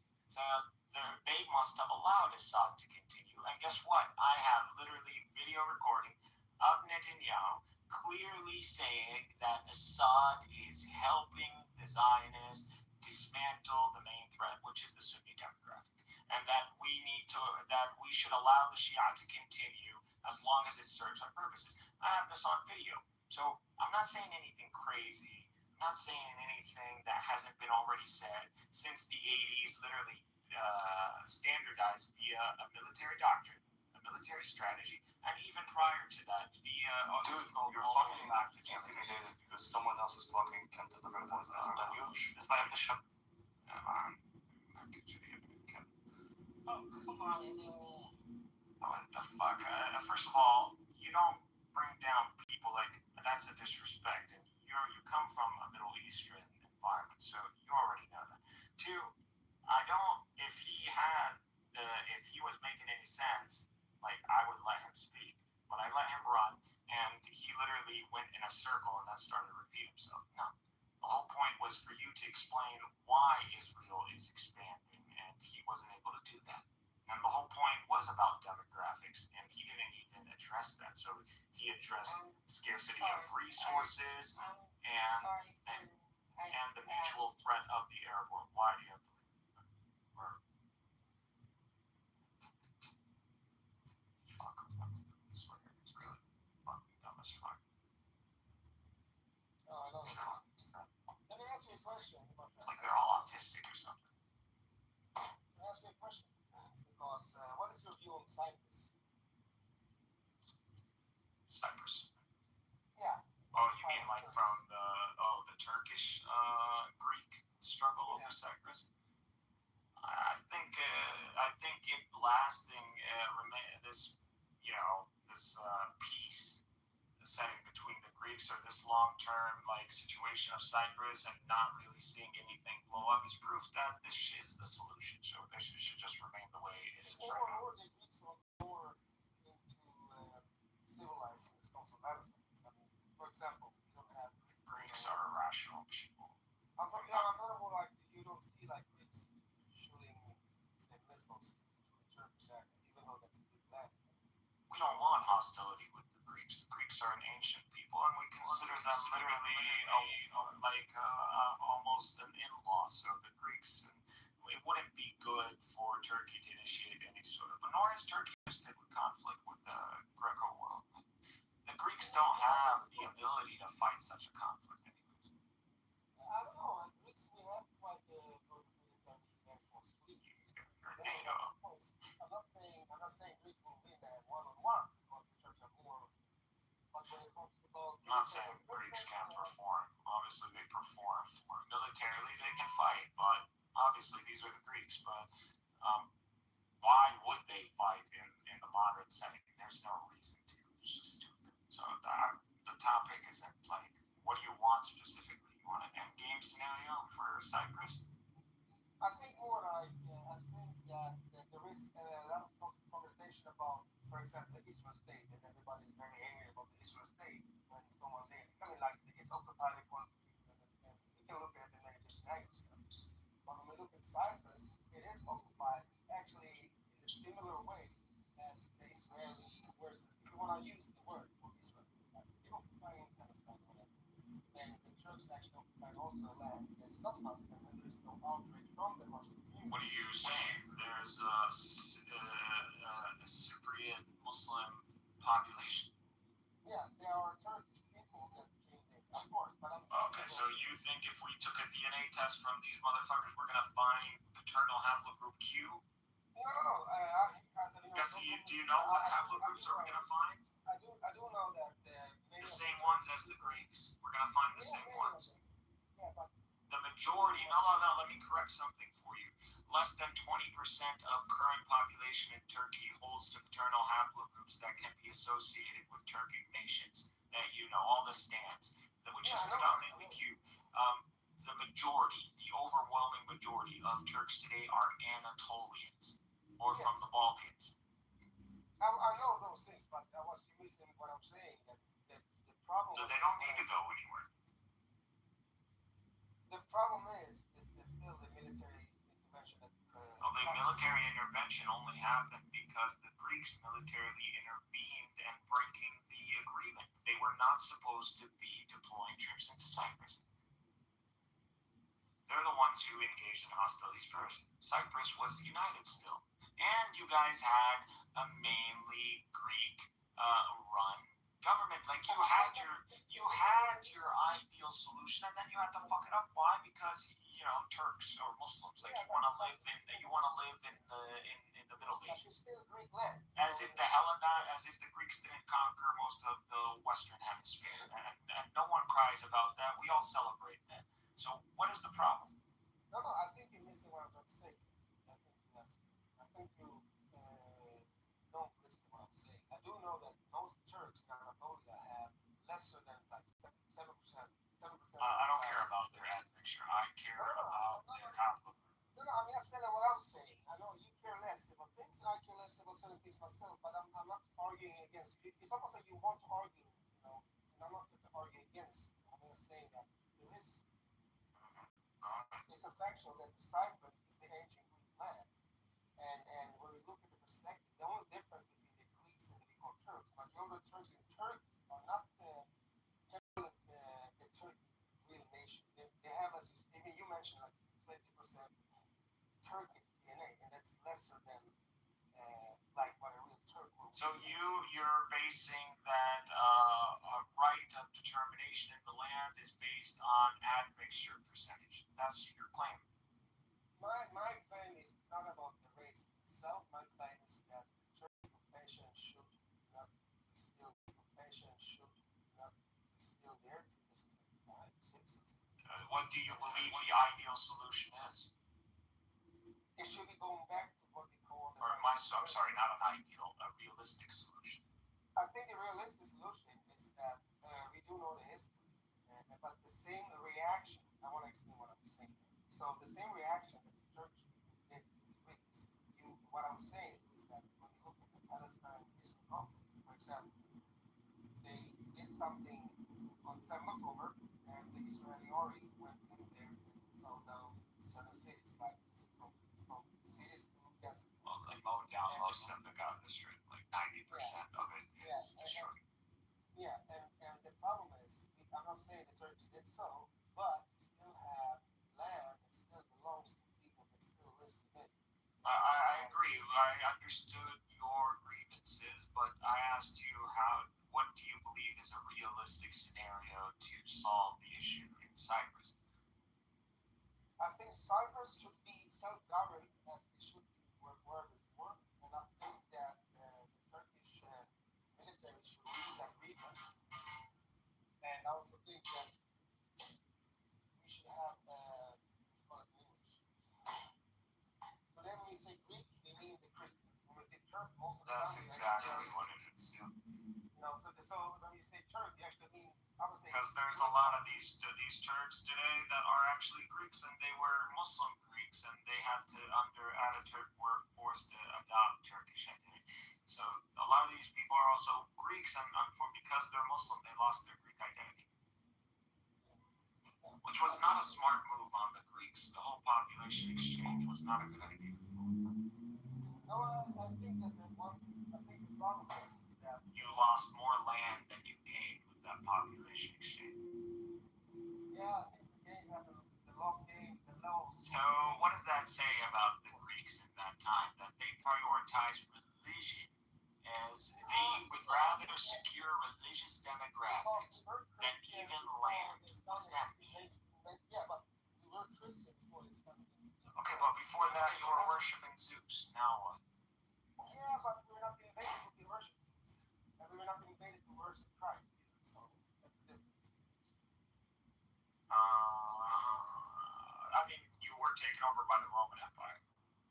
No, we can say that, but the Roman Empire, we can say it's So just. guess what? The very Greeks ended up becoming the population that identified as Romans.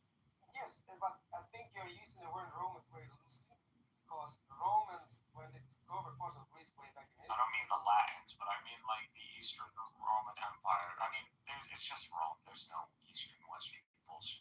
But Roman Empire at the end, yes, Constantine is Latin or from a Latin dynasty, but it doesn't mean that the majority of because it was Constantinople, the majority were Greek. Exactly. But okay, so the Romans are technically Greek, or for the most part. The Latin numbers were dwindling down, especially when Western, but that was before Christianity. Yeah, but I think the problem we see, Christianity existed even prior to Constantine. The only thing he did for us was to give us religious freedom in the empire. So. But I'm just saying the reason I invoke that is that you have a population that's been. Because when you look at the ancient Rome, Rome was more or less Greeks. Not they were Greek, they were Latins in some parts of the world. So they're different people, different language. But yeah, the Latins, but southern parts of Italy was actually more or less a Greek area. So if you go to Naples, where you're talking about Naples and Pisa, if you go there, that's founded by the Greeks. If you go down to Sicily, you have a lot of Greek colonized. You still have Greek language in some parts. So, but the difference what I'm trying to Rome is just that it's almost like this. Let's say Iraq speaks Arabic and is Muslim, and Iraq conquered and take over Kuwait. Let's say it both of the groups are more. You don't have to give me examples. Like I understand your point. Yeah, did I not summarize your point clearly? But like you believe the solution, the realistic solution for Cyprus is that the land returns to Greek administration, right? Also, it identifies in that sense they can. Okay, what do you want done with the Turkish population? I cannot even speak because every time I say a word, you start okay, go ahead. So, no, my friend, what I'm trying to say is that, for example, when we look at before Rome, or when it was pagan, okay, so the same gods, more or less, they had in the Roman area, what we call Rome. So when you go to Greece, the same belief they also had, because they also went to the area that is called Italy, Peninsula, more or less. So when they come to Greece, it wasn't unfamiliar culture, it wasn't an unfamiliar mentality, it was more or less similarities. Because many things that they got from us, now they became a strong empire. The same thing happened before that. They had other empires that were around the Mediterranean Sea. So you had what you call it in English? You had the Byzantine Empire, yeah, from the 300 somewhere, and it became Christianized until 1014. It slowly died out because of Islamic expansion. Yeah? So to say that the Greeks were invaded by the Romans is like to say that I get my sibling moves into my neighborhood. How is the Latin your sibling and not the living? Not the Latins, but I don't know how much you know, but you know a lot of the things in Italy. Okay, I'm perfect. Let's look at the DNA because I'm telling you, you're gonna be surprised now. Yeah, but you know, you're J. Greeks are technically supposed to J-E. So you're close. You're not. First of all, from our vernacular in the Arab world, you're considered a son of Sam. So Greeks and Persians are from the line of Sam. So technically, you're Semitic. One, but you're not Semitic in the sense from associated with Abraham. You're J2. You're not J1. So but nevertheless, we consider you related to us, and this is from Middle Age Muslim knowledge and even ancient Jewish knowledge as well. So we have these references. You're already bracketed within the family tree. Yeah. So that's one. We're close. Not only that, we have hundreds of years of Hellenized ruling over the Levant, and much of what you know today is an Egypt. You know, so you know this, and actually all the way to Afghanistan or Alexandria. So yeah, I mean, what's the problem? It's not what I'm saying. So if the East came and conquered you, and you became significant in the East, what's the problem versus the West conquering you and becoming significant in the West? I think you're missing what I'm trying to point out. Compare the differences between Turkey when they took over the America. Because the difference is that we believe in the same gods, we have the same culture. So it wasn't like a big change because it was more or less the same culture. Both of them exchanged more or less. Everybody, the Greeks, the Roman pantheon, the Greek pantheon adopted other people's god by seeing, like, what is this god? This is, you associate this with Mars or the sun? Oh, you call this this. Yeah, I mean, all of a sudden, there's a mapping that happens. Yeah, there were other, what you call it, polygamous, not polygamous. But if we're talking about Greek intelligentsia, they understand. We have Plato, Aristotle. We know they didn't see the world as fundamentally multiplicity. They grounded everything into one. So they had an absolute. These are the way you think about gods. It's just the layman Greek understanding, not the philosopher or the intelligentsia. And the Romans as well. They didn't actually believe there is a Zeus on Mount Olympus, bro. Like that's you don't think that, do you? No, I'm not saying anything about that. They could have just went up there, right? No. So my point was that culturally, the Turkification, as you call it, is also something that's actually unfamiliar to me. If you start digging in Turkey, it's a total cultural hijack. That's what I would. But the Ottomans allowed the populations that they conquered. They didn't go and like exile them. Continue on your ways. Just pay us some tribute. And you know the Ottomans actually helped establish the establishment. Yes, but it wasn't really nice. Of course, you had better years back. Other years were very bad for the local people, and that's what we compared to Roman rule. No, I think you missed what I'm trying to say. Just because they took over doesn't mean every year was a bad century or. They were better off than the Romans. Yeah, I mean. The Romans were on a shitty decline for hundreds of years before Constantinople was taken. Yes, but still, when you look at when it took over something, there's nothing Turkic about Turkey. Just what I think. The people who conquered it are not Anatolian, but they have been in the region of Anatolia, the Seljuks, for quite a while before they were able to conquer Constantinople. And when they conquered it, they were pretty close. And again, they didn't impose a specific way of life or culture on the people. They could continue to conduct themselves in the language and religion that they wished. And understand this is the Roman Empire that was already multi-ethnic to begin with. Yes, but is that what you mean? That the link, the Greek link culture? I'm from the. Hey. Yeah. Yeah, from the Islamic world's perspective, Rome never ended. So that's why they called Caesar. Oh, you're good. That's it. No, so we can look at things and we can disagree. So. Well, I'd like to disagree on things that are like true or false. If it's just subjective, that's fine. We can disagree, but we're not disagreeing on anything that we consider to be facts, right? No. I mean, this depends on the look at it. I mean, if you look at, for example, I've seen videos on YouTube sometimes. Other videos when people make the DNA test, and they're like, you know? Would you like to go through? I already pulled them up if you're interested. I'm talking about people who making DNA, and they see that they have like 46% Greek, 10% maybe Armenian or whatever they call it. Oh, admixture, okay. And they make sure that, and they were like, and they have Turkic is maybe 3.5%, not even that. And they're like, it's a shock. Why are they surprised? That's what I also think. And It's like, this bro, kind you of conquered most of the Western Hemisphere. What do you think there isn't going to be action? I'm not saying otherwise. And Alexander the Great didn't even want to leave Afghanistan from all the women he was enjoying over there. Yeah. No, so no, my point was more like Alexander the Great when I speak to many people, for example, or from Iraq, Iran, some of them love it, you know. Scandinavia, there's some, probably something maybe, I don't know, but many times there is some Muslims I know, they like Scandinavia.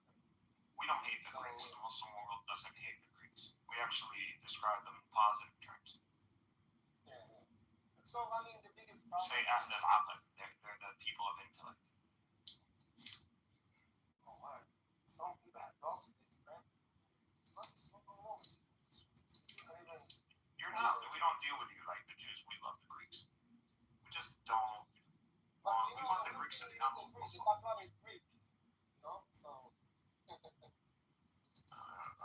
I don't really care about food because I see, like I said, the Levant has been part of the Hellenized world for so long. Like to me, all your food, it's your accomplishments are mine.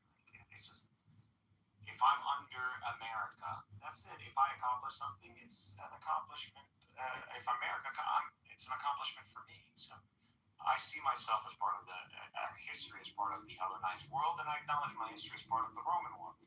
And I don't describe them. We don't do that, especially in the Levant or the regions that have Hellenized influence. Yeah.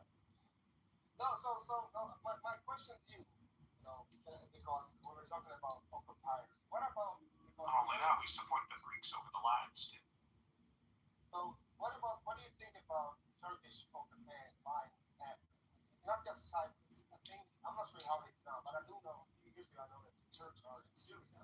Even the military presence of Turkish forces in Cyprus. I mean, like I said, it was a consequence of unilateral military action by Greece. But what do you think about Israeli military doing the same thing? Also, but isn't this what the Greeks wanted? They preferred, they always were willing to give up land to maintain or to have a solid Christian demographic. They got that even in Cyprus. Yes, but I think you listen what I'm trying to say. I'm saying that when you look at, for example, and this is what I think other people really look at, you have the Greeks in the Cyprus issue. You have the Greeks that has been, the exchange of people. Yeah, but then you also have, when you look at the Turkish type of state, it's very interesting because the Turkish land, culture for Turkey, they feel like they are very proud of Turkey, like history. But the question is, in which way? But this is the consequence of Turkification and attitude. So this is not supposed to be the case. We agree that Turkish identity today is artificial. So but again, this is consequences the fall of Ottoman Empire and the rise of nationalism and Greek nationalism that for some reason took Turkish identity. Can I ask you this? What I mean, because we also have Turkish military areas. I think like not expansion, but Turkish occupation. I think Syria. I'm not sure if it's still there. We don't recognize it as an occupation, nor does the Syrian government recognize an occupation. I think they have almost not so much to say with this president. I don't even think there are permanent Turkish forces within the borders of Syria. Turkey has been using the proxies, but I mean now they can just enter if they want. But I was wondering also, what do you think about the exchange with President Assad and this new guy that according to people has been in ISIS? Jelani, well, he's an asset to the Turkish state.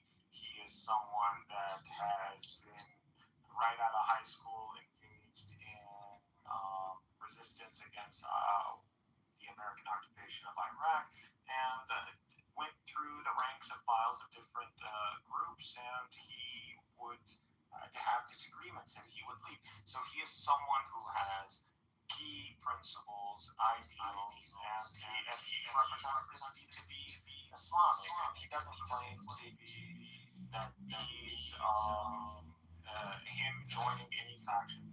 Sorry, I'm not going. Him joining any faction is him endorsing that faction in its modern configuration, or it's him saying he's infallible. So he's not saying he's infallible either. But again, he is someone who has acted against American forces. He doesn't perceive himself to have acted against Muslims or innocent people. So that's how he sees it, and that's how he describes it. And again, and he's a Muslim, and I usually give the benefit of the doubt to someone, unless proven otherwise.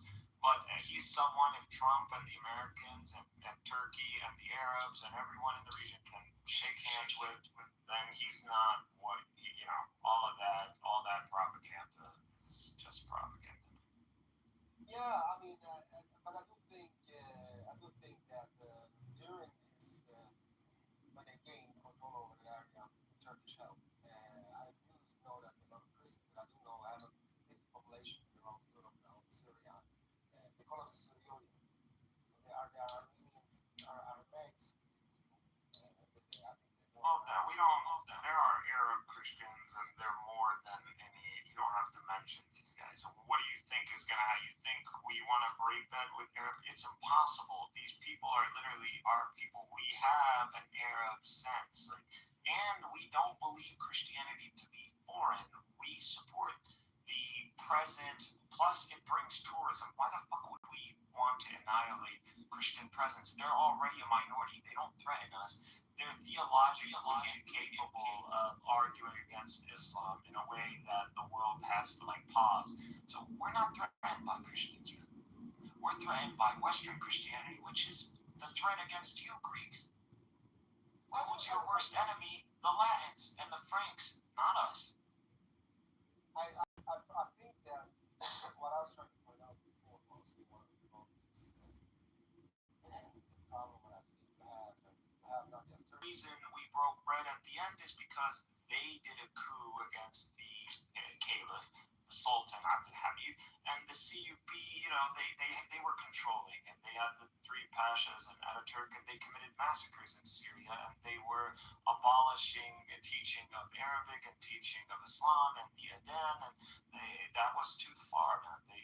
If we don't have religion that unites us, then your blood is no longer sacred to me, and I don't have to abide by your governance because you're no longer someone who adheres to Islamic Sharia. The reason the Ottoman Empire was able to incorporate all of us is because they adhered to Islamic Sharia. This is why we consider them a caliphate. We don't consider Ataturk. We hate Ataturk. Bro, we don't like Turkish nationalism. But this is a consequence of the West. This is what happens. We're trying to bring Turkey back into this Islamic identity. And I promise you, we as Muslims are a million times better than the Turkish national secularists. That guy will mow all of you down, and he won't bat an eye.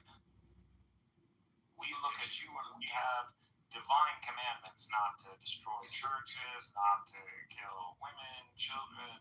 We're no genocide. So, but when we're talking about that, what about Israel? Because you guys also use Solomon as a problem. How long were the Greeks under the Ottoman Empire? I'm not really sure. 700 or something? 1400s? 400 years. Y'all were under Ottoman rule. You think in these 400 years they couldn't have wiped you out? Yes, they could have, because we actually continued our language hidden and in secret. That's why the Greeks did speak. Hidden and in secret, as if someone was banning the teaching of Greek. In some places, you're not. We got a lot of I'm talking in general for the Ottoman Empire. Did they have a policy that banned the teaching of Greek culture, or Christianity? I don't know about that. Right. No, man. The reason you even have a population today, if you were under the Latins, you'd think you would have this population today? Honest question. I don't know. I don't know. I swear to God, if I asked your ancestors, they would say literally burn burn them all. Yeah, I think we can discuss that because of the differences of the lands. It's not just themselves, because as I said before, yeah, we used to be in the one unity before. Listen, man, they conquered you. You got good at their game, and destiny kind of threw you a favor that Constantine flipped the capital to Constantinople, and then that side was conquered by those barbarians. But if it wasn't for that, these guys would have had their little middle finger up your ass. You got lucky, man, and God saved you from the Latins, and now you're under the Ottomans. Go by the empire's theology. The empire's theology saw itself as a representative of God. They couldn't fail. That's why they never gave up to the Muslims. They would pay us money, tribute, as in to cease hostilities temporarily. It was never a treaty. Why? Because they didn't believe. They believed in rectifying a treaty with us, and even if it would have secured their borders, that this would be bending the knee to the authority of another prophet, another divine empire or system, and that was a no-no. That was a theological defeat. That's why things continued with the Roman Empire, because they were stubborn and they saw themselves as representative of God, and the emperor, literally God's man on the ground. That's why shit had to go all the way. That's unfortunate, but now that was their theology and that's what they fought for, but they lost. Why continue the theology? If we can't figure out what's right and wrong and we end up on the battlefield, wouldn't it make sense that God would give victory to those who are in the right? That's what we believe. That's why we win. Even when we lose the battle, we never lose the war. To lose the war would be a theological defeat for us. You know, I think it's interesting that when you say this, it sounds very nice and mild, but we can discuss, of course. We can discuss certain days were nice to us, they are better. If you have the Yanizaris, you know about I'm not saying they were ideal. No, the Greeks suffer, of course, because again, you're unwilling. You don't want to be part of the Ottoman Empire. We recognize that. But guess what? A lot of people didn't want to be under the Greeks. But they learned to live with it over time, and not only that, but they celebrate. Yeah, but which groups were on the Greeks? Which levels? I'm sure all groups, especially like the Persians and East, fought against the Greeks. So yeah, I mean, in a sense, yeah. But everybody in the old world knew something. Once you lost, that's it. Take the L, just fucking accept it, and just move on.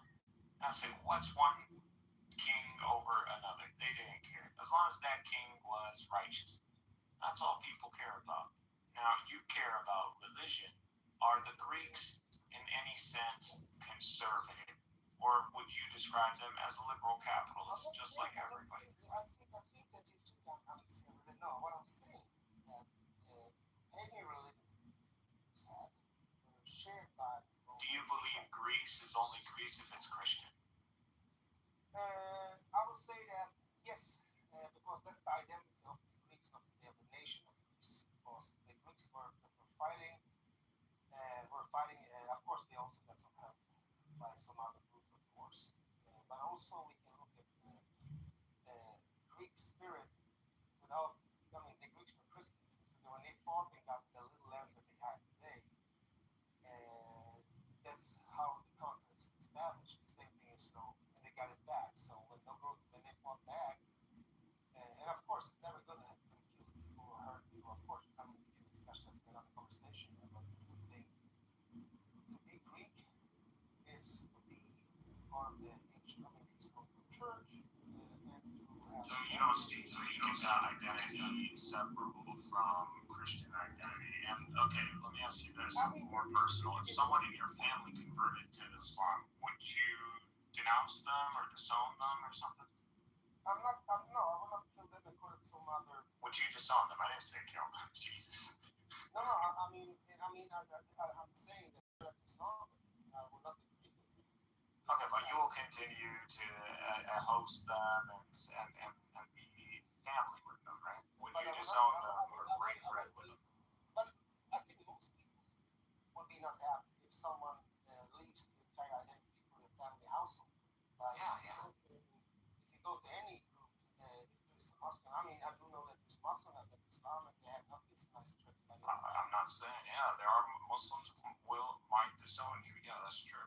Not everybody. I personally, if someone converted, I wouldn't disown them. But like I said, I'm quite. I have a different understanding of things. But in general, the approach is if they are converting, what is your reason? And if your reason is logical, that's going to be hard to argue against. But if your reason is like, I feel it, or I saw something, and that's why I believe something's subjective, that doesn't fly. And usually that means something's fishy. So that's why Islam doesn't really look favorably upon these things. But it's not necessarily a death sentence. When it comes down to family members, you're supposed to maintain your relationship. So we can't be disconnecting each other because someone, even if they're a disbeliever, that it is not allowed to necessarily disown or separate or as in to act like they don't exist. No, but I do think a lot of people do that. Here's the thing. I'm a person that have made videos. I just wanted to see how strongly you felt about Christianity. That's No, I mean like if my kids are Christians, of course, I will because they don't believe in many things when they are baptized. They believe in many things. I understand. I'm familiar with Christianity, but so for do us, you believe they'll go to hell? Let's say. Yeah, but that's what we believe in. They must also believe they are believers. Yeah? They also believe in other believers. So it's going to be a similar type of people. Well, you only believe you'll go to hell if you affirm the denial of the message of Prophet Muhammad. Like, if someone told you, do you believe Prophet Muhammad to be a liar, and you answer with a positive answer, and then you can't justify that would, because the same question is going to be asked to you in Judgment Day. But if you're a Christian and you don't know about Islam, Muslims that commit sin will take my soul and give him my life, and I will go to hell for him. They must that life. Okay, so that hadith. All right. Let me a few 2 points. 1 point. The Quran is the fundamental. So if it's not mentioned in the Quran, even if it's something you feel is a strong point, it doesn't. It's secondary. So it won't. Even if we concede it, it wouldn't knock away from the main fundamental structure of Islam, because that's based on the infallibility of the Quran. We believe all the secondary tradition of hadith is fallible, but we have the methodology of falsifiability, and we're pretty sure of it. So if you want to falsify the hadith, there is already a standard to do that. You need to apply that. Now, when it comes down to that hadith, the second point, I'll make this real quick. In the current world, when it comes down to the hedonism and the spread of unnecessary suffering in the world, the main ones responsible are not the Muslim world. We're not the ones spreading all this hedonism and sexual immorality and drugs and all that and weapons of mass destruction in the world. Now, let's say some of our people get caught in by that. Guess what? These people might have sinned, but there will be a time in a specific dynamic where these people have the, sins have to be accounted for. So someone needs to get punished.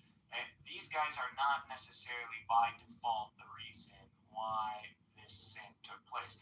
Those people, that sin, they might be absolved from it, and the weight of that goes back to its main creditor, which is, whoever spread it to begin with. So that's how it is. You can't go around trapping populations in vices and then somehow sentence. You can't be Satan. God has, clarifying something, because I wanted to land with you. We can't. God has already made sure that there is no system in the world when it comes down to Him where someone can send people via vice in massive waves back to God. So you can't go around to like what the British did and the Opium War in China and drug the Chinese and opiums, and because you're a sadistic motherfucker, you want to send them to God so they can go to hell. No, that's not how it works. God is not gonna play your game. Yeah, but the problem is also those places where you have. I mean, if you look at today's world, I mean, Yeah, we can see that the Christians are spreading all kinds of heathenism in the world. Go ahead, just word back and forth. Yes, but it's not back and forth because I say one word and you say one word. And you're Greek, you know how it is. Think of me like family. So when it comes to Islam, hadiths, is that some places, some areas in the world, United Muslim hadiths, would be like very devastating. You have some hadiths that the Shias use, many some hadiths that the Shias don't accept, and some that the Sunnis accept. So we can discuss that as well. So and then we look at the punishment or not. I mean, according to the Bible, I mean, the Quran and the scriptures, not just the Quran. Let's say the Quran, also the hadiths is according to Mithos, you're talking to a high level Muslim. And I'm someone who, I'll add to you that I don't deny the Trinity as coherent. So I don't deny the Trinity. I'm going to sound very prejudiced now, but can I ask you this? What is that? Here's the question. I mean, if you want to learn about Islam genuinely, like, I would be the best person on this app to tell you. I don't know this. I've seen you around in rooms, but if you want genuine feedback from rational Muslim, I'm here. I'm here. No, so the thing I was trying to point out is that when we look at things that happen in the world, why is that? This is just a question. And I'm Palestinian. I hear you. You sound like educated. We're part of the language words, English, it's beautiful. I like that. And my question, and I want you to understand my view. If you go to Germany, you have like I can read all kinds. They are used to Islamic God for this. I don't know what terrorism. Yeah, the question is, why are they so much fun? They really believe in something. And they please question them why they have done this. They say, you are infidels, you guys do this and that, and they do this in a land that's supposed to be a Christian. It's a Germany. And you have a lot of minorities that are Muslim. You think Germany is a Christian one? Germany, I mean, I think that they look at the laws and the way how they, it's secular. Secular, but it's a secular Christian concept. The Christian in name only. Anyways, but let's go with what you say. I just want to put out this. When you look at, for example, in a more deeper view, if people are doing an act like this, they don't like that country so much, they hate it. Why are they going there? And let's say they commit an act like attack like this, a terror attack. It's very strange because we have groups that says I have seen hidden cameras on TV. They have gone to different mosques, let's say in Sweden or in Germany or in Britain. They're saying that they should kill the kofar and they should do this. And this is an imam who is well educated as well in the Quran. Then you have other people that say no, it's not that because it's according to this and that. This is it's interpretation. But then when we look at interpretation, look what it says about how they should treat this group or this non-Muslim group, etc. I understand all the common justifications. I'm just saying, why do you think this is happening in the West if there is not? Because I'm not the young blonde Swedish girl with blonde hair. I'm made by research as well. The question is, it has to do with, I guess, many reasons. I think the problem is that you're going to answer your own question. No, I mean, what I think is that there is so much attacks. Not like when we look at terror attacks, IRA, where they bombed in the UK. So you understand that there is usually a cause that leads to an effect that is terrorism, and it's not specific to Muslims, right? So just brought up the IRA. It's not just the Muslims, but when you look at the world statistic records, the majority of terror attacks actually is committed. I mean, you're dealing with 1/5 of the global population, and like humanity is 1/5, like Muslim is not more. Attacks. It's not in an area where Muslims are, let's say this, you have a Kuwait. Yeah, but if you look at all the attacks that have been, the overwhelming majority of them, they're conducted against nations that have that are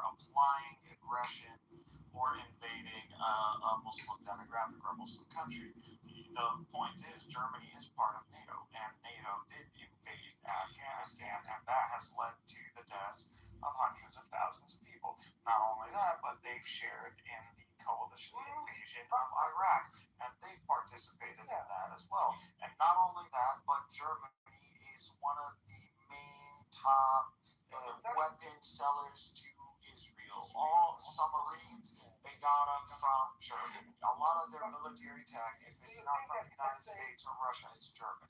Germany continues to compensate them for the Holocaust, even though they know their system doesn't actually go to Holocaust survivors, it goes to the state of Israel. So that's why Germany is guilty. Now, do I believe that Germany, people should be conducting attacks when Germany has given them refuge, or they've come under the guise of obtaining German citizenship, or that they are German citizens? No, because that is a breaking of a treaty, and that's not allowed. So if you give your word on something, you don't get to go back on it. But again, from some people's perspective, Germany is going back on their word by engaging in breaking commandments. But still, it's not allowed.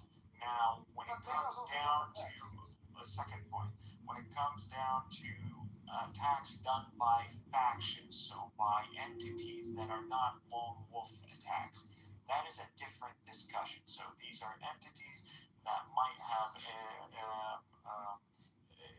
smuggled themselves across the border, or might have come from their very intention from the very beginning, entering into the process, was to engage in militant activity. That's a different kind of ruling. Why? Because they have a chain of command. These people are part of organizations, and they're a soldier. It's not necessarily, you got to go figure out what's the issue with the organization. And usually that's going to be Al-Qaeda or in its affiliates. And you know the strategy of Al-Qaeda. They have already declared themselves before they conducted any attack against the West. They said those who are going to invade or going to participate in attacks against Muslim people or Muslim nations and civilian casualties should be expecting retaliation. So, like Osama bin Laden said, you don't see attacks in Sweden back when he made that comment. For a reason. Why Sweden hasn't engaged in hostilities against the Muslim world back then when these comments were made. So that's just the golden rule, man. Yeah, I hear what you're saying, but I'm not just talking about that. I mean, terror attacks in the world has not just happened during 9/11 and the military war from the during most. So you're gonna make a claim that terror attacks were happening prior to any Western interventionism in the region? I'm not saying in the same way level as today, but what I was trying to point out is that when we look, for example, in Egypt, we had, for example, girls kidnapped. I already know attacks happen, terrorism happens. If you are making a claim, make it straight. Are you claiming there's an increase in terror attacks up until now? I was trying to say something about Egypt, for example. For example, in Egypt, you have Christian girls, Catholic girls, has been kidnapped, yeah? And the family members may be hiring investigators, and the investigator says to them, your girl lives in this I area. already know the circumstances of Egypt. I recognize your point. No, but let me explain, because what I'm trying to say is that then they come there and they try to get their daughters back. The authorities says we cannot do nothing. She's a Muslim. And the question is here now, if the authorities would work, yeah, and why is that people are, for example, other schools, there's people that's gonna get married. There's a woman I heard, she's 16, school is very track. You think the Egyptian government supports? Dude, the Coptic Church has extreme influence and power over its people, even if you convert to Islam, and vice versa is not the same. So if a Muslim converts to the Coptic faith and they end up being incorporated in the church, no one is gonna really go out there and try to tell them, if they're a woman, it's a different case. Obviously, women, it's always gonna be different. It's just that's how the Middle East. I gotta say this. Let's say this. But there are Muslim women, there are Coptic women who genuinely converted to Islam, and they have videos of this, and then they were forced to be given back to the Coptic Church, and then they disappear. We don't know necessarily what happened to them. Now, under Islamic law, these people are not to be given back to the faction that they were part of if they convert to Islam. Now, that they were given back, and not only that, we don't know anything. That's why you saw ISIS kidnap those Coptic folks in Libya. So, is it right? Was that the proper response? No, that was not the proper response. But let me land. ISIS did give the Coptic Church an ultimatum, and that's just the facts of the matter. I think what the problem is that it's very unfair everyone was because when you said it's calling myself, I'm not talking about people who convert to Islam. I'm not talking about that because there's a lot of Muslims. Look in Turkey, look at Bosnia. Today, Bosnia used to be a majority Muslim. Now you have with the Christian Orthodox and Roman Catholic combined, they are the majority. And the same thing goes to Neither. What do you believe, regardless of how crazy it sounds that you want me to believe, just so I'm on the same page with you, not so what I'm saying, conversion is what they are saying. Could we stop? No. People want to convert to Islam, that's fine, alright. What's the issue specifically to Islam, not to a nation state? Now, if I was, let's say, I'm going to compare this, for example, I've seen many records about... This is all experiential. No, I guess what this has nothing to do with fundamental Islam.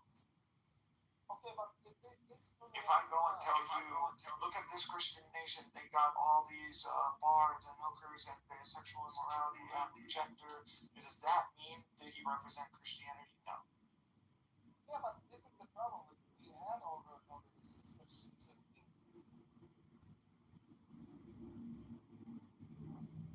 Yeah, so if I'm going to argue, I don't know why he went out. I think he's busy doing something. But that's fine. Continue talking because that's just what I do. If I'm going to criticize religious or theological framework, it needs to be an internal critique objective to the tenets of that faith. It can't be subjective to the works of the demographic that associates themselves with that theology or religion. That's just the facts. That's just how logic works. You need to objectively analyze it. Now, if all the Muslim world went up and pitched up and started crucifying people, it does not take away from Islam anything. Why? Because Islam doesn't go for that. So, I don't know. We can discuss with thoughts about things. Now, people can manipulate religion. I'm not here to argue against you. If you're aware of the Islamic view you have, no problem. You know, if you have a view that is. I just want to, if we are to discuss anything, and since you brought up Islam, it seems to be going in that direction. If you have any, because you brought up because all the context used to be Christian. What happened to the Christians? I'll tell you what happened, because we have DNA evidence. They converted, a lot of them converted. What's the problem? Majority was actually forced because we wouldn't have it. How? Okay, but when you say certainly, when you say almost certainly, it would be unlogical. That's an oxymoron. Yeah, but it would be illogical. Why is it illogical? The historic consensus on this is that it's mainly due to economic and class reasons. The problem is that I'm not going to go through the. But listen, man, if you're going to bring up the claims, you got to substantiate. That's. Yeah, but what happened to all the Christians that used to? I just told you, over hundreds of years, they converted. They leave their belief because Islam is so beautiful. Do you believe they? I mean, not all of them left. You see the Coptic population. You see the Christian population in Palestine. You see the reason in Palestine they got reduced. Judaism, the Zionists. So they were in Palestine. They were the majority of Bethlehem. They have majority cities. Now it's all gone. So who's responsible for that? Iraq had a strong Christian population. After the American occupation, all of that disappeared. Syria, the same thing. Who actually, in a small window, managed to eliminate double-digit percentile from the population of Christianity in the MENA region. A lot Was the West. But the problem is, there is something that we cannot deny yet, because first of all, we look at the sort. First of all, people are forced to convert their entire I'm telling you, substantiate that claim. Yeah, but if you go to Turkey, they dig it. No, that's anecdotal. I need substantiation. Yeah, that's the same, because you know. But it's anecdotal mythos. Yes, but if you look at this way, if you go in Turkey, dig anywhere, and you find a mark from the antiquity.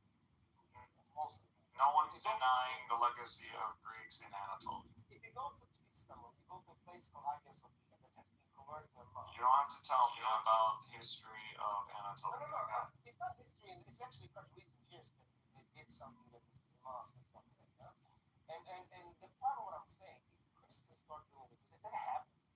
They did it before we converted Hagia Sophia to a mosque. They did it in Andalusia. Not only that, they did the Inquisitions too. Yeah. Should be happy it came down to this. That's the Spanish thing. But here's the thing: if they want to take their culture back, that's your problem. You think from the Muslim world, we think Catholic, Eastern. Good luck, man. They all see Christian. That's it. They don't see you guys in your little camps and churches. Yeah, no, I get it.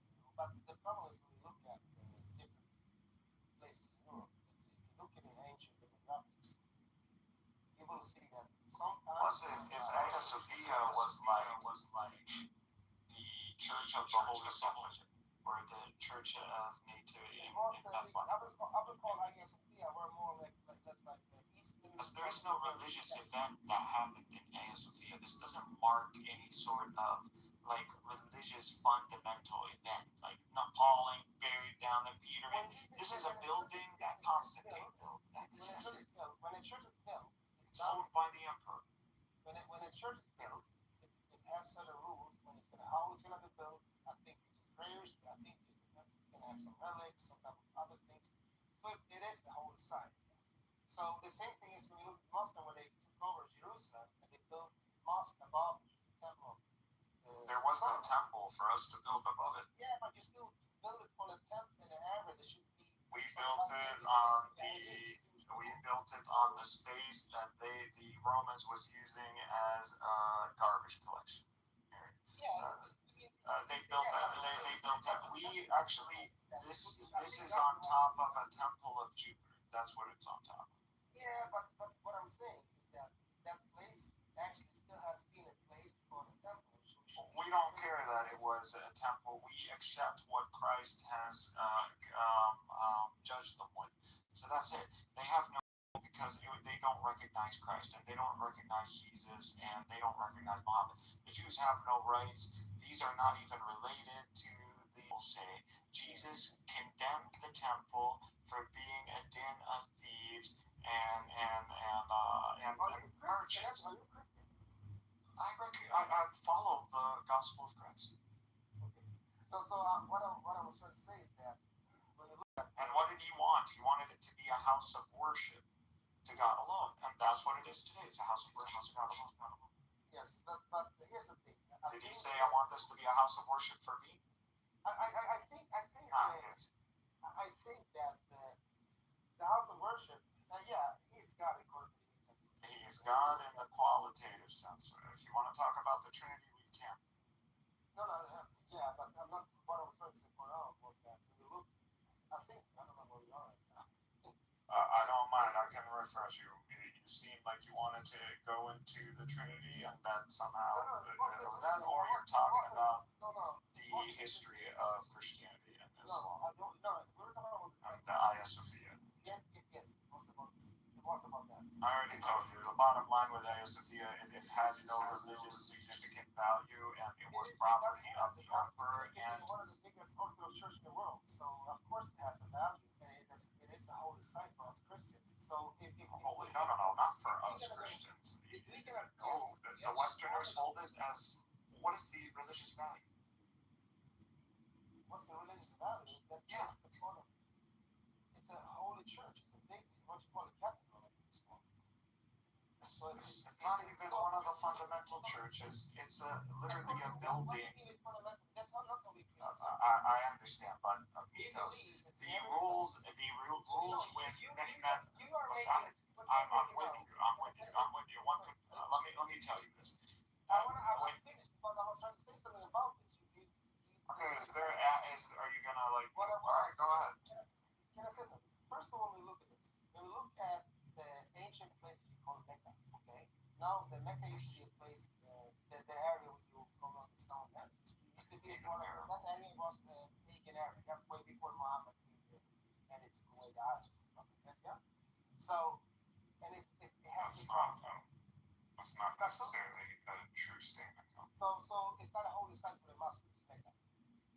Mecca is a holy site for the Muslims. You said that it was prior, it was pagan, but that needs to be added a nuance to it, as in you understand the narrative from the Islamic perspective that Abraham is the one that raised the pillars, and Adam is the one who established this as a house of worship for God. Not that this is the only house of worship for God in the world. There could be others, but this is what we know in Jerusalem. Okay. So when it comes down to that, and Arabs were not pagan in the sense that they denied the ultimate God, they associated with him earthly partners. So just to clarify. I hear this is Islamic view. It's also backed by historical evidence. It's not decisive, but like much of history is not decisive. Oh yeah, we can't back that up. But the notion of like what Arabs believe in, the way they believe, it's not stupid chicken shit. Like they were the Greeks believing Zeus, Athena, and all the gods were literally like humanoid figures on Mount Olympus. They understood. Western people come and they're flooding. I'm just taking an example. Taking over Saudi Arabia. And later on, they're building a big church. No, I can't, because the Hagia Sophia for us is also a holy site. You're comparing, dude. You're literally comparing the church of the proper comparison with the church or the church of the Holy Sepulchre, not Hagia Sophia. It's not the same value at all, dude. What are you talking about? Hagia Sophia. Here, I'll tell you what the value of Hagia Sophia would be. It would be the Umayyad mosque in Damascus. That's what the value of this would be. And guess what? Before we took over Hagia Sophia, they took over the equivalent of the Umayyad Mosque in Spain, and they converted it to a cathedral. It's still till this day, I believe, church. So unless they turn it into became a mosque, but also it's a museum in its way. So come on. But you don't allow to address my view, because I've already addressed your view. I've already clearly told you. No, you can't address my view, because I was saying that the Hagia Sophia, according to the Eastern Orthodox Christians, even other Christians as well, but specifically the Eastern Orthodox, this place is a thing that people always will say that we will want that, and the problem is that when we don't allow Christians to say that, like they say me, I say that it's a holy site, you say it's not. I'm not comparing other churches. The problem is, the holiness is when you are preparing the service.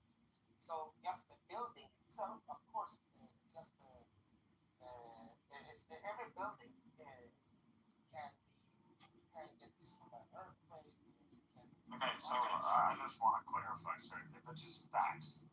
The building, is it owned by the emperor and the empire, or is it owned by Christendom? And how do you prove that historically, if you believe that it's owned by Christendom? Are you saying the emperor couldn't have torn it down and built something else if he wanted to? Like if he wanted to, just wake up and didn't like the design, he could have done that. He couldn't have done this in the Church of the Holy Sepulchre or Nativity or why? These are historical, so they have that, UNESCO kind of historical site stamp on them. This is completely his property. It's the emperor's property. He wants to build it, wants to burn it into a million pieces. He can do that. And the second point, because it's personal property, the second point is that under the terms of the Sultan, when he seized Constantinople, he told them, if you guys give up peacefully, your church and your property will be secured.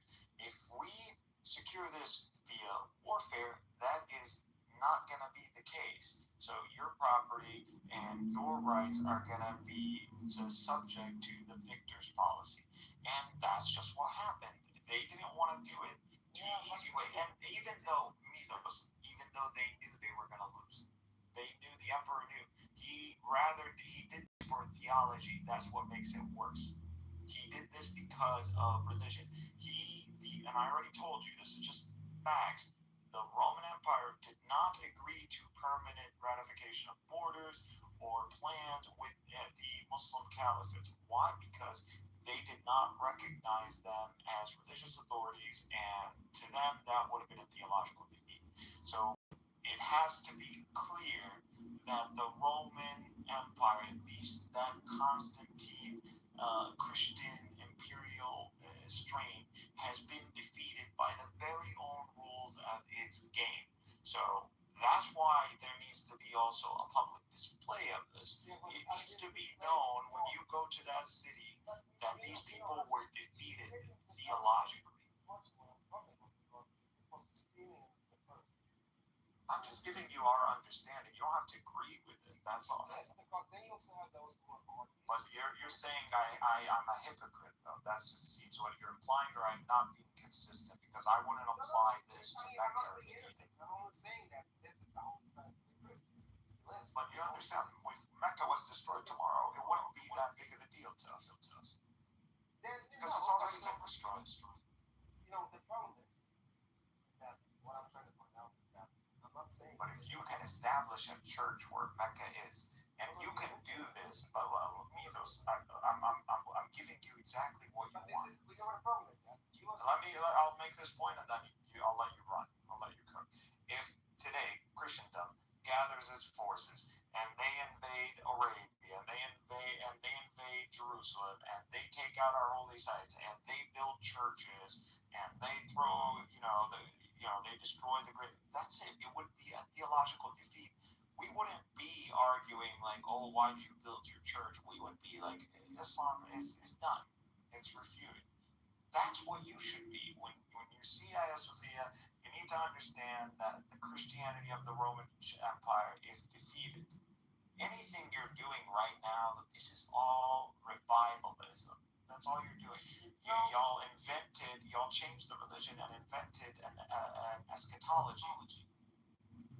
Marvel Emperor eschatology. Like, seriously, look this up. Why do you think Russia, they were calling themselves Tsars? Because they believed in this eschatology. They wanted to go and conquer Constantinople and prove themselves as the revival of Rome. Y'all did what the Jews.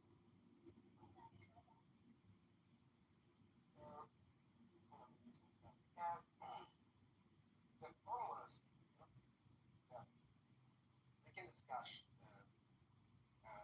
Okay, the Turks have to be given credits for still having it running, renovating it, and taking care of that building. That's one thing we respect them for.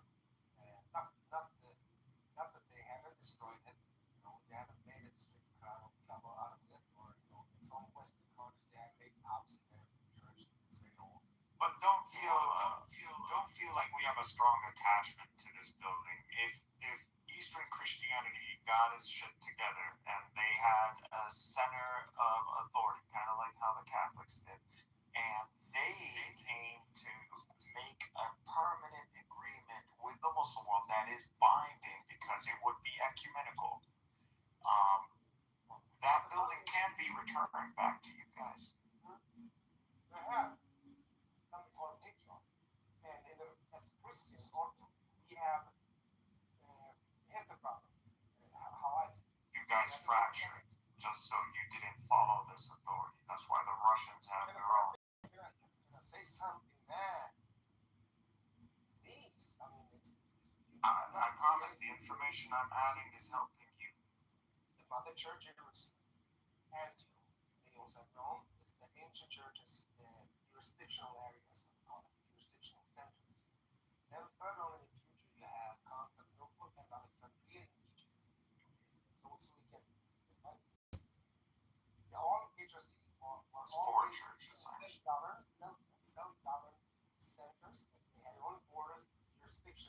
was no Constantinople during Christ. I'm just saying that's a fact, Ethos. What do you want me to let you build on an error? Like, it would be against. The ancient church, they need people. For example, when Paul and Peter went to Rome, he established the church there. And we have the church dimension. 3 of them is mentioned in the Bible. Then they established churches that go in the 300 to 500 AD. They have other places like Alexandria and also Constantinople. So we are 5 different ancient ages. And those 5 ancient ages was self-governed authorities. They all were in communion with each other. They had their Rome, Constantinople, and all those places were communion. They were in the same belief. And then if I went to Italy, Peninsula, in the year 500, I go to Rome, I will receive the Eucharist there, or taking up the Mass, or the Trinity, that's what they call it. The Roman guy, or the guy from Italy, Naples, whatever, went to Greece, to Athens, he would partake of the Eucharist there. So we were in one community, so one church, but the jurisdictions is something we do deeper, because Constantinople had its church jurisdiction. I promise you, I know all the information about but Christianity and history of Rome. I also want to explain more further, because the problem is Constantinople. Always do this. Try to say the conclusion and see if I disagree or agree, because I could agree. You don't have to explain all this. Only if I disagree do you have to justify. Yeah. So we still have the ecumenical patriarch that we call Constantinople today. Many people say Istanbul. He's still there. Yeah? But meanwhile, one of his churches cannot really enter because it's Muslim. That's one thing I want to address. So we still have. Which church? You don't understand what I'm saying. That area used to be a church, a capital, for the Byzantine church. All of the Muslim world pretty much was Christian, at least Middle East. Now what? I know that, and that's what I'm saying. That you have Antioch, who has the jurisdiction. I think they go to Jordan, I guess. I understand this point. I agree with you. All right. So, what I was trying to point out before was that Hagia Sophia is still a church, and they have converted now to the Muslims. So, I think that's something we'll see. Okay. So, let's say when people say it's not holy ground, the problem is it's still a holy ground for the Christians that is occupied. Someone made it into something that it's not. So let's say it's only holy for those who hold to Roman revivalism. No, because the Roman, many people understand, during the process when Constantine moved the capital from Rome over to what we call the Cosmos. Okay, I'll concede it's still holy to Christianity. All right. No, let me say this. He moved that to that area, and we can say that the Christian Empire. No, what I'm trying to say, the Christian Empire, you have 2 Roman empires. One, I will not consider to be really Roman empires, the Germanic Holy Roman Empire. Germany was that back in the Second World War. And you see Germany in the middle, like the Holy Empire, and it goes a little bit down, almost around, like, not around, but a little bit through that. That was the Holy Roman Empire. It was Germanic Empire. But you still have the Christian Empire during the days. You have the Byzantine Empire that became the Christian continuation of the Roman Empire. It wasn't like the Roman Empire died out, so people say. No, the Roman Empire lasted always to 1400s in the siege of Constantinople. That's the Roman Empire, because Constantinople was called the second Rome, the second capital. So the Roman Empire in Italy, in a city called Rome, was, I don't know, it wasn't the capital. It was Constantinople. So, I don't know. Bro, no one's arguing with you any of these facts. I'm not going to argue with you basic facts. Like, you're right, but, like, you don't have to tell me about the history. I already telling you you're right. Like, I understand the history. Now, if you're arguing this is wrong, no problem, because it's holy to Christianity. terms were given. Don't say we weren't fair. As for did the Christians do this before us? Yes, they have. So, and you're telling me that now this is older to Christianity, so you're generalizing Christians. But when I tell you Christians did this, you're telling me, well, we didn't do this. We're not them. So it can't be both ways. Now, can this be rectified? Yes, it can. We have no strong sentiment to that building. That can totally go back to Christian governance. But you need to give us something of value. So if you say this is the holiest thing for you, then you need to give us something of a major value. Okay, but again, what we can see. You want us to return it because what? Because you believe in a sense of fairness? Or do you believe this would be justice? Was that just subjective to you? I guess, yes. I'm not saying otherwise. The one thing I'm saying. But I'm not denying your feelings or how you think. I'm not arguing them. I understand you guys still believe it's a symbol and it's a holy site. No problem. No, so what I'm trying to point out here is this.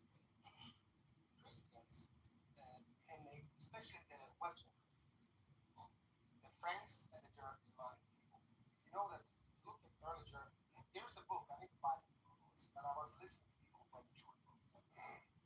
It's called Franks and Romans. And this is where I think that's the author. And he went through he was explaining one thing like this. He said, like Italy, not about Italy, but like Germany.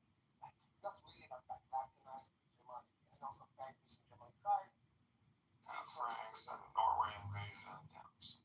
No, so they became very influential. Not only that, you notice that if you look in some areas and cities, they have a wall surround the city. And everybody thinks it's about to protect them from invaders. Actually, not really. Sometimes it was to collect taxes from the farmers that went out to the city. Collect the farm, collect the whole time. Okay. So the interesting here, when I listened to the book, was that when you look historically, some of those areas we're supposed to look at before it became Latinized. They spoke Greek in many cities in that area, in the southern part of Italy. I would say from Naples, Napoli, Napoli, and down into the Sicilian island. Okay? So when you look at that area, you still have people in that area that speak Greek in Italy. So when they were Christian, they were very common things. I was saying that's what I was saying. But the problem I see when we're talking about the differences between areas and so on, you can see that now in Italy, it has been an awareness more and more people they want to have the Greek identity. Like Strato Magna, Sicilia do that. Not only DNA in that perspective, also culture-wise. They want to go back to the ancient roots when it was. So you think they're just waking up and going, man, I feel Greek. I need to go back to the fatherland. It's called Strato Magna Grecia Tua Sicilia, something like that. No English term for it? Greater Greece. Huh? The Greater Greece. Okay, but I'm not denying the notion of a greater Hellenized world. But are you telling me there are people in Italy who are feeling a strong relation to Greek identity and they want to be brought into the fold?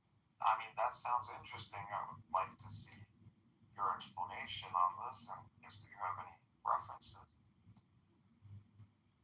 I mean, I could just chat GPT that, but very interesting. I never heard that before. I could see how that would be a result of DNA test, but that would be very interesting too. Because that would mean that they are comparing to some specific lineage. And I would like to know what that is.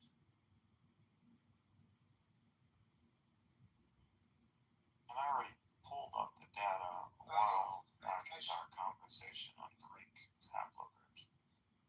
Because there is a lot of people, when you see South Italians, in particular DNA, many times refers to the ancient Greek as well. Okay, so I don't care about admixture, man. I care about your paternal haplogroup.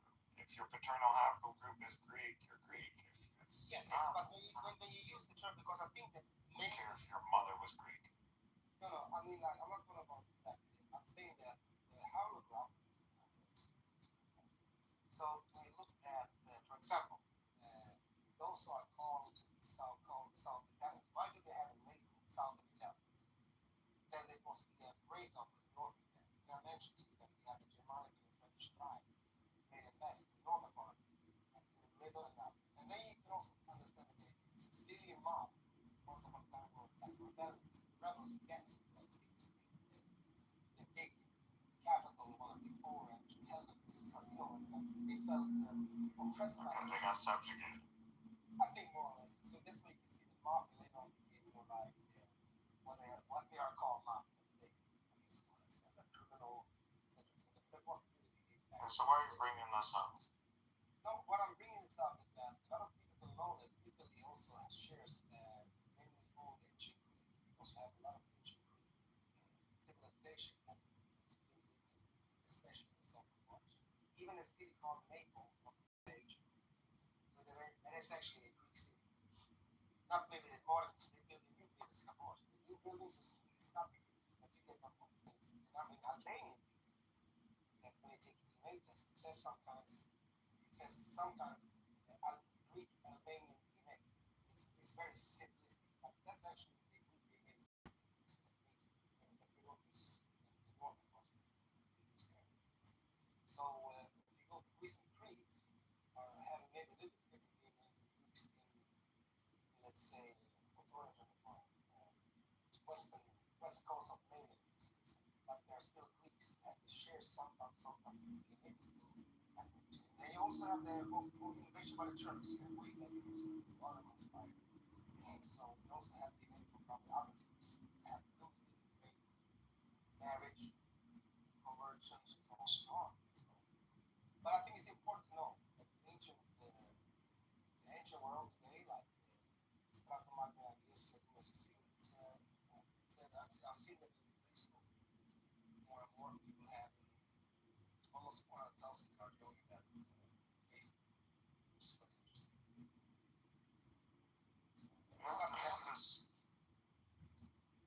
No. It's not when they're wrong. Man, you're Greek. Stop acting this clubhouse shit. Or Western. It's normal for us to have overlap. I'm not gonna get offended. So you can act normal.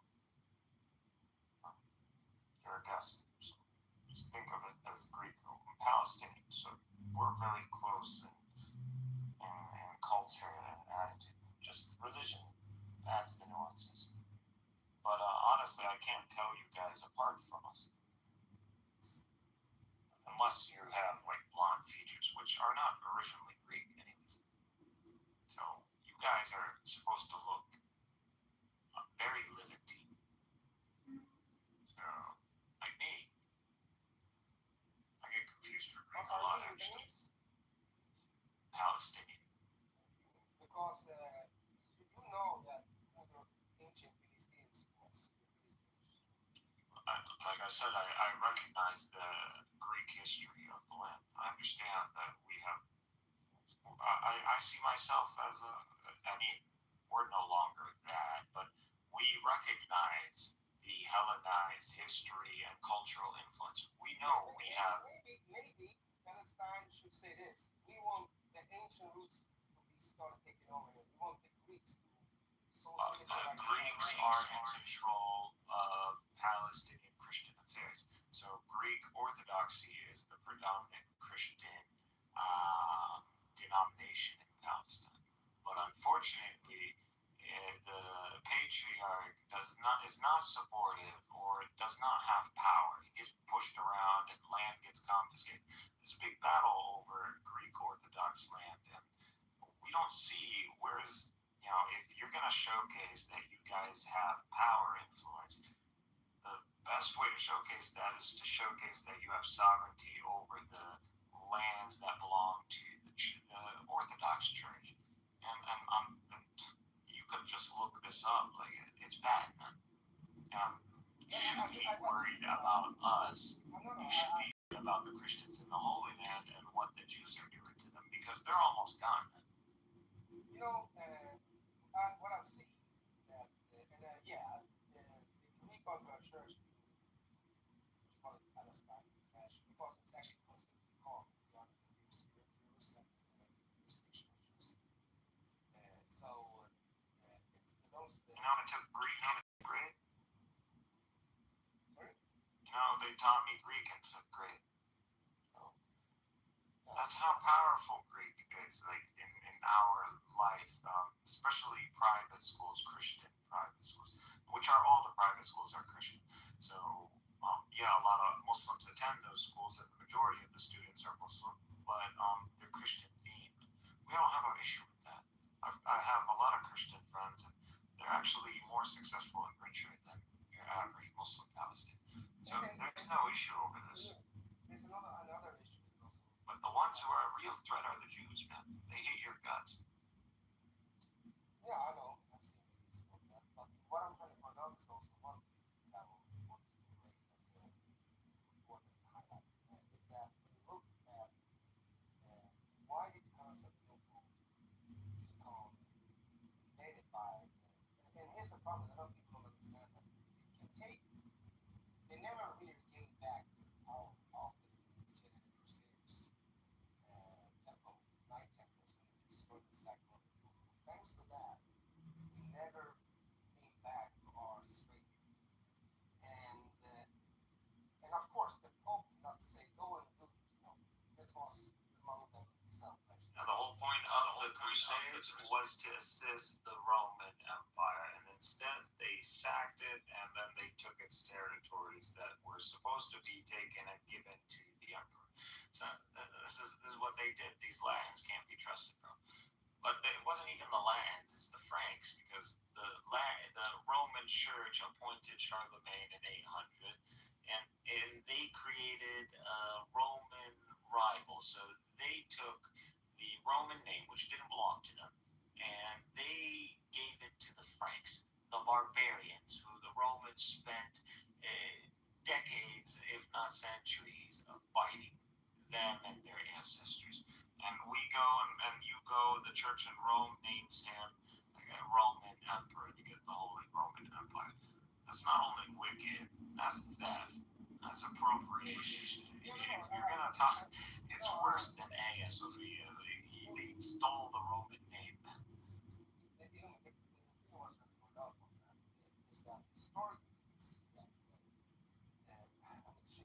they destroyed Israel because they took the Roman name. You realize that? So what I'm I just want to say that the problem with the sack of Alexandria, Constantinople was because of some kind of debt. They paid it for some kind of debt, what it was, and so the sack kind of gave a lot of I guess also this was around. This was. That's the whole meaning of sack. I think. No, I mean like it was in the 40s. You know they stole even the books. You know they had a direct list from the Vatican of the books they wanted. So they already know beforehand that there was going to be sack. I'm not sure about that. I would say this. Why do you think they had a renaissance, man? They literally stole all the shit. I need to be as a business owner. The First Crusade, I do think it actually was like a type of action by reaction type of military action, what you call drill, that happened because of continuation in the region. But I do think that during the time, a lot of those so-called kings and what you call it, make more better research. And you need to remember that the armor they had was too hard to bear to carry there. So if they would be more organized and maybe station militarily in the region to get to know people in the country, not the country because we still have many Christians people, but to understand the environment, they probably would use cities like today, as we have for Crusade. If you wanted Jerusalem, so on, took it away from it. If you wanted it again, it was taken away, and so on. But front and back. But I don't think it's. I don't think it's.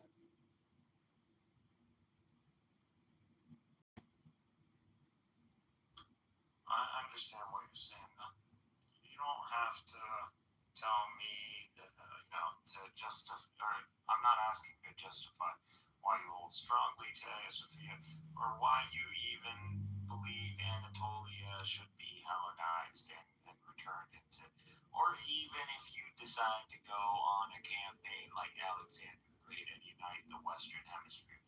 I don't deny the legitimacy of peoples into seeking that or obtaining that. That is the human condition. So when the United States comes to the world and starts taking over territories and securing its hegemony, I don't go, oh my God, how dare you do that? I go, that is the natural course of an empire that is in hegemony. But then there are acts of sadism that are not the attributes of an empire and its expansion, and that usually alludes to some other factor, and that sometimes turns to be some fanatical religious element, like evangelicalism or Zionism, and some messianic fanatic belief, and that's where it's like, oh, okay, now it's personal because this is not an empire expanding. You're attacking the religion. Islam can survive under empires like the Mongols came and took over. We didn't lose our Islamic identity. No one ended up converting to no sky god Genghis Khan, and everybody held. And guess what? Landing, the Mongols ended up themselves becoming Muslim for at least the Golden Horde and a few other ones. But so it was the other way around. So it's not an excuse to say like, oh, someone got subjugated. That just means that this necessarily results into the reduction of your demographic. No, it doesn't. If you have a strong religion and this is more logical and coherent, it is not going to decline. And the proof of this is the Mongol invasion of the Muslim world. Can I just jump into something else? I also want to say that what I mean with this land talking about.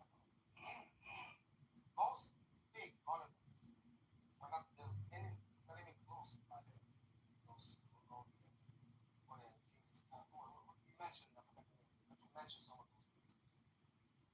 Most of the things they took over was built by us that had knowledge, but was taken over.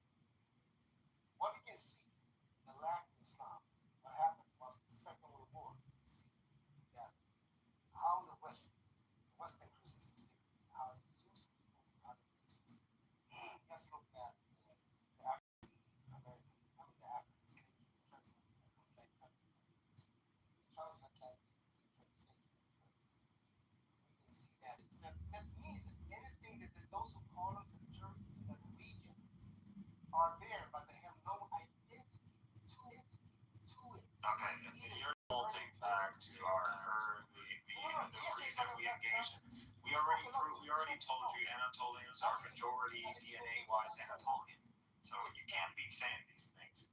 No, I understand it, but I'm not finished with what I'm trying to say. And also, when you look at most the churches in the western part of Anatolia, yes, western part of Turkey, the one church in Hong, it's quite long.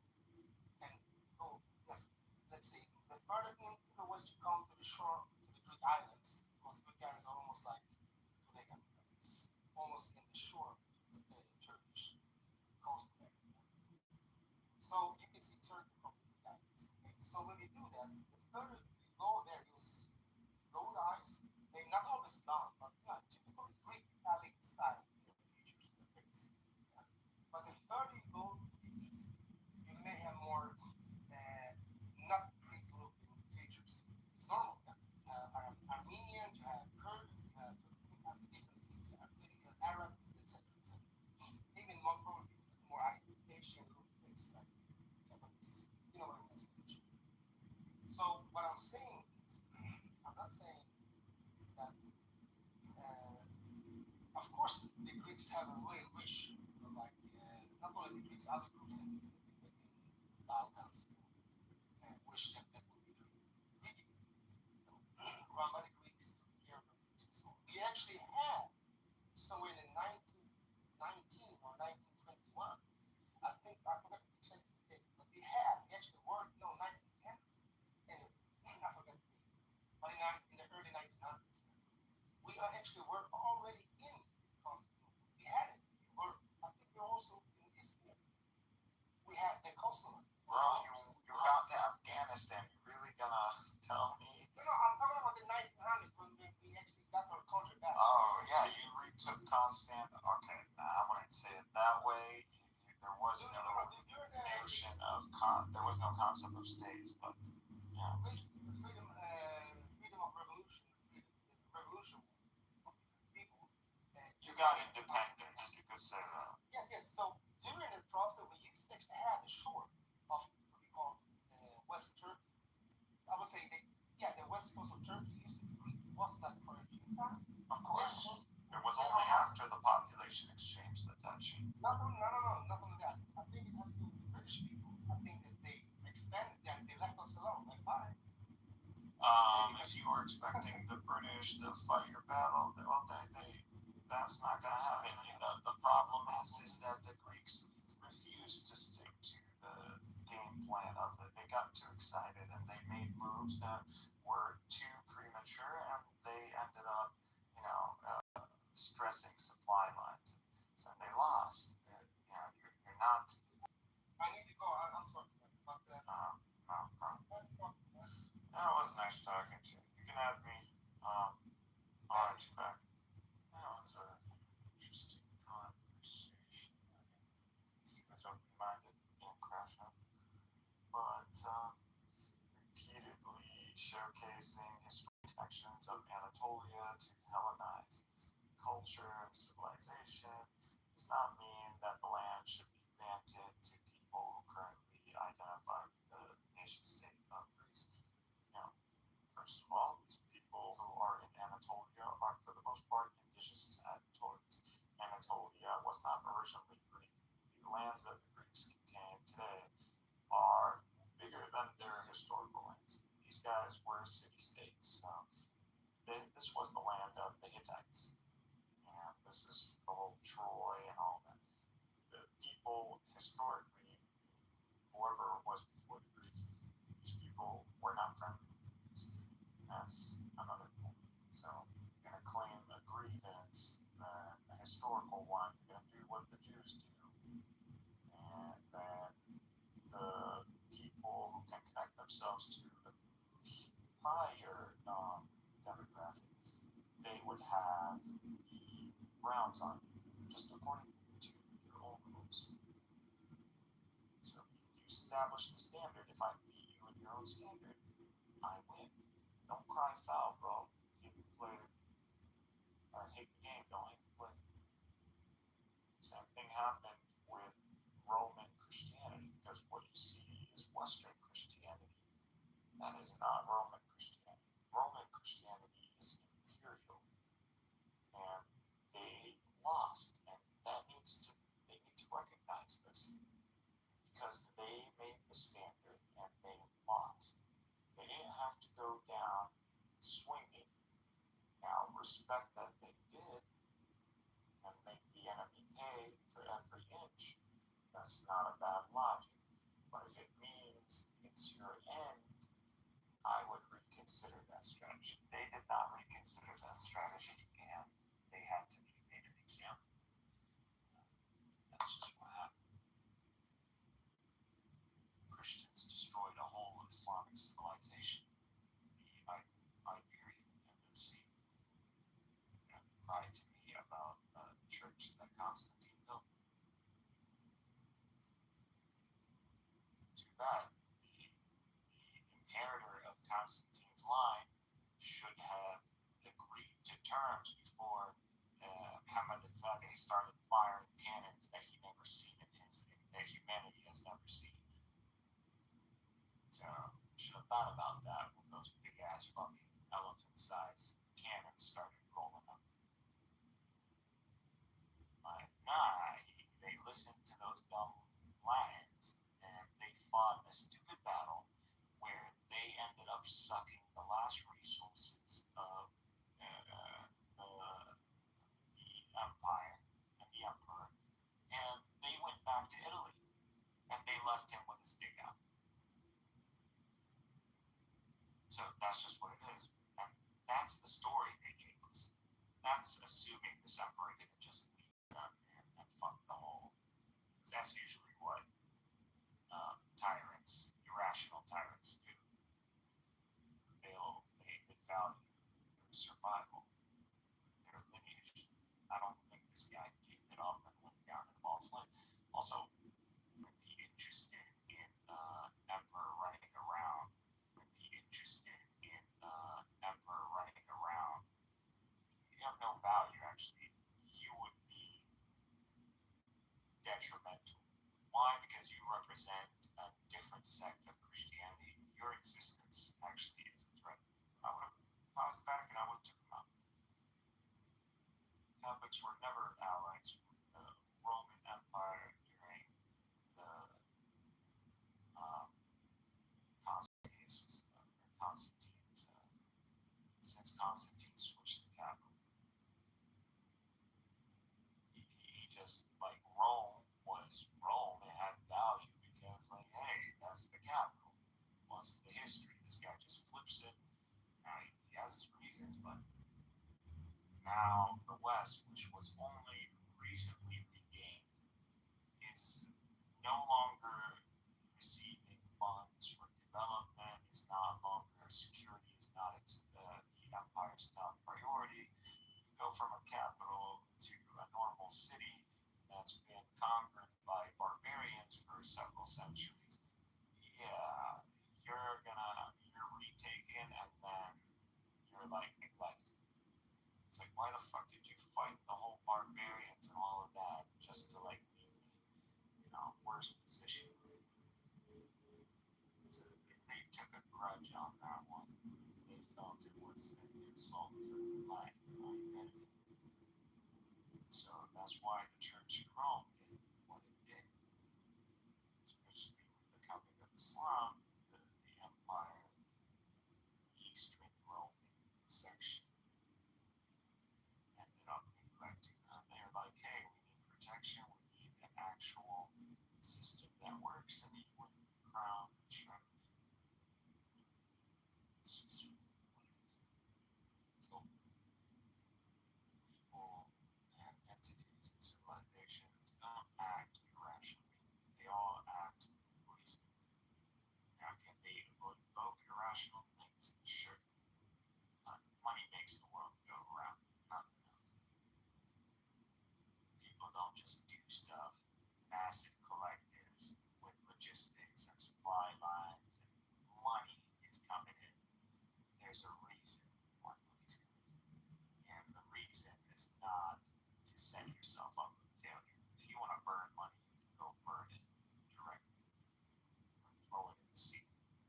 You don't gotta do the whole human sacrifice ritual. Not that that doesn't exist. That does exist. But that's more conspiracy not anything.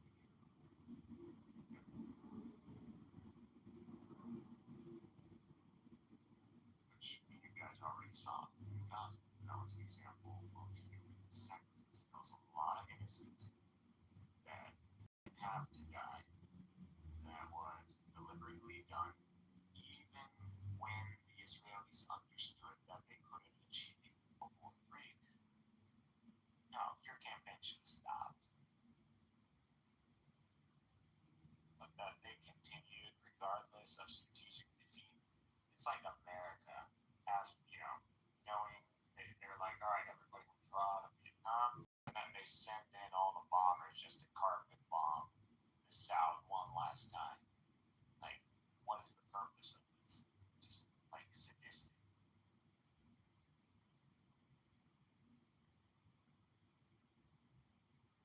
It's not something a military does. The military should always be extremely efficient when it comes down to the task delivered to it. It should be a chessboard match. It says the military should never be like bloodthirsty. Because that's how you know a bad military. Just because if they're bloodthirsty enough. The thing about Romans, extremely disciplined, even in face of excessive desire for vengeance.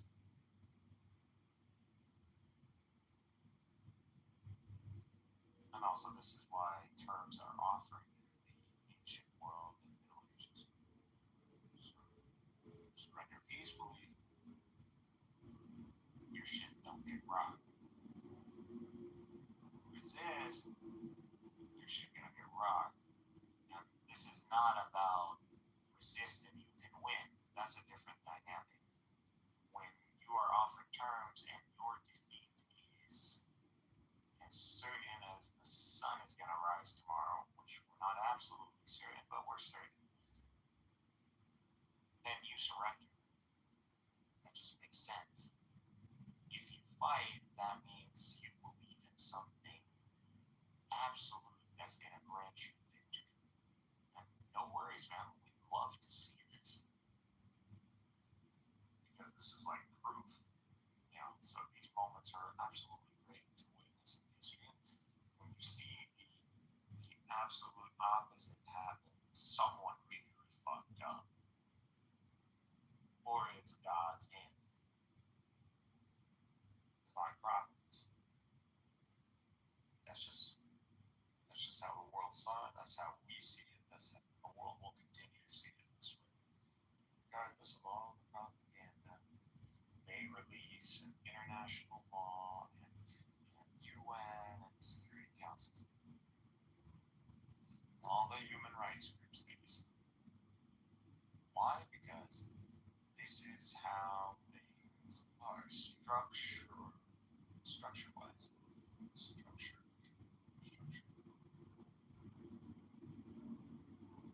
This is just how central governments and a strong central authority and expansion lead. This is why in the Quran it is described that the condition of mankind is to be of strife, that you would be enemies to one another.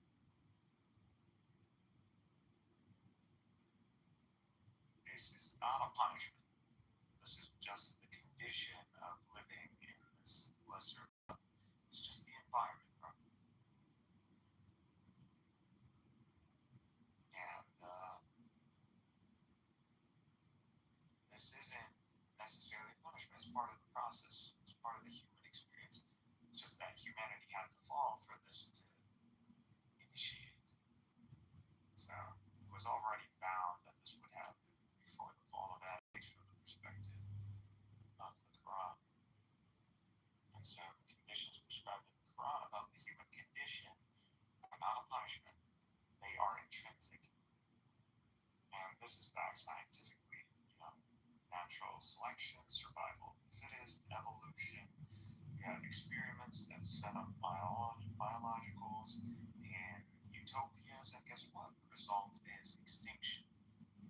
If there is no strife, if there is no suffering, and I'm not saying extraordinary suffering, irrational suffering, but the suffering where, you end up becoming stronger.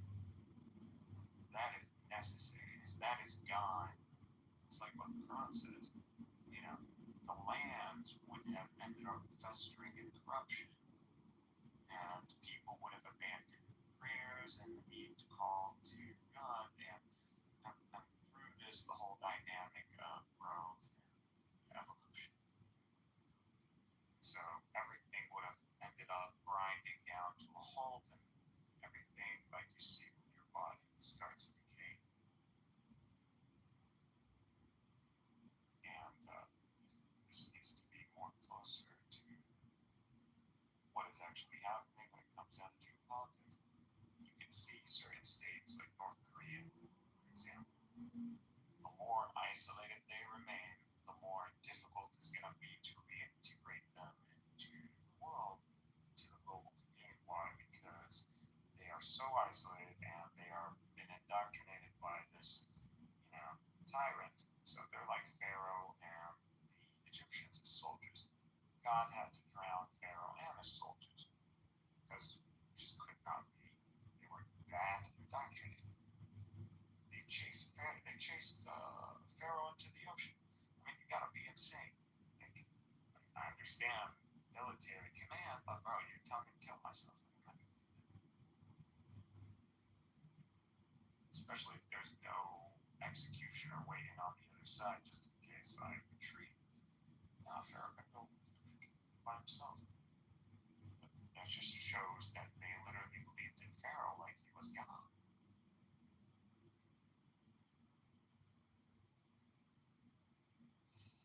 So, pay attention to these things. And it's not like the Bible says, like, it was meant to be a utopia first and then we fucked it up. That's not what it says. The concept of original sin is up to interpretation, and it's also does not stem from the Bible. So it's mainly Augustine. So he believes he's a Platonist. He holds to gradation, so it's not going to be. That's where that's coming from. This is a lesser grade reality. No, it's not. It's literally the reality that is meant for us. We wouldn't really exist in any other reality the way that you think. We would think, at least not in this matter form. You think that the world is gonna disappear or something. Like, that's it. There's no you going on a space shuttle and traveling in a straight trajectory and you're gonna hit the first, the second heaven, or the third heaven, or seventh. It's not how it is. It's not a matter of altitude or geo coordinates. You cannot see that. You just cannot see it. If an angel swung by next to the planet, you're gonna think it's a star or an asteroid or a black hole or whatever. You're not gonna recognize it. No one has seen a real angel. When angels show up, they don't show up in their real. They take the form of men because this is what this reality is. You can't take up a different form. You can't show up in your original form because the reality is not that environment. It's like a fish trying to live on land. The only way a fish can get on land is if you put it in a little glass, put some water in it. It would be temporary.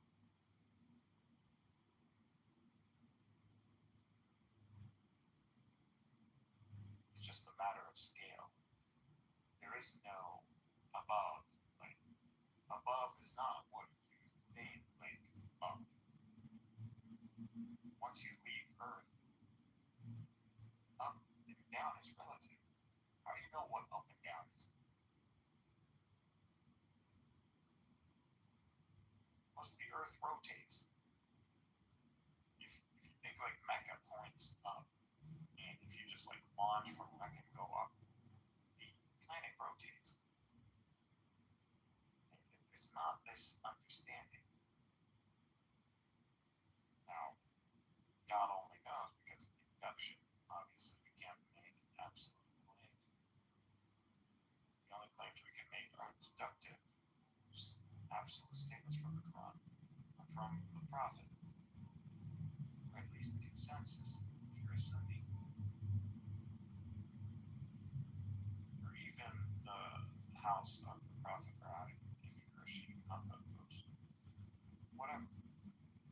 It's not the case. It's not a matter of altitude or direction.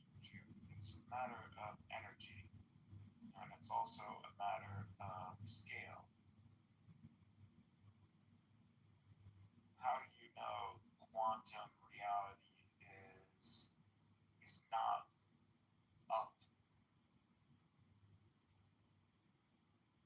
When you're saying God is above, it's really an energy scale thing. It's not a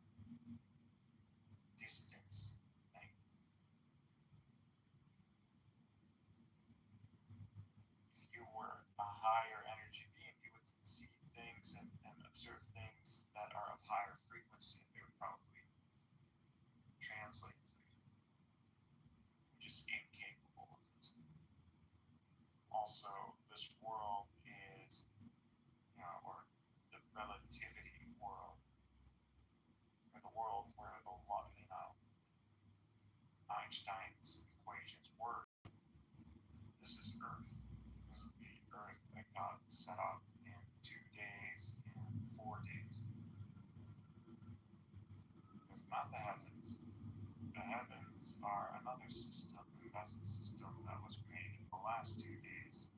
And they were made 7. And hold and hold 7, frequencies to get a plank and black body radiation, ultraviolet catastrophe. See the rainbows. Or you can see the rainbow. So it's an energy scale thing. God's throne is upon like quantum foam. He's the observer that collapses the superposition non-local wave into local determinants. Determined things, particles, objects. It's just science too. This is not even my exegesis. It's just quantum mechanics, field theory. So the Quran never says to abandon discovery or learning and just follow. No, the Quran is final revelation to all of mankind till the end of man's experience. So resurrection, judgment day and resurrection. So until judgment day, the Quran is active. That's the miracle of Prophet Muhammad. You didn't witness any miracles of Prophet Muhammad. Why would you believe in him? Even if he presented a book that says, God told me God was, true and y'all need to worship God and stuff, like worshiping idols and live a good life. Well, that's not cool. It's a nice ideal story you got there. But, that doesn't prove anything. Prophets present miracles. Muhammad presents the Quran. The Quran is a miracle. What's the miracle? Is that it applies to every time. So every era of human experience. So during the era of physics, the Quran should be challenging that era. Now, how is it challenging? Is that it is supporting certain views or certain structures over other structures. Or it's leading to the discovery of structures that do align with the falsified data. Which were more in the second, the initial of the latter. Or more in the latter in the golden, or the era of Kalam. Golden era, according to the West. So our religious understandings were leading us to discovery. Now we're finding the West is discovering them, and we're finding the Quran in alignment. So this is what it is. During the era of mathematics, it's going to be mathematics. If it's going to be cosmology, it's going to be cosmology. If it's going to be metaphysics, it's going to be metaphysics. If it's going to be medicine, it's going to be medicine. But obviously, that's Jesus. That's what the tradition teaches us. The reason Jesus has the miracles that he has is because he is in the era of medicine. So there's strong aptitude. At least that's the theme of the time, not necessarily relative to the high scale of humanity and medicine. But in their time, that's how they thought. So Jesus comes, his miracles specifically are to, deal with that theme. So, like life after death. Dude, that guy's dead. There's no medical explanation for this. Clearly, this is a miracle. So they can verify whether this is actually something extraordinary or if it's something logical and, the degree of the extraordinariness of the act. So, God ain't gonna set you up for failure. Nor is he Allama Qurabi, nor is he someone who commits prejudice against his creation. He's not out there to give you. He's out there to give you all the means that require you and your collective to adhere to the truth, or at least to be held accountable.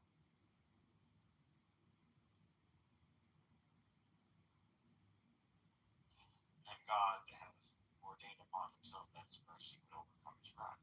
So he is always more merciful than his wrath.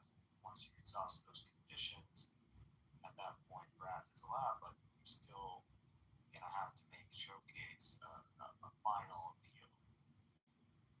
After that, it's all out. God's wrath is great and extraordinary. So it's always the calm before the storm. That's one of his signatures. So whenever you see that city, that Roman city or Greek city that disappeared with the volcano, it was quick. That could have been a divine punishment. So we don't know. Obviously, there are prophets that came to other peoples. Islam is not necessarily. Actually, there are foreign prophets that we don't know. They're more mentioned. There are assumed origins of those, but we don't know. Yes, we don't know. The Kifin, we don't know. Yes, is said to be associated with Hermes. So the one that shows up in Egypt.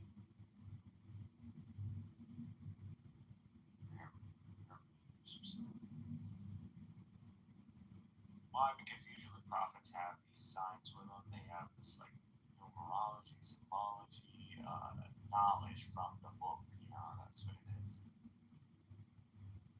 So the knowledge from God always leads its people into enlightenment. So God teaches man that which he did not know before. If you see after the coming of Islam, the Quran, you see math, you see algebra, algorithms, sciences, chemistry, all of that, even pre-calculus, even sums.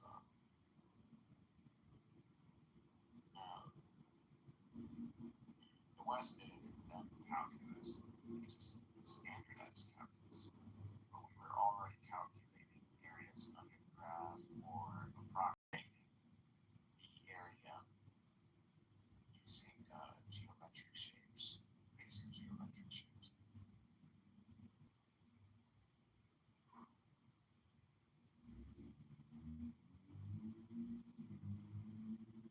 Lessons to be learned. Yes. Every nation tested is going to experience or potentially experience what would lead to these tribulations. Just part of human civilization. Now, the miracle of Islam to the nations is the same that was given to Abraham. The miracle to the nations via Islam is that he will continue. That regardless of the human pattern where you see civilizations crash and fall and disappear into history, so they die, Islam will guarantee that it will continue as long as you adhere to its covenant. And it promises great riches and dominion to those who join it. So you see the Turks, for example, which were part of Tatar. They were tandem with the Mongols. People, for the most part, converted to Islam. Now, they might have not necessarily done so for faith reasons, even though there's really nothing about Islam that a nomad in the steppes, warrior nomad, is going to say, like, yeah, that doesn't make sense. Now, there's one guy, okay, I mean, nothing crazy. Genghis Khan believed it. Just called him the Sky Guy. Different names, whatever. And over time, and their success and their relation with Islamic communities, they were like, oh, actually, this is legit. It's real deal. Like, look at me, me above. So, these guys are rocking the world for a few centuries because they're just the pinnacle empire. And only when the Ottoman Empire started becoming loose with Islam and the rise of these cryptic, crypto movements or hidden movements, and we started, corruption started to expand. And the lack of reforms and the lack of keeping up with your enemy when you can see that the West is industrializing, and you might have a different calculus because like you're not used to this whole interest thing usually, but these guys apparently they're making this science, and when usually you have to consume, you have to overconsume. So they didn't keep up with that. They thought human labor would be the price would put us in debt, and they had to borrow money, and that was another mistake. So once you start engaging in usury, that's where you curse yourself. So that covenant ends up, the Islamic covenant works against you because God and his prophet are now enemies to you. So if your own covenant is now your own enemy, what's the point? You definitely got crashed. And that's definitely what happened. But to be absolutely clear, the Ottoman Empire did not fall due to foreign intervention. The Ottoman Empire fell once the CUP overthrew the caliph or the sultan. So once they overthrew him, it was over. And that's where you see the Arabs, the Arab revolt. Because you're no longer abiding by Sharia, you're no longer a caliphate, you have no authority over me. Actually, you're in opposition to Islam now. You're out there banning Arabic and Islam, and you're actually Hellenizing a whole Muslim community, a whole Muslim nation. So it was not an affront against the Turks. It was against the secular nationalists who are adhering to Western agenda. The Ottoman Empire didn't fall, as in due to conquest by its enemies. It fell because internally it was overthrown and the people accepted it. So they had to suffer. They had to suffer the abandonment of the covenant. But even when they abandoned the covenant, the Turks did not abandon reason or strategy. So reason and strategy, they understood, at least when it came down to their military. And when the military was failing to maintain the economy and the nation, it delivered it to the civilians.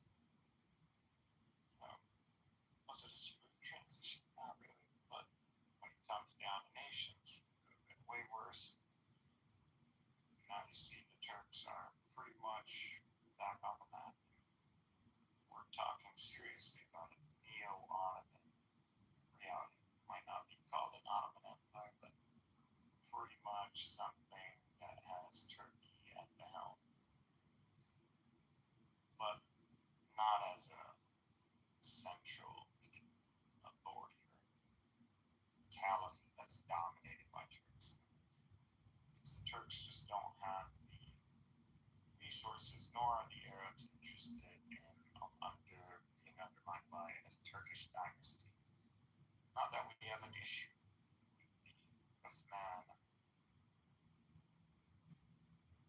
his dynasty of soldiers.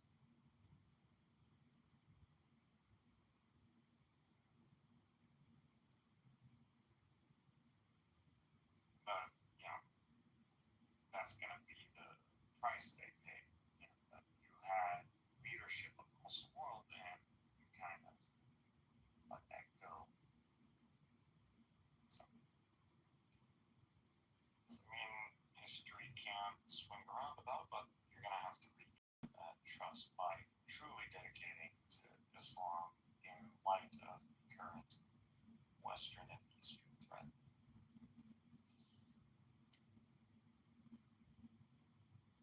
which Turkey is building to. It's pretty much there. You more things. And by the way, we're not dealing with the Turks. These are not actually the Turks leadership-wise Turks, but that dynasty doesn't even rule anymore. You're dealing with Anatolians. You're dealing with Romans. These are the Romans.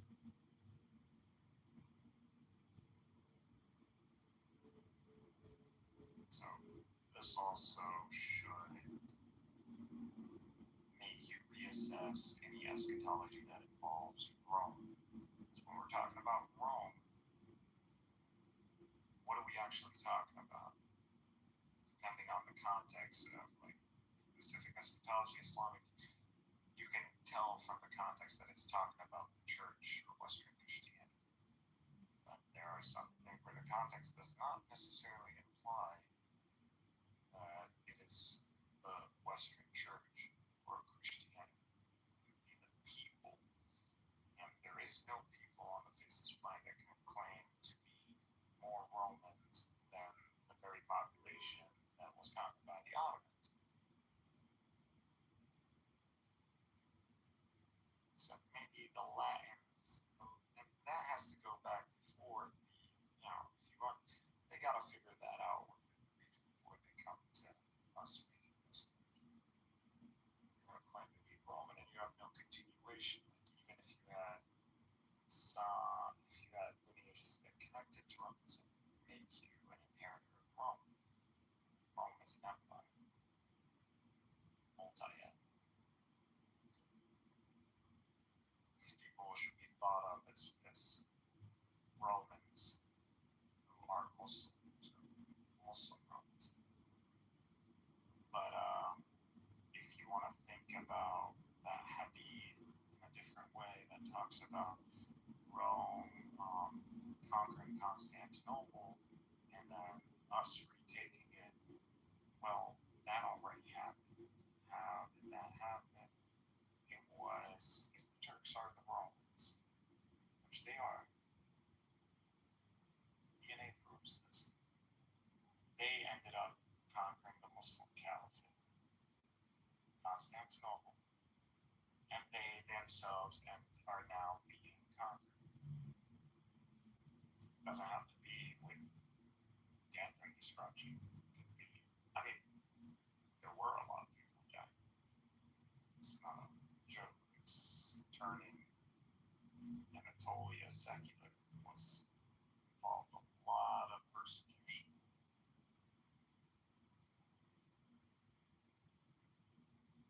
So it is a conquest. And if you look at internal Turkish politics, nationalist and Muslim-aligned Turks are at each other's throats. But it's the Muslims that always give the nationalists, they throw them a bone. So they always make sure that their strategy feeds into the nation's interest. And that usually secures enough loyalist nationalists, rationalists, even if they're secular, to vote in favor of the Islamic Party or Islamic parties. So, which is what the minorities been in place for. So that just proves Turks are these Romans are clever.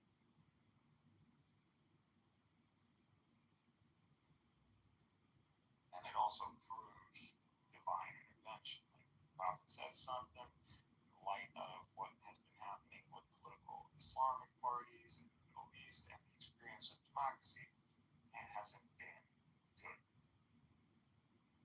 There's actually no successful Muslim Brotherhood faction or ideology political party that has been successful without like a full-on revolution.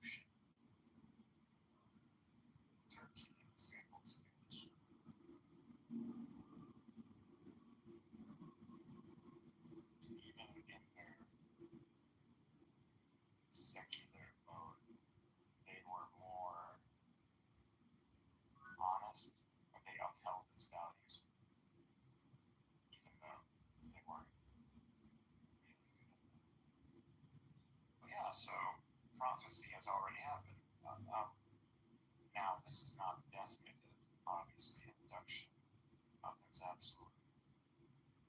However, this should be a way of thinking about the world and understanding that how it's being presented to you in light of Islamic eschatology as if things are yet to happen in the future is not necessarily the case. We are actually, if what I'm saying is true, and a lot of these prophecies have come true, then we are more endgame than we think. And, there is endgame. We just witnessed the Messiah, or a very messianic phenomenon happen in the world. People didn't register that. Now, I'm not saying Jesus ain't coming back, but I'm just saying, unless Jesus is in a cave somewhere, like how the Shia believe the Mahdi is, not that they don't even believe he's like in a comatose state. I don't know what those pieces, but still, it's like, no Jesus coming back.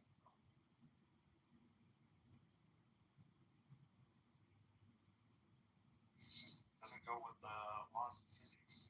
That's not something that the laws of physics would allow even under extreme circumstances. Like unless he reconstructs him, but that's a big one. Even the Quran doesn't state clearly that Jesus is coming, but that doesn't mean there is no Messiah, the theme of Jesus, the messianic theme of Jesus. Jesus again is not really understood even by us, but he's a straight up miracle, so it should be thought about like, the Son of God factor is not identical to the Son of Man.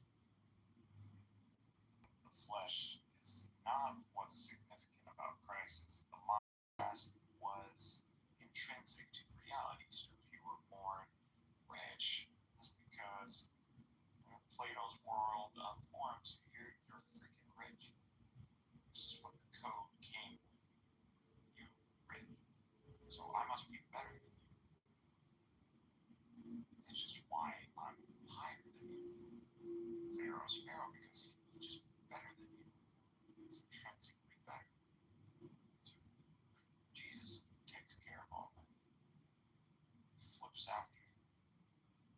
Now, one could credit the Stoics as well, but the true mechanism that propagated this was Christ. At least the theme of Christ. Even in Christianity, like Jesus is barely 3 years. Like that's what it says. That number can be symbolic also, but like as in encompassing. So dynamic is 3. So very short. So he was counting on the effect. So he was like setting things up to run post him.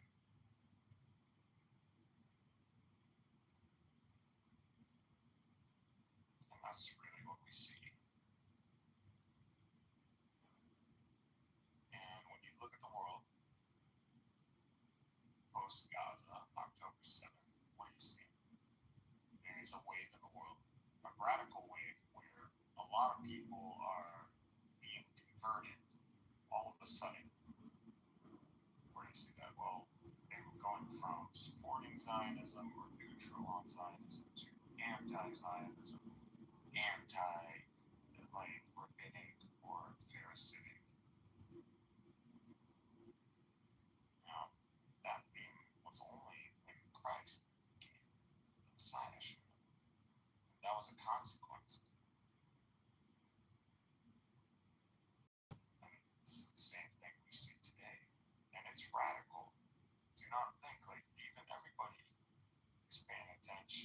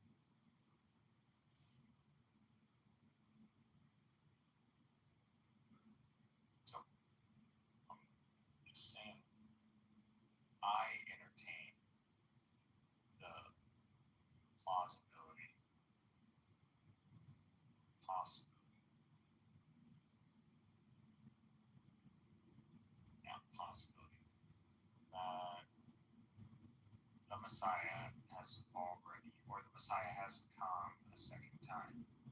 That's a very messianic way. We would just look at its attributes and compare it to Jesus, and you'll see a lot of shared themes.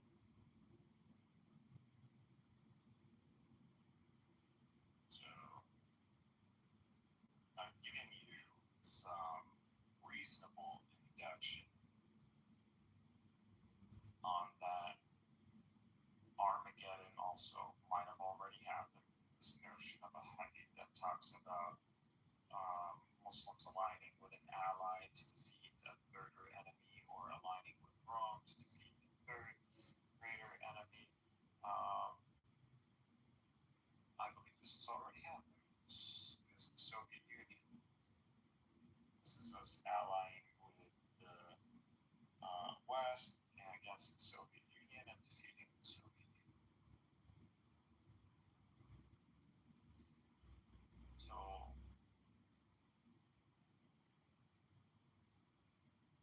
post-Soviet Union, or when the Hadith describes this, or the eschatology describes this, it says while post-Armageddon, that's when the Antichrist shows up. Post-collapse of the Soviet Union, that's when you got your Dajjal, which pretty much war on terror. I mean, it's like fully exposed himself, goes all that. Era of deception, era of delusion. Like its seat being in Jerusalem, which is a lot of people, a lot of the problems in the nation and in the world and in the Western hemisphere to the Zionists. And those who have them within their circle.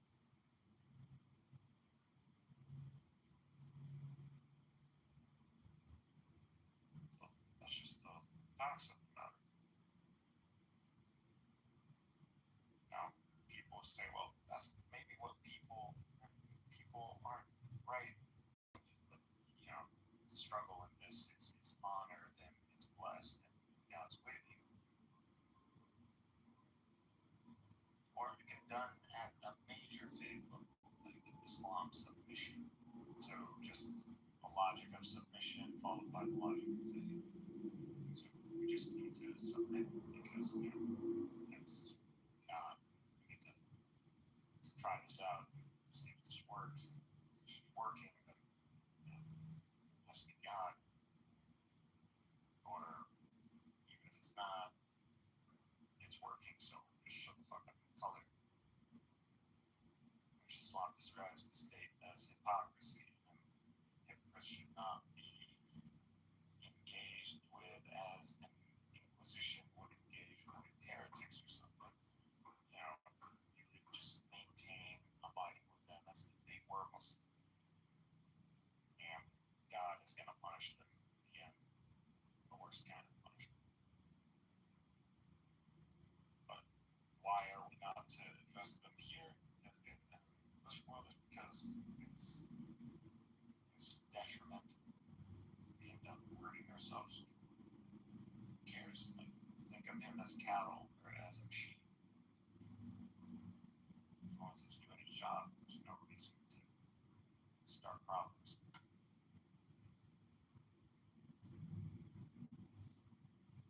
We're not like the Cowboys.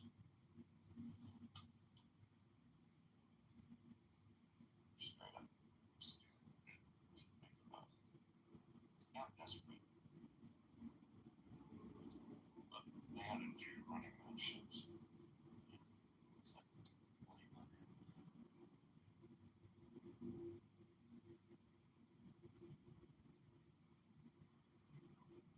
Yeah, so these are just several eschatologies that could have been applied. So it should shift your perspective on where we are in Islamic eschatology, how much has truly been, possibly fulfilled.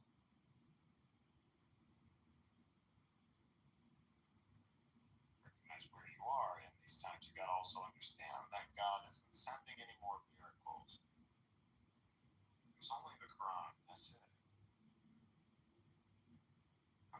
major signs, when you see the next major sign, it's gonna be the great event. It's gonna be death. It's just if that event happens where humanity knows for a fact God exists, and that can't be denied, just like the sun can't be denied or the moon can't be denied. It's game over. That would be the major calamity that strikes humanity. And that's how humans will be believer and disbeliever. And they will be like written on their foreheads. Now, what would lie to each other or not might be, who knows? I would assume humans would support an endeavor that would allow them to know whether the other person is speaking the truth. If the other party is willing to engage. Lie detector test kind of thing. But imagine this being something you could like carry in your hand, or I believe phones are eventually going to become obsolete too. I think it's all going to go into eyewear. If not, the only reason why there's this delay with eyewear is I think because this whole, do we even need eyewear? Can we reduce this to something more like an implant or an external implant? So it's only a matter of time. But right now, they just can't put all of that tech into something that you would attach to the side of your head, and it wouldn't be a hindrance. But the technology is already available, so we can use brain waves, we can map them, these could translate to commands, and this could go through a software, and you would have an interface. Now, how this interface would be displayed, I don't know. It could be like a Dragon Ball thing, or it could be like, I don't know. It could be something that connects to a screen on your hand, whatever. It could be verbal, it could be projecting. So all these concepts are already being studied marketing-wise. It's not we don't know exactly how the consumer and the technology is radically shifting, but we just might as well go for the jugular, the whole chip in your head, or external or internal implant that would interface with your visual cortex. Cyberpunk shit, which is just inevitable. That kind of technology would be sick. As long as it doesn't override, brain function. Which I just don't see it that way.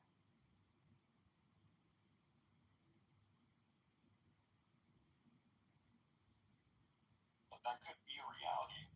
We might not see it. Or we could. We might be able to know them. It could definitely happen. So, regardless, whether this is like a metaphor or not, whether people's face status would be on their foreheads in a literal sense, or in some sort of like tangible sense, or is this simply that, after this, it might as well be on your forehead because it's not going to change. So as in, the door of convergence closed in the world, so you can't change. There is no more faith. So what I am hinting at is the possibility of the great occurrence, or what's mentioned in the Quran as death. Now this is assumed to be in also certain exegesis that this is a creature of some sort. Although I don't know, could be. Just don't see a dragon coming out of the ground and like telling people, like that kind of legend. So like a Smoth or whatever that Lord of the Rings bullshit is. So that's not what I think it is. Could be. Who knows? Who knows? But dinosaur or some sort of creature might find some interesting DNA and bring that out, and all of that, and it's a sentient being. The fuck? How are you sentient? Like, you actually have cognition. What the hell? You can speak. It's like, yeah, bro, not only can I speak, but I have this passive ability that allows me to see the world and like certain structuring. And guess what, you guys? Now it says out there's like a god and stuff. I'll be like, how so, bro? You'll be like, you know, we should. So could be something like that. If we want to like really synthesize the two positions. But in general, from what you can conclude with the Quran inductively and deductively is that this is describing a great occurrence, something that within this occurrence it would lead to people professing faith or denial of faith in a way that just doesn't allow them to switch back and forth, which only means the opportunity for faith has ended. So, and this is mentioned. If the sun rises from the west, it's Gigi's. So, the notion of extraordinary signs by God that are signs, big signs. Once the big signs appear, it's game over anyways. So, doesn't mean the world ends. It means humanity will experience an era where it knows God exists. It actually can falsify that. Or it has strong inductive evidence that just like science cannot be denied. So, something like that.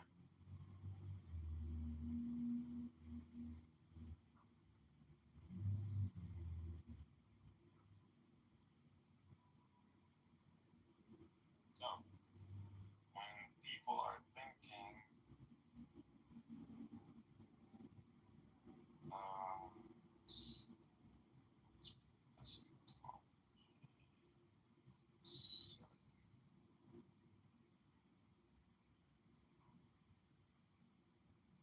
yeah. So,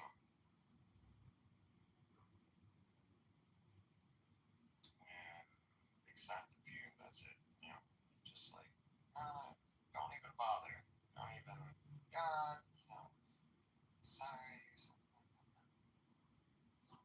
Don't even waste your time. Might as well just write it on your forehead and accept it. Live accordingly, because guess what? If everybody who is already on faith happens, and they start saying to the disbelievers, hey, don't lie, GG, bro, just own up to it. Now told they have cancer and they're gonna die in a year or two. What do? Well, you maximize your happiness. That's the logical thing to do. So, if believers knew that these disbelievers are fucked, even I would tell them, like, bro, just have your best time in this life. Yeah, enjoy it. There would necessarily need to be some separation to begin with, just to give them that maximum. That's just humanity, being humans. Now, if you want an argument in front of God to argue, now if I was a lawyer and I was going to be your lawyer, I would tell these disbelievers to kill themselves. So, just like the command by Moses. So, what did Moses tell the Israelites when he came down Mount Sinai? Now the ones who disbelieve, it's better for God if you killed yourselves. And there's a debate on this whether they actually did this or not, but regardless, either way is not the problem. So, whether they actually did this, you know, God forgave. If they didn't, God forgave.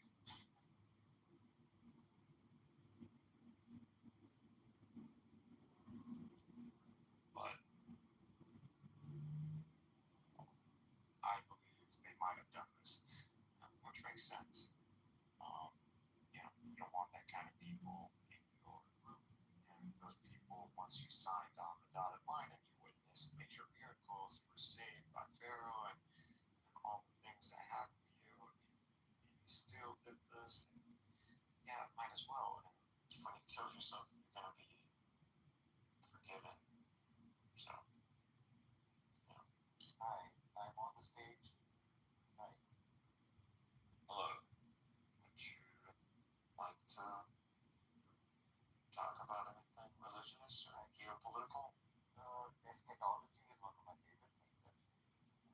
Okay, religious eschatology. Do you hold to a specific framework or theological framework?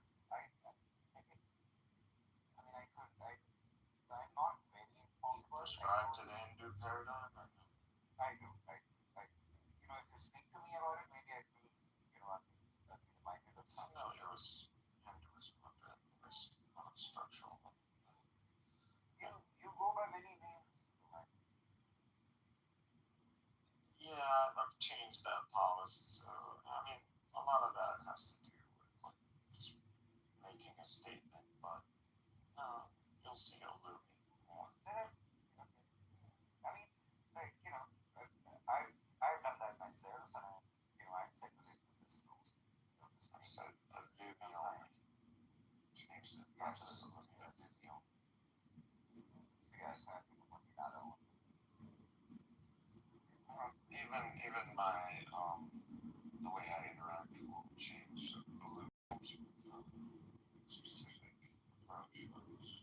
I'll reserve these more genuine conversations in the house. That's what I think it's something very important. I don't know. Something about the unheard aspects of it. Because it's truly, it's almost, you would say that, times that prophesize. That's my interest.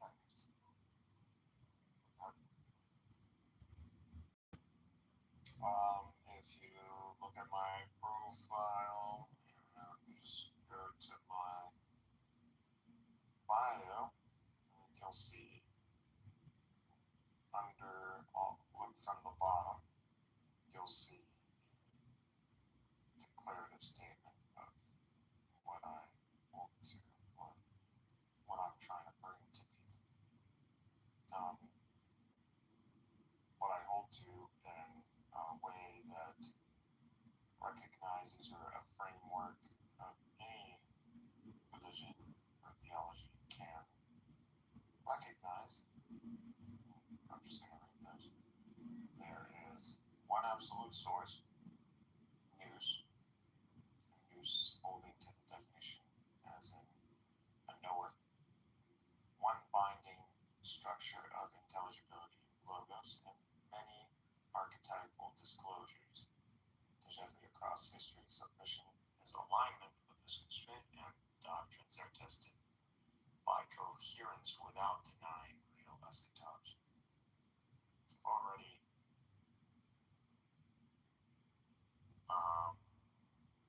recognized people's different eschatologies, and that this wouldn't be a problem as long as the constraint is upheld, which is to recognize that there's a knower agent of reality pretty much, and that this knower agent is timeless, but timeless in a dynamic way, so not static. So it's not the background.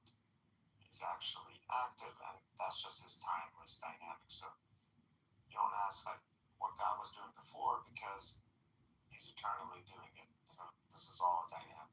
The notion that God can just snap his fingers, or that he's in another location, and that he could just snap his fingers and pop up right here, $1 million you, break the laws of physics. I don't hold to that kind of notion of God. Not that I claim to hold to understand the complete modality, but I believe at this point very strong understanding. So if you want to share any eschatology, yeah, very interested. As long as you hold to the mainstream. Yes. No, I completely, I think I agree with your sense of God.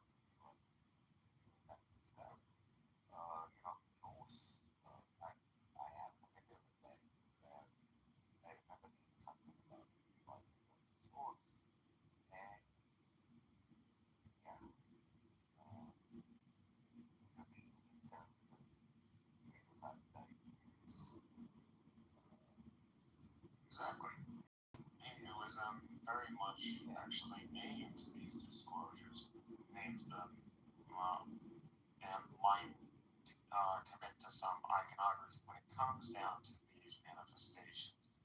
But Hinduism doesn't necessarily hold to the notion in conducted acts.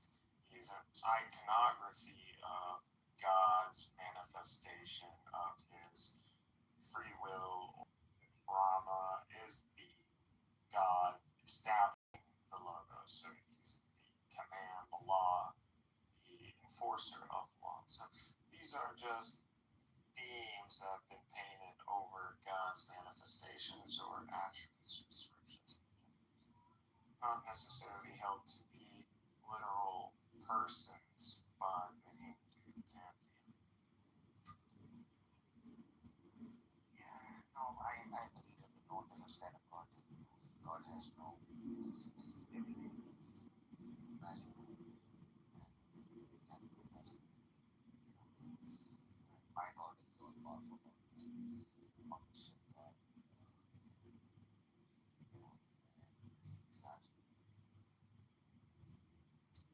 Yeah, I actually believe Hindus, if they can, it's a large pantheon, but if you can shift through all the gods and figure out the archetypes that they are fulfilling, then, and you can translate that to divine manifestations or attributes, you're in a position to explain God's attributes and interactions, I believe, in a very vivid, in a very vivid description.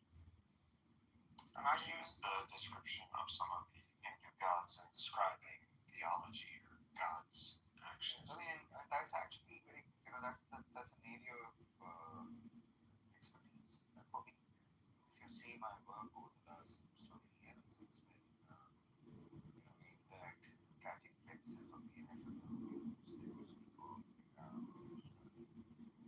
I've tried to kind of use AI behind, like generate some art, create it. Now that I invite you to the art exhibition that Oh, I'm already ahead of you. Maybe you haven't seen my pictures or my images, but here I'll show you my Rama. I have some Hindu stuff here. This is my Rama guy. beautiful. You're looking at the pictures and they're beautiful. Rama.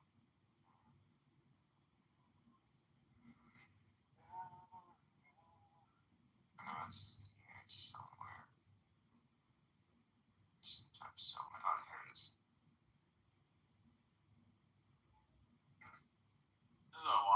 It's been a while since my doing some Hindu synthesis, but I've done it. I've done some key gods or disclosures or iconography regarding God. I've become more understanding of it. Hey brother, you come in, you say some alaikum, and then alaikum salam, or you could say it in the chat, bro. Like it's fine. Yeah. Greetings, Nara. He'd like you to recognize him. So. Hello. There you go.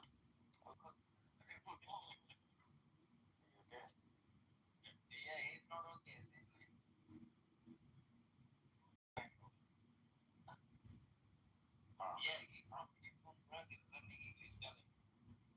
So this is my Rama.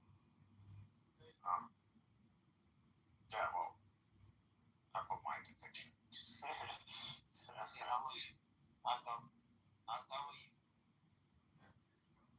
But Hinduism is not really that much of a synthesis can be found actually. It's not actually that hard. Hinduism is not a paradigm like Christianity. Again, incarnation is the confusing word. People think transubstantiation. And they need to understand that God is immutable. And as long as they understand that, then what what's up? Sorry, but you can't be interrupting, man. Like, I'm down to Holy Spirit and all, but. What? You left on something.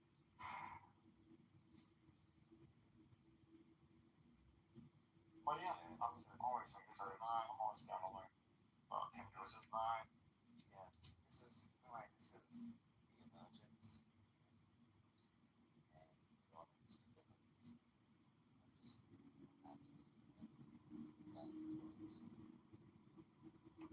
Yes, this is part of an overall process that is the human experience. There is something tells me that's enough. And that's enough. It's up to you. You're thinking you don't have any questions about the world, or you're not trying to get to the bottom of what you believe or your logic. Every day, some of your brothers of Jersey. No, they're not. I don't like those guys. I call them brothers of disparity. I don't know much about them. They're trying to be edgy and confrontational and try to trigger people with their silly title. But the problem is you're not doing research. You're not bringing anything new. It's very repetitive, very basic. If your whole attempt is to antagonize people by forcing them to do research and learning the hard way, y'all not very good at it. And that's what they're like. When you push hard on them, they'll say, well, we're intentionally doing this so people would go and learn. I was like, that doesn't seem actually doing what you guys think it's doing. It's just causing sectarian hate. And y'all also taking a name that really doesn't belong to y'all.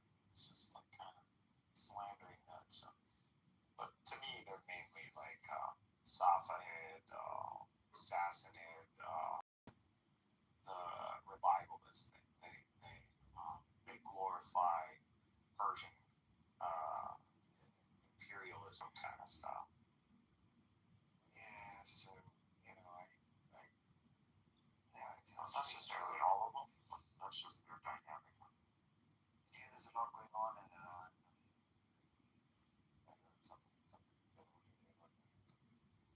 I hope that's not true. Aliens? They drop a nuke. No, that's 6 million people.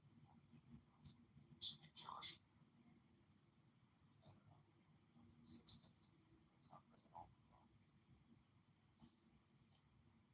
So, temporary suspension of negotiations in Geneva, and Americans are demanding that Tehran turn in its uranium.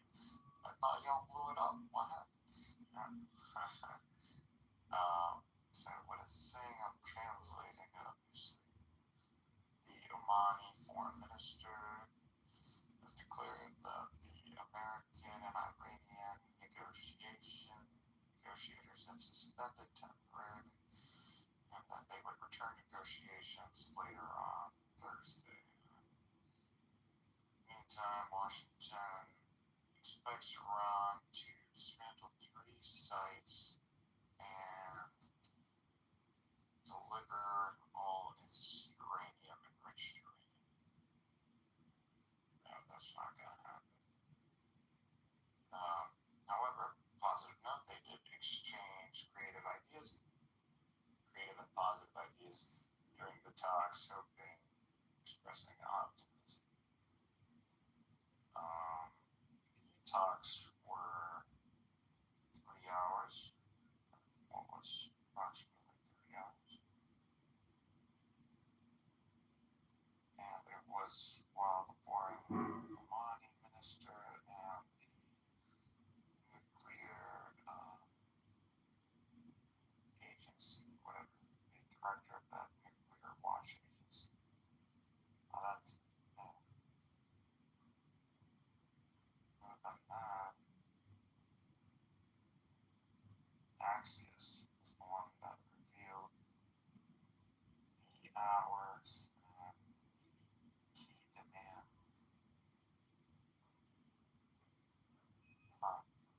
Fox News reported from American officials that any deal with Iran would demand that they seize uranium enrichment and ensure that they will not revive their nuclear program.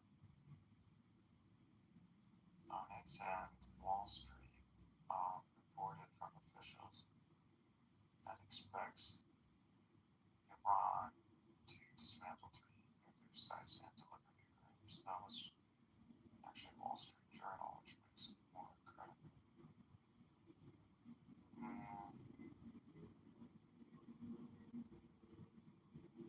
So they're definitely demanding that Iran seizes its nuclear everything, even if it was for civil. It's a stupid demand. It's not a demand that Iran is going to give in to. To abandon nuclear technology is not going to be something that a nation tell a nation. That's literally why we have Nuclear Watch Agency. But that it's civilian use by some committee of its neighbors and international buy-in, that would be it, just because everybody in humanity should have access to the same level of knowledge and technology. So otherwise it's just going to be tyranny in the world. Yeah, about that. I mean, I have my own experience to talk about. I mean, what is nuclear fusion? I mean, you're talking about what is nuclear fusion? I mean, this is not about God. God ain't gonna be taken out with a nuke. This doesn't mean we can't be destructive to one another.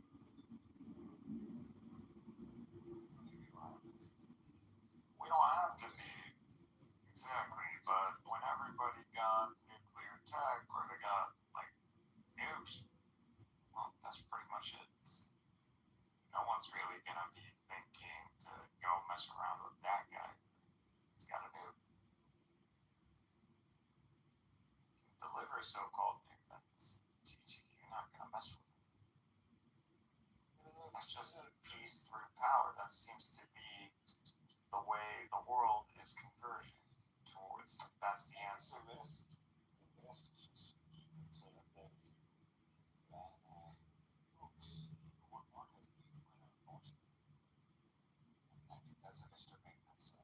Really?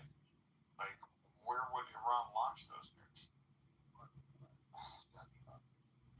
You tell me. You're the one who's pretty, like,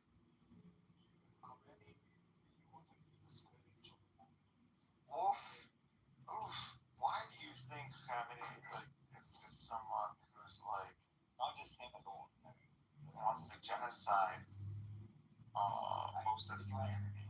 I don't know what's going on in Iran. Well, I'm telling you, he doesn't want to.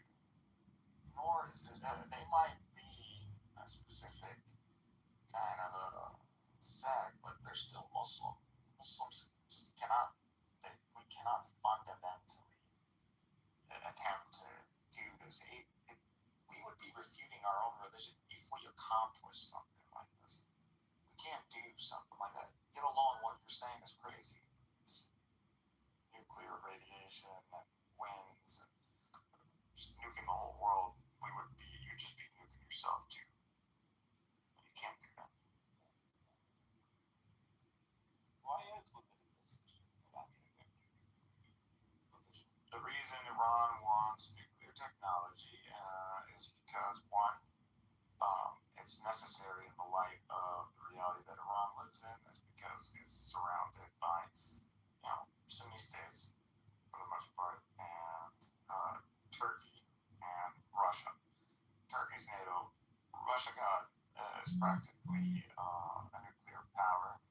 I was going to say practically superpower, but it shifted. But they're still very powerful in this sense. And so Iran needs something to secure its national interest in. That's having a nuclear program where they can toggle into fast production of nukes. because they require it, because you're literally dealing. Russia got like 4,000 nukes. So, and Russia is a rival, like this trinity of rivalry that's happening. It's Turkey, Iran, Russia. That's in the surrounding the Caucasus regions and mutual borders. So that's just the matter of it. So this is a national security thing. This is nothing to do with the Islamic mullahs and actually, if anything, it's the mullahs that are making sure that the military doesn't go full out with the nukes. So this is an ideological line. Iran can't launch nukes at Israel, yet alone launch them at Israel's the Holy Land. Palestine, Israel. There's nothing wrong with the name Israel. The Zionist state. Can't do the Holy Land. Some of the words that Matthew specifically, and there's another sounding voice. Yes. They would not hesitate, for anything. They sound ravenous. And they're ready to defend the Persian Empire, of course.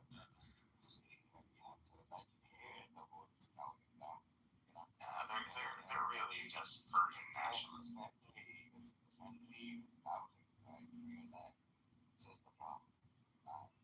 This is all they got, bro. Like, what else? You gonna take this away from them? This is their moment. So they want to let them have their moment. But they're gonna take an L regardless of all of this. Like, even if the nuclear program wasn't dismantled, which I don't want it to be dismantled. Honestly, I don't think the region wants to be, because it's an excuse for all of us to develop nuclear programs. So I like Iran to keep it. Also because I don't want to see a precedent of a superpower imposing on another nation the technology ceiling. So that's not acceptable. Technology should not be limited. And the only ones we have a reason to distrust and remove nuclear capability from would be the very American, because they have actually used it. Not that I'm calling for that either. But the issue with Iran and having nuclear technology is that even if they didn't develop nukes for the purpose of attacking, the very notion that these guys, because Iran's a good country, the very notion that these guys could put a nuke together in relatively short time so they can weaponize the uranium, this is alone deterrence. You've already, in a sense, established nuclear deterrence. This puts you in the big leagues. This puts the whole region in a specific balance that is not favorable for the Zionist state. Because now get along that we have Pakistan that has nukes and Saudi cooperation. So we already technically have nukes. We just don't have them on paper. And for the Zionists, they're terrified of that becoming on paper, because they themselves, their program is an open secret. It's not even something that the state actually officially declares to be a program. They don't actually officially state that they have nukes. It's like the most known secret in the world. So it's a balance enforcement. That's what they don't want. If Iran can just guarantee all the Sunni states in the region, I don't mean just the Arab world, but Turkey, then we're good. We're kosher with the Iranians. But they have another problem. If I do put my hand in hand with the Sunni axis, or even the United States, as a new Western hegemony framework that will replace the United Nations, because the United Nations is on its way out. This would also be an ideological defeat for Wilayat al-Faqih. If you know what Wilayat al much the Shiite Caliphate. So what you have is the Shiite Caliphate. If the Shiite Caliphate ends up putting hands in hand with not only its ideological rival, which, by the way, the very specific strain of Shiism that they're using there is the Safavid strain, the one that was imposed on them by the Safavid dynasty, or Sidi Mino. So it's a specific strain that is hostile to Sunnism and sees fulfillment by the defeat of Sunni propagators. So alone, it's an ideological enemy, and it's already, they can't argue this because it was literally enforced and imposed by forced conversion, wasn't willing, by the Safavid. And they did this because the Ottoman Empire was predominantly Sunni, and how else are you going to justify Sunni Muslims killing each other? So that's what they did. So if your very ideology has it where this person is an enemy and you conquering that enemy is a fulfillment of your religion, what are you doing when you end up cooperating with the enemy? And not only that, that enemy becomes a superpower because of that cooperation. Yeah. You raise the white flag. Right. Yeah, you raise the white flag, and I have to try to raise it for the right, in so many ways, what has been unleashed, right? Asking for life over something. Okay, there's a lack of God, there's a lack of spirit, there's a lack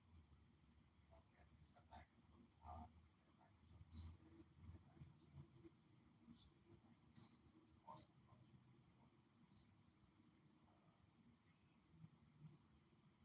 Driving into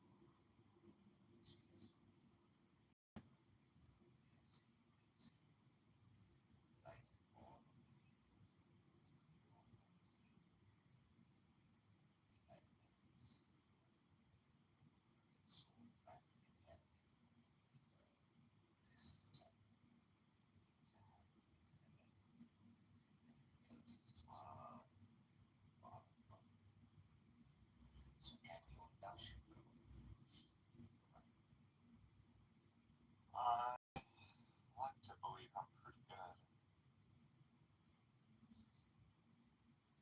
I feel like we've had a discussion a bit so far, so thanks. You can judge me based on that.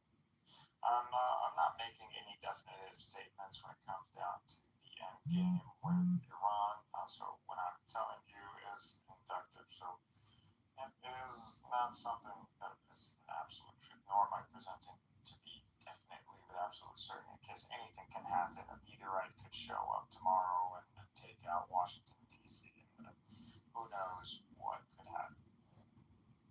But if things, we always measure things, or we're going to predict things, we predict things with the variables that we can calculate for it.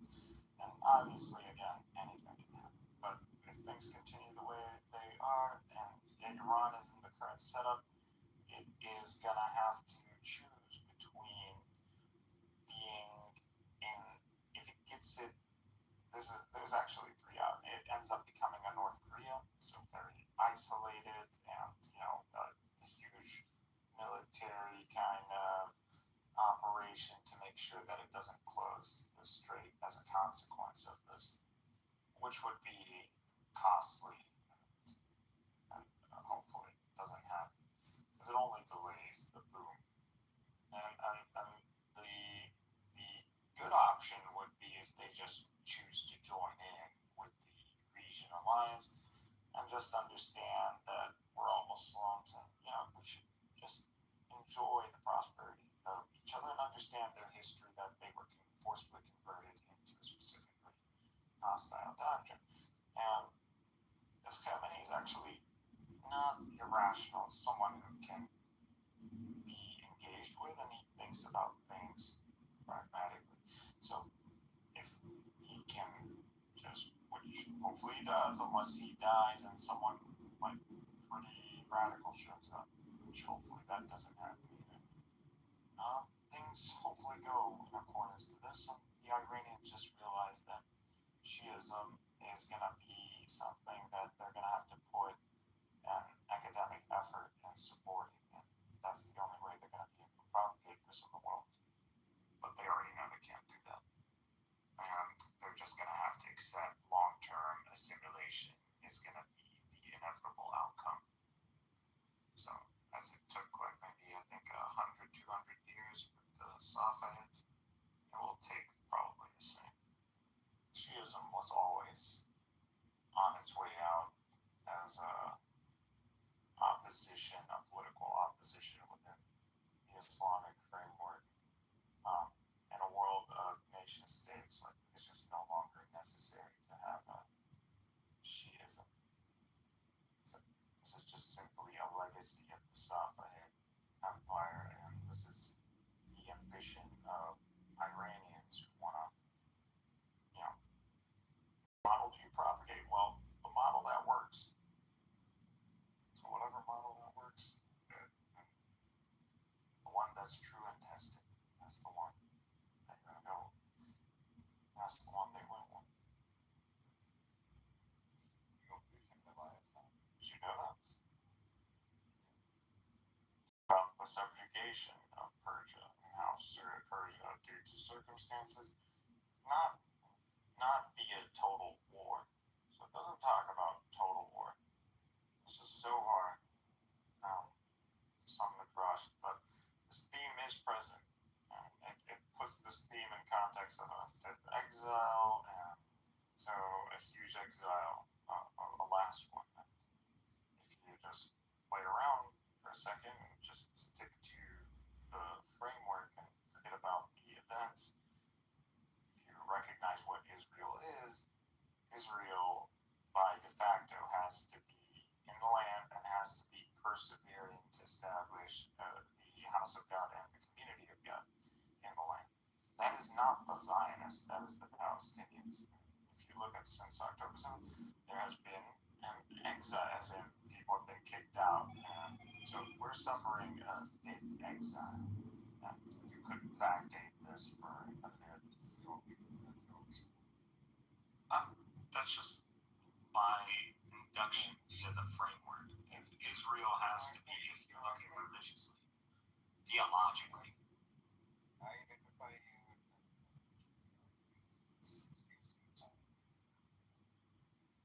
that's basically what I don't really get to be that.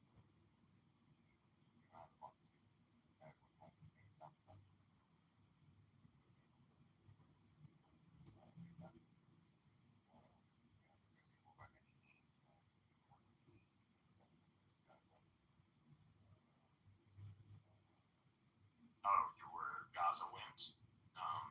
Yeah. It's a arena. Gaza is, I remember the Arafat thing on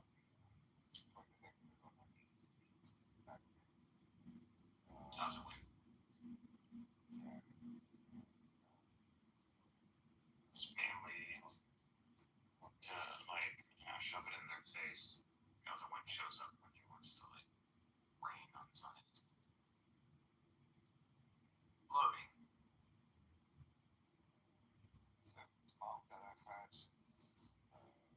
But I'm simply describing Israel in the theological framework, and if Israel is defined that way in that theological, how could it apply to these Zionists who are not propagating God? What is Israel? But Israel is those who maintain the house of God and establish a society, God-fearing society in the Holy Land. That's what Israel is. And this is historically correct, as the Jews are not necessarily Israel.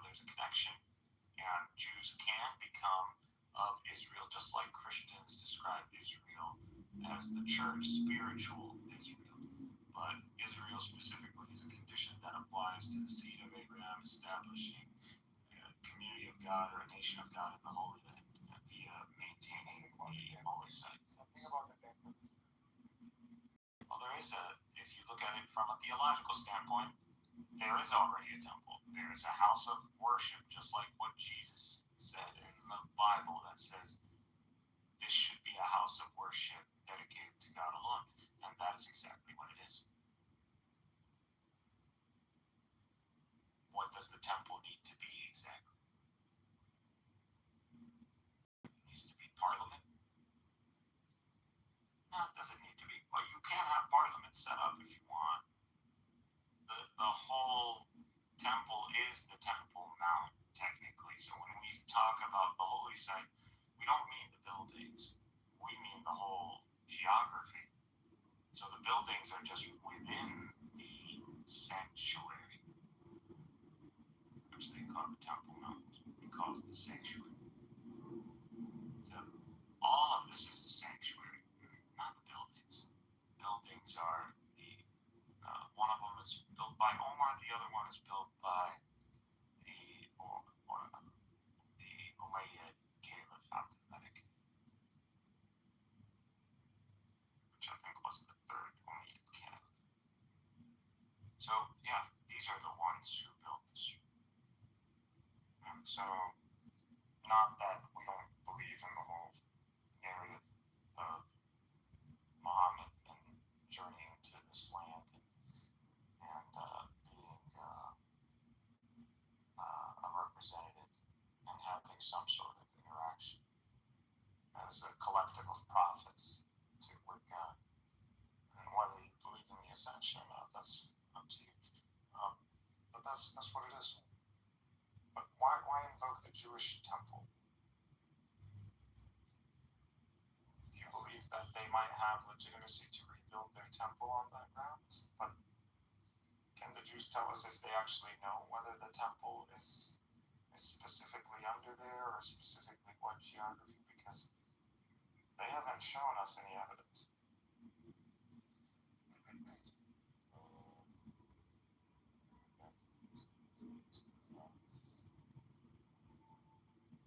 We just know that it's within the region. They found some things that hint at a temple, not under the Temple Mount, but within Jerusalem. They found like that stone that says, Gentiles are not allowed to cross at this point. But this doesn't mean that the temple, they've dug tunnels under it. There is no temple down there.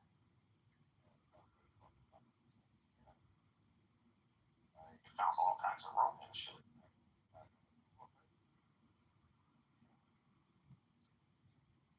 As long as it's not an attempt to destroy or jeopardize the infrastructure of the sanctuary in any way, I don't really care. I want them to know for a fact that there was no temple down there. I'm not saying the temple isn't in the radius. I'm just saying y'all not understanding history or intentionally being obtuse because that Jerusalem was destroyed. This is not the old Jerusalem that was destroyed after Bar Kokhba. This is Ilya. This is what the city's called, actually. So it's a new capital, a new city. So this is built on top or adjacent. There's an overlap with that Jerusalem that was burned down, Bar Kokhba. So this is not the same Jerusalem. We keep telling that to people, like, we Muslims did not build this site because we knew the temple was under there.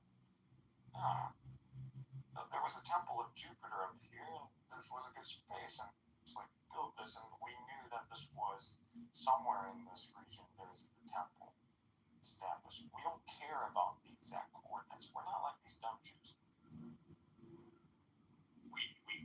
It's as long as it's in that region, there's a house of worship for God, we're good.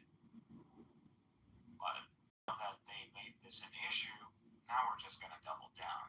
Not that this was ever going to be removed or in the options of removing to begin with. gone along with this whole, temples under there. And not like we ever forbid access to Jews up there either.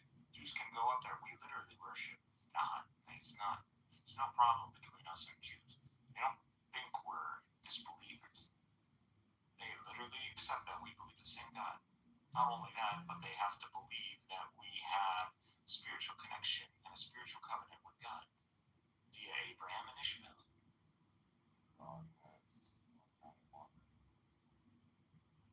God has honored his covenant so far with us as Ishmaelites or with us as Israel.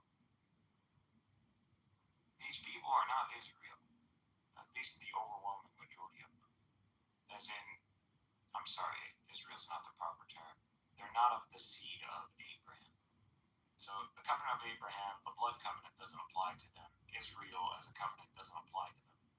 And Islam as a covenant doesn't apply to them, except in their engagement with that covenant as a hostile. That's it. No issues with these clowns because they're not threatening whatsoever. Judaism doesn't threaten us. It's outdated. That's all it is. And all that Islam is giving humanity is updated. If you want to go and follow their stuff, you can, but it's not going to come at the cost of turning the hand of time, and we're not going to remove anything. And y'all don't even want the temple to begin with. If it was up to me, I would remove the Dome of the Rock. And I wouldn't remove the other one because it doesn't need to be removed. Like, how much space do you need for the freaking temple? So, build your temple. But by building the temple, you understand you have to impose the law of Moses. But if you're building the temple in the sense like this is supposed to be some sort of new Mecca, and you're going to just turn this into a super mall or something, nah, that's not going to happen. So we need, if it was up to me, I would need guarantees that they would impose halachic law on Jews. And they're never going to do that because Israel is a secular Western-style democracy that is actually just a supremacy state. So that's what it is. They don't want religious law. They're actually very much against it. The whole project of the Zionist state is to eliminate the problem that Europe had with the Ashkenazis, which is that specific strain of Judaism that turned them into a nation in a nation. So they wanted to get rid of that. And Israel actually ends up eliminating that. It's part of that process. They simply don't perceive what's happening to them. They have been cursed. They don't see that they're like cattle who have been tricked with a lot of food and a lot of room and space, and guess what? They've actually don't see that. It's unfortunate for them, but they realize it now, and they're becoming very radical. And so, what we need to ensure is that these people don't end up resorting to some sort of Samson option. That's all, because they will do some stupid shit like that. And that's not good. Now, I don't know any eschatology that implies any sort of major destruction or any of that to the world, but they have threatened to use this option. So we cannot kill box them. And the plan is not to kill box them. We don't need to total war the Zionists. All time is on our side. All we have to do is make sure that we develop our nations and have within our ability enough leverage to impose on Israel peace. So I don't want to sound ironic, but just fire with fire. So they claim that their whole doctrine as a state is peace through power. And so that's actually our strategy, peace through power. Because we have the numbers on our side, And once we have the numbers, time is just working in our favor exponentially. You know how population growth works. It's exponential.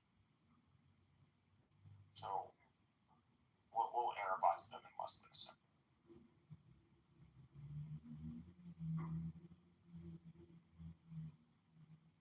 Which they're already pretty Arabic.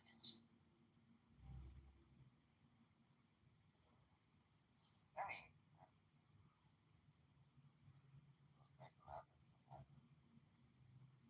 this is just based on current growth rates, assuming there is a long-term peace that doesn't necessarily state but maintains in the current regions and allows for the average prosperity. So we're assuming long-term peace. The numbers literally end up in less than a century. They're a minority in their own state. So how do you get out of this? You have to be active. You can't be passive. You can't be waiting for. If they truly believed in God, they would be waiting for that meteorite or divine intervention. They don't have that in their books. Rabbinic Judaism doesn't believe in God the way we believe in God. They believe in God like Star Wars believes in God. They believe in the Force. They believe God is something that you can, you know, blow and use. From their perspective, right? When you're a master of the universe, you have all the weapons from the world, you can change lives overnight. You can impact lives, and you don't have to be really, you know, extremely wealthy, or if you're especially gifted with natural ability. But you goes around you. You can influence small ways, little things, changes. You don't want to be with that life. You might be with it. You know, there's some of this ability to compound exponential growth. I mean, that's the whole net AI, unseen things.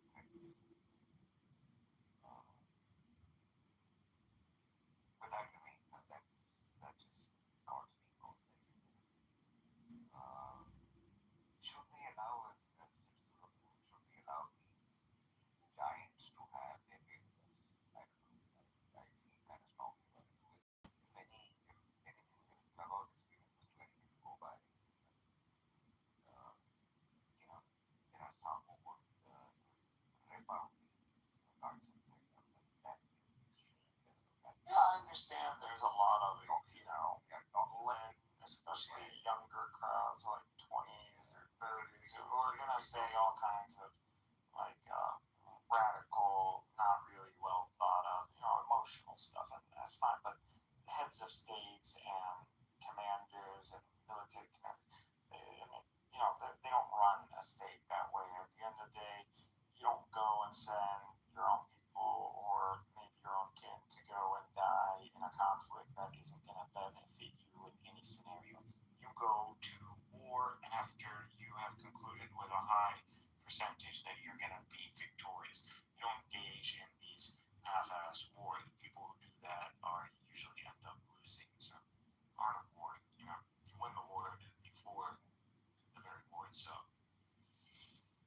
That's what proves the United States also ain't ready for any sort of escalation because they have not set up. You can clearly tell that they're not. They don't have it in the bag. You know the United States got you when they have it in the bag and you can see it happening. Just no one in the region sees this happening. And, but that doesn't mean Iran won because America doesn't need to strike them. They're already causing. Look at all the deaths happening. Like they're in the thousands. I won't say 10,000 because I think that number's crazy, but it's quite a few thousand. Now, that alone, I'll just keep that going long term. What's the problem? Iran is going to buckle regardless. The end scenario is Wilayat al-Faqih, it's pacified. That's all what anybody wants in the region. or that is what the Sunni axis is willing to guarantee Iran through Turkey in return for joining our alliance, which we are telling them America can help us once we gain the advantage.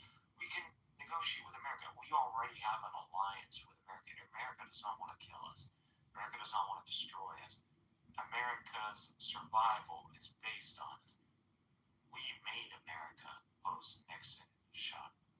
The petrodollar is what keeps America hegemony. If we want to blow up America, all we have to do is blow up all the oil. Blow up OPEC tomorrow, or start undermining the market. We would destroy it, and they wouldn't do anything because they don't have the money.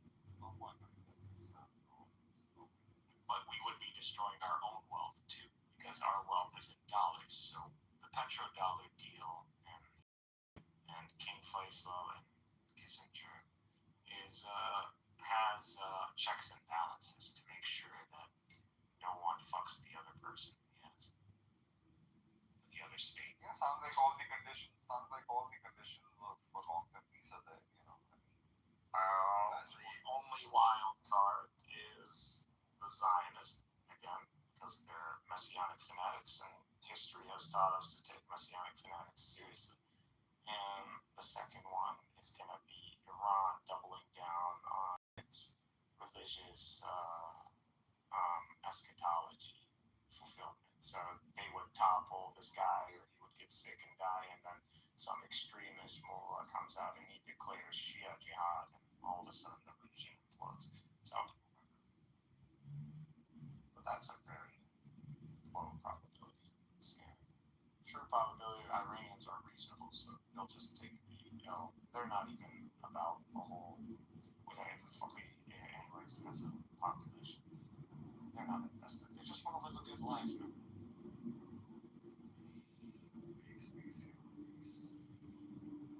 We want to give that to them. You want to be like Turkey, right? That's what they really want. Turkey, they love going there. A lot of Persians in Turkey. Actually have a sizable population with them. So, if that's what you want, easy. Just join with us. This is their real test.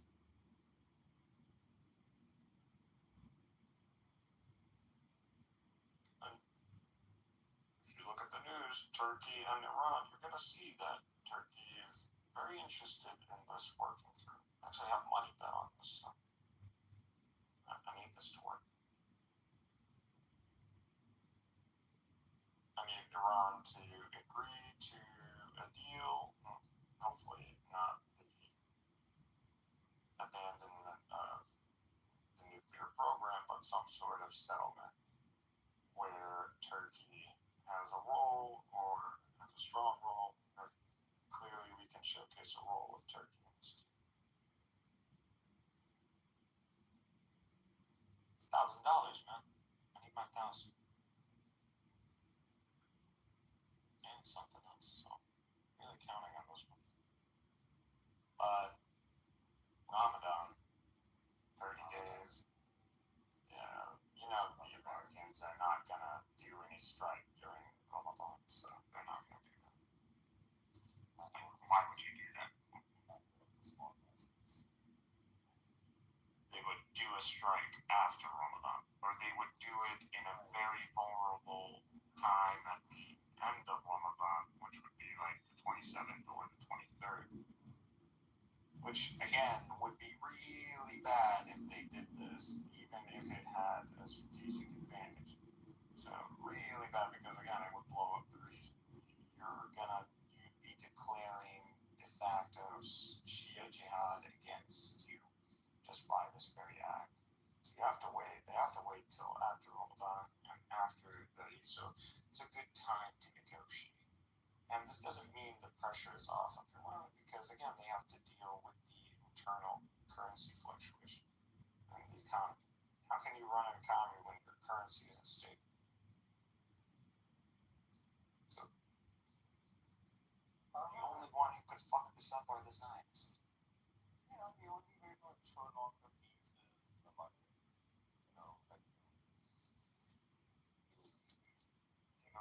create more money.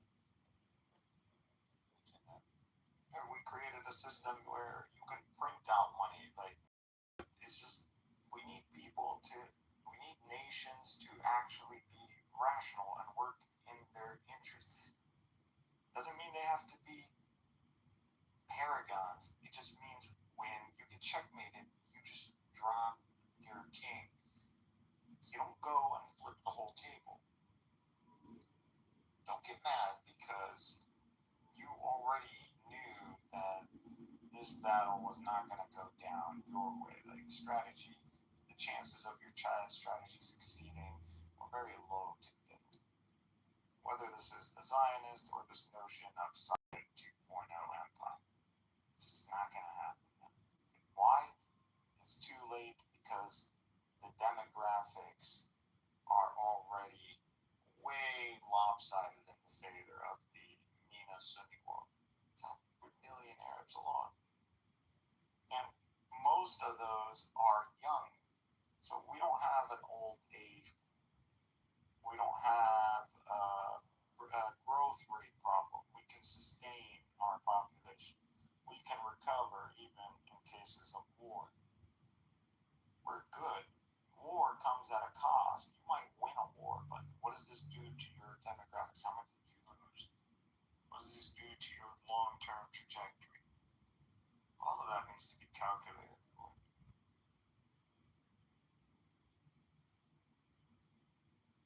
I don't see the Iranians doing anything crazy.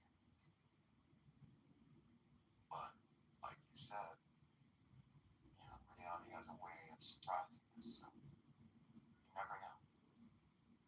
But, like everybody, I'm just enjoying the show. So these are things that just sit back and relax, because it's the true way to determine. But I always like to be right, so I've been right so far on quite a few things that happen in the region. Everything has been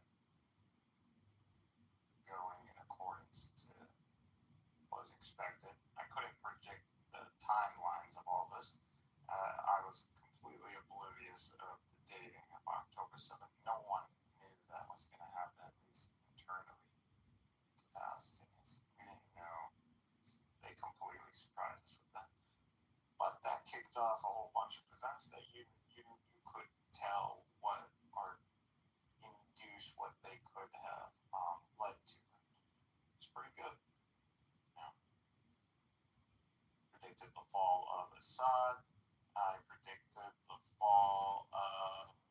I didn't predict the assassination of the head of Hezbollah, but I've predicted that they would lose their influence and their support as a consequence to the fall of Assad. I've been, since the beginning of this, when COVID, I've spoken about the rise of the Neo-Ottoman Empire, which the Sunni axis. So I've highlighted that. I've highlighted Saudi, Turkish, Egyptian triangle, that necessary triangle. So weapons manufacturing, steel, tactics from Turkey, your fighting force from Egypt, and your monetary kind of support from logistics from Saudi. That's really what we need. Iran would just be extra support. That would be great because they got ballistic program. They could share that with us. We could become untouchable. Relegate Turkey into high production once they get all the technology, which they're about to. Submarines should already be building an indigenous submarine. So once we get the submarines and once we get the engines for the stealth fighter, the 5th gens, no one's gonna fuck with us after that. And the United States knows this, so they're actually building a whole new global order because of this. Israel has now negative returns when it shit their own way, and they're not aligning with the notion that our interest trumps your interest because you're a bitch. And they seem to have forgotten that, so we're gonna remind them. We already did when we stopped the whole war in Gaza. And now we have American troops over there as a detachment that's not reporting to the IDF. That's pretty crazy if you tell me. It's the first time American troops are in the Holy of Holies. That's extremely significant. We will never take that into account. And soon by next year, with the Indonesian forces showing up as peacekeeping forces or whatever, multi-international, it's predominantly going to be Muslim anyways. Israel's fought. Like, come on. Forget about that. Jelani is building up a whole Sunni army, battle-hardened. It's going to be backed with Turkish top-of-the-line technology. We're going to be Turkish cannon fodder, and guess what? We're going to be happy to do it too. So, Zionists don't want this smoke. Now, are they going to self-implode because of the stress and the anxiety of the strategic L? Yeah, that's the worry. That's exactly what's going to happen. Because God has stated clearly what they do when they get defeated. They tear down their own buildings. They tear down their own shit.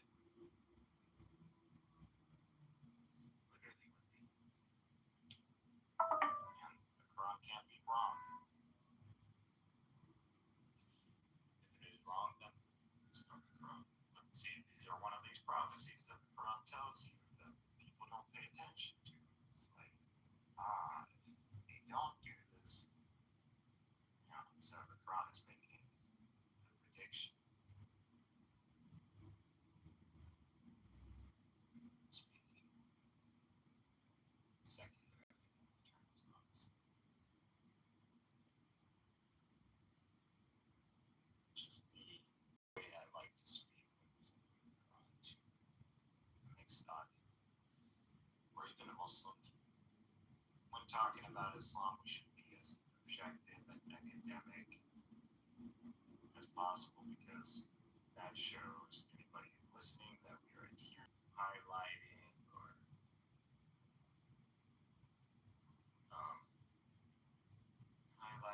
or showcasing fanatical expression when having discussions of faith, multi-faith congregation or conversations. It's because of the pursuit of knowledge and the enshrinement of knowledge and truth. Because they had a strong intellectual class. That intellectual class incorporated itself in the Muslim world. And they ended up pretty much being some of our top scholars, actually a strong percentage. They're overrepresented in the golden era. Arabs were mainly maintaining like civil rule and going out and fighting wars. These guys were thinking. They already had that thinking class going on. So we inherited the intelligentsia of the Sassanid court. These people, this intelligentsia ended up spawning some of the well-named scholars that we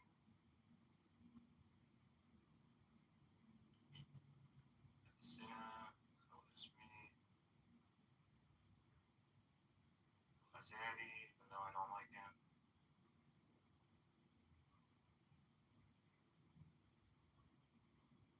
And many others. Now, in context, these people spoke Arabic, they're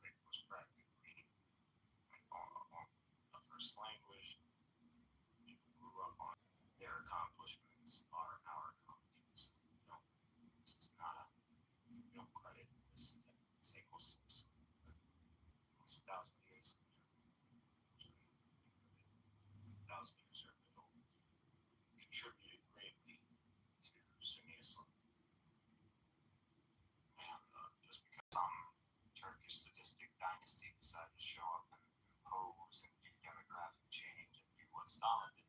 Does not mean that we forget that these people were once their ancestors, at least a portion of them, a strong portion,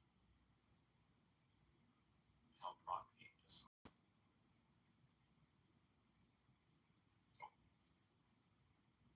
think of them as your long lost relative. That's the life.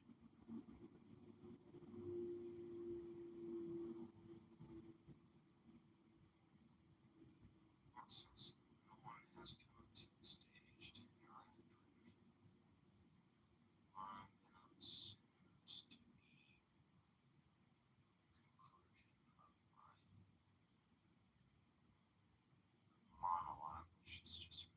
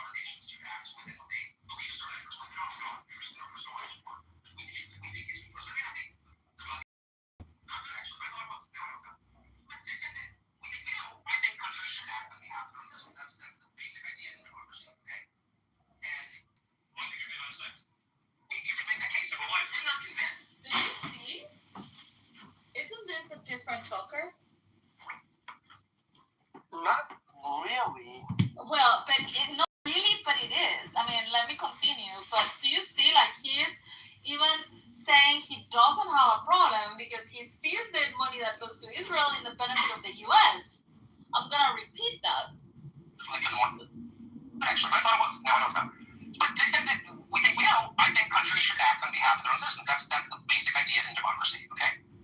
And there's certainly you could make a case that whatever we're giving to Israel this year in the form of direct aid, military assistance, loan guarantees, however we're doing it, is good for the United States. I think you just have to make that case. Why is it good for the United States?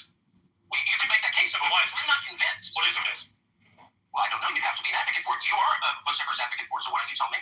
For what? For USA to Israel in the current conflict. Actually, I haven't listened to you about that at all. I'm just curious about the difference. You're not an Israel hater, are you? What do you think? What do you think? He's not implying that, though. What problem do you have with Israel? I have no problem with Israel. Like this, they secretly hate Israel. I have no problem with Israel Sounds like you do. Is Netanyahu a dictator? Actually, I don't like Netanyahu. I think you should. You hate Israel. I think you should go. Let me just ask you one time. Now we're getting into. I'm not comfortable with this. It's my question. Should I be platform? That's my question. You just said you don't like Netanyahu. I don't like who's brand suffers more. We blame each other. But let me ask you this. I'm going to need a second. One more time. Just quietly for the people at the back.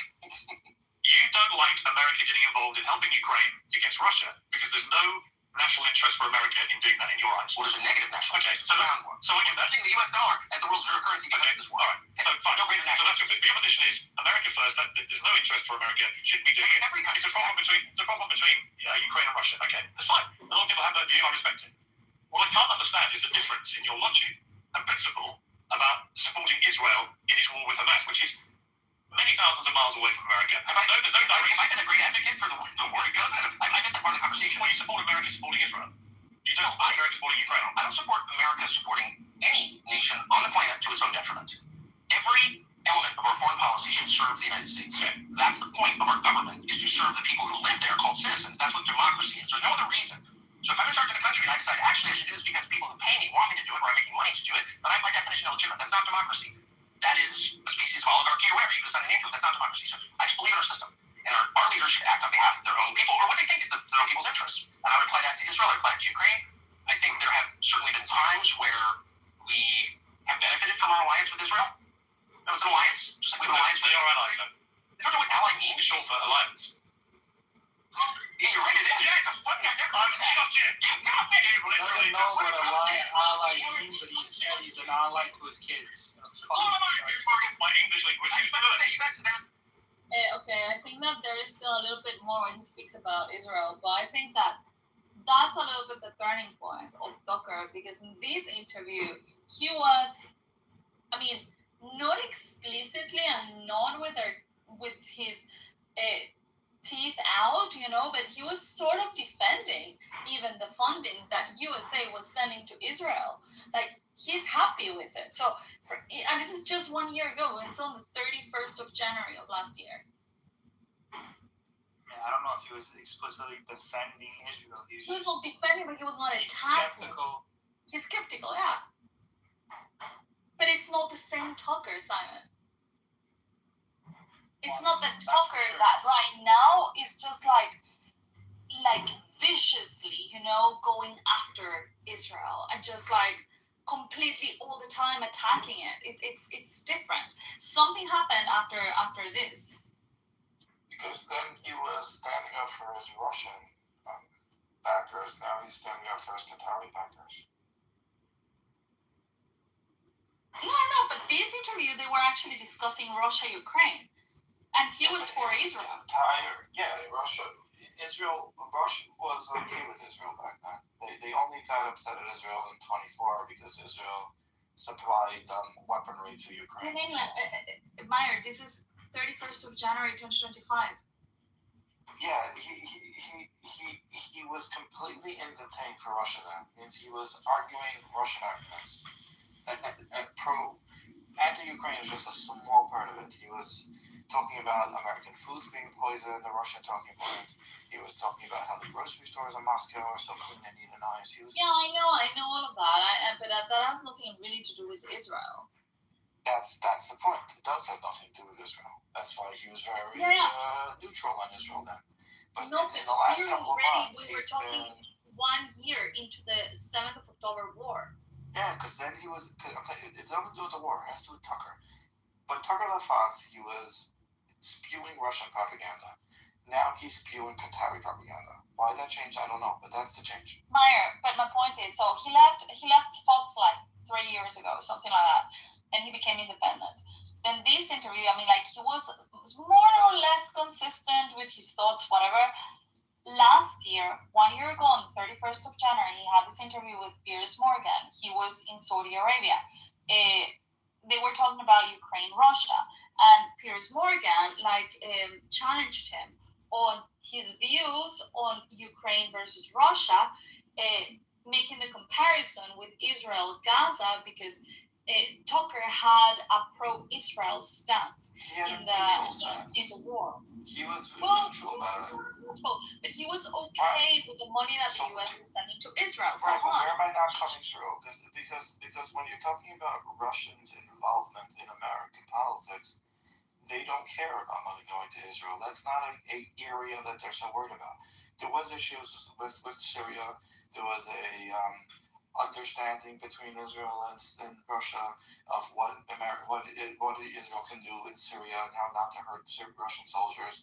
That's why when Zelensky came and asked for the Iron Dome back in the beginning of the war in 2022, Israel said we can't do that. We have Russian soldiers on our border. That's way too dangerous for us. But since then, Russia has left Syria, and the relationship between Ukraine and Israel has changed. And Tucker changed. He's now working for Qatar. That I understand that he's working for Qatar, but that's my whole point, that something happened after the 31st of January that completely made him take a 180-degree changing of position. And so in this interview, he's still neutral. He's sort of pro-Israel still. And then something happened, I believe that it's Qatari money, that he completely shifted his position. And he became a pit bull for Qatar. And always shifted for Israel. But it was just so evident. Yeah. The Russian, Qatar, Iran, China alliance has gotten stronger as well. So there's no conflict between him being the mouthpiece of Qatar. But yeah, you can clearly see the propaganda shift. The anti-America Russian side, the anti-America Qatari side is his shift for the last year. I mean, to be fair though, even my view is shifted a lot. I don't know. Well, the people that mold your view are coming from a different angle. Honestly, it's not so much what I'm listening to. It's more just literally observations and what I'm hearing. You know, the design to force the sale of America's TikTok, and then Larry Ellison buys. So you're clearly listening to heavy propaganda. Like you just. Well, no, Trump. But Netanyahu said this was when he was at the influencer conference here in the United States. He was outward. He was saying it that's our most important goal because of the young. That's particularly influencing the young people. It's not. So what he was saying was, which should be obvious to everyone, that there should be a better PR campaign. I mean, he's basically parroting Charlie Kirk's letter. There should be a better PR campaign. The people that you're listening to have taken that to mean that they're trying to infiltrate TikTok. It's humorous. It's silly. I mean, only if you want to hear that is what you're going to understand. Like a guy who's clearly, the whole world is against him. He's saying, the amount of PR against us is insane. What's actually happening is not what these people are saying. We have to fight back and actually, make sure that the facts remain the facts. Yeah, well, I mean, I'm not. Even Mitt Romney, others, after they did that vote, they had said, no, this was because of the anti-Semitism or whatever they were calling it on TikTok.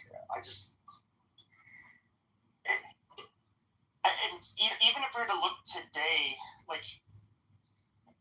one of the biggest criticisms you're going to get on the right are going to be two specific things. We don't want the Zionists or Israel to get us involved in a foreign entanglement. And we were tired of sending them money. And then it's kind of we look at what's happening today. It's what's happening? Oh shit, yeah, it's Israel's literally trying to get us to do it. I don't know what the fuck it is they want us to do. More false propaganda that you Exactly, like you say. Let's backtrack it, John. This comes from you pretending that Israel pushed America into the Iraq War. Nothing is further from the truth. It's a retarded allegation. Israel did not want the war. One man who was out of parliament government at the time, Netanyahu, came to America and supported an ally as a friendship, and that turned out to Didn't they actually advise them not to? Yes, they told them not to. Yeah, I'm not conflating Iraq. I'm not conflating Iraq with this. I understand Ariel Sharon was president and did not want it to happen. Sorry, I interrupted, but so that foundation is completely false. Now, what's going on now is what people on the right who want to destroy America, it's very scary, like Nick Fuentes and that crowd. They want to uninvent America. They ignore the council's conservative. They're not conserving anything. They are arguing that because it'll benefit Israel to go if the U.S. destroys the mullahs, therefore we shouldn't do it. Our interests align. Like I'm sorry for Nick Fuentes that the interests align. It's like I can't help him, but our interests align. They killed thousands of Americans, and they want to kill Israel. You know why, by the way? Because they hate democracy. They hate us. You should be against Iran, whether it helps Jews or not. This is like pure propaganda that you bought into. Do you think that they hate democracy, or do you think they hate the U.S. for very specific reasons? What like is they hate democracy? They hate democracy? They hate both. It's both. They hate democracy. Actually, it's just that. Your history is completely retarded. What happened was in 1954, when the anti-establishment Mohammed was dumb enough to ship out what's today called BP gas, British Petroleum. Back then it was called something like Persian Anglo Drilling Company. Now the British Petroleum, whatever exactly it was called, the British Anglo, no, it was called British, Anglo-Persian, whatever the exact term was, they completely raped the Persian people. So I'm not giving them a pass. The British government made more in taxes than the people drilling for the oil. Like it was terrible. They had to be renegotiated. Everybody knew that. They were ready to renegotiate. But Mohammed, if you look up his name, decided to cut ties with the West completely and bankrupted the country. At the same time, he was making lavish Persian-themed parties. The mullahs begged America to get involved. They said, and he positioned himself. Read his books. He positioned himself as the voice of freedom. Now, if you actually read what he says, he kind of somewhat to Mein Kampf. He said, as soon as we get America's help, we're going to throw them out. America, in its traditional, assuming everyone's like us way, backed him anyway. But the claim that they're mad at America for helping them is the exact opposite. They blinded America. America went with it. It was actually one person in the government that said in 1979 who said, let's not do this. And he was maligned as propagating Zionist interests for hating Islam and ignored. But no, America backed the mullahs stupidly. Not true. Why did they take our embassy workers hostage? They hate democracy. They say it. He says it openly. Bro, they want Sharia law. They hate democracy. You don't even need to go into. Just let me say this quickly. You don't even need to go into the details. Just open your eyes and see. Do you think Iran is democratic?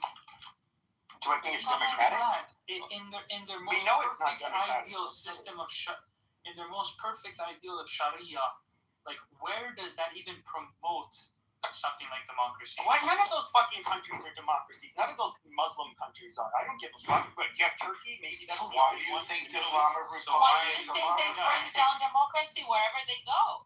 I don't think those people can exist under a democracy, unfortunately. Exactly.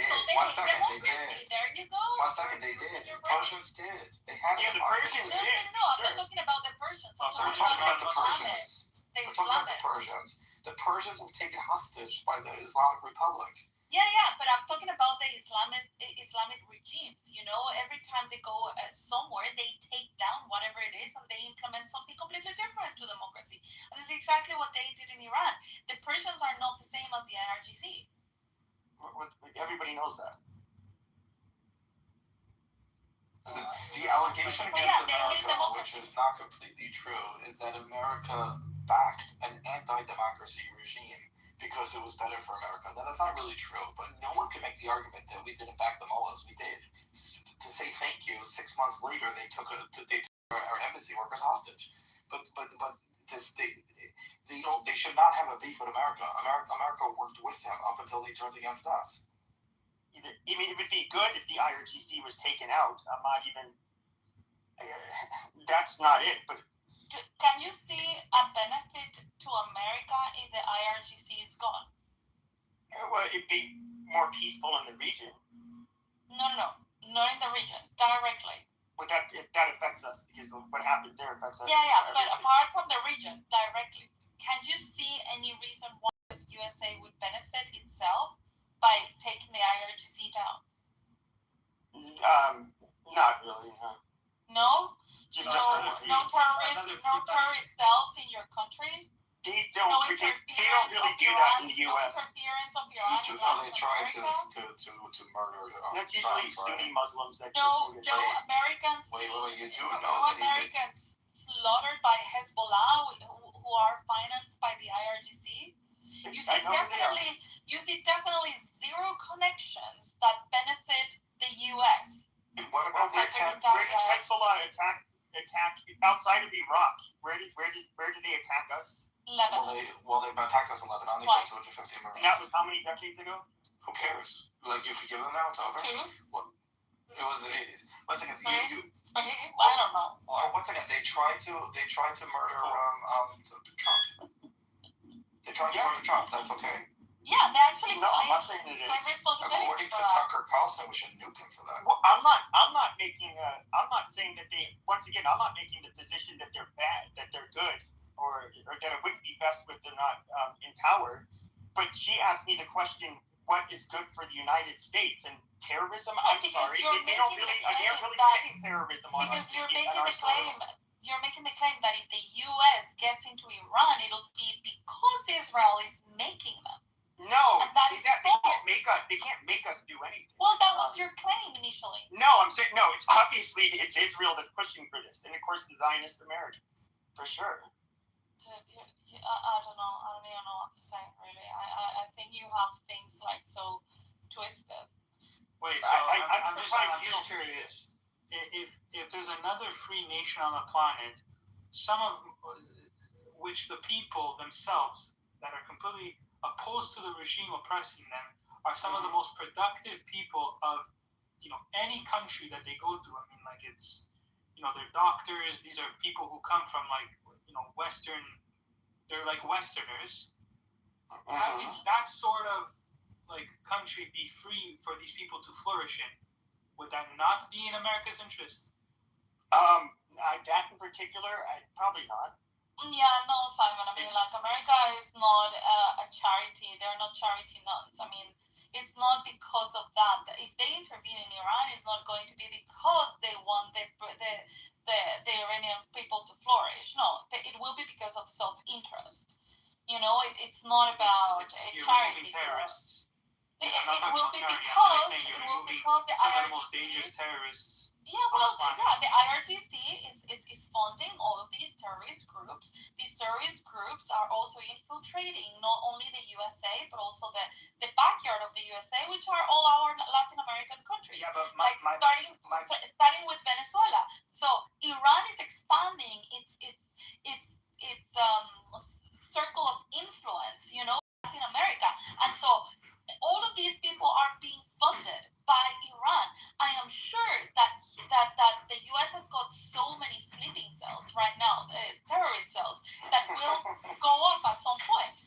I got a question, man. Yeah, but my point was just to illustrate that talking about people. No, they're not. Yeah, they're Westerners. Oh my God. Have you listened to Iranians speak? Yes, they're still not considered Western world. I'm not saying that they had Western values prior to the revolution. Yeah, they would have Western values, but they're not part of the Western world, just like Latin America is not the Western world. We're Westernized, but we're not the Western world. I know, I'm not saying that they're Western. I have a question to your point. It's not charity. It's not about the people. I didn't say that it's charity. I said you're taking out one of the most dangerous terrorist organizations on the planet. Yes, but they're not going to do it just because they don't go and take down the North Korean regime, which is also could be considered a terrorist regime. It's because it directly. You're saying that they're doing doing it because it's a terrorist regime. It's not because of that. It's because they have interest in it. Anyway, No, aren't the talks limited to the nuclear program, or are they also expanded to include funding for external terrorist groups? I think it's everything, and I think the nuclear program they're using just. No, I think it's almost all the nuclear shit. Okay. It's like they have to get rid of all of the enriched uranium, and then they have to be but I think that's what basically a permanent, without a shutdown clause, they have to remain basically they can't produce anymore. They have to stop their nuclear program, period.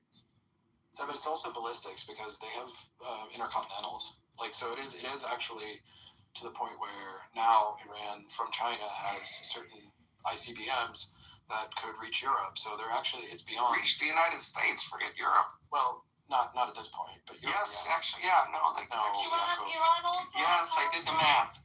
Iran also has got a. Sure, they'll reach here because we don't have forces that could shoot them down, right? But like. Iran also has operations in Venezuela. Do you know how long it takes for a missile to be launched from Venezuela and hit Miami? How long? We would know. 22 years. We would know the moment they see.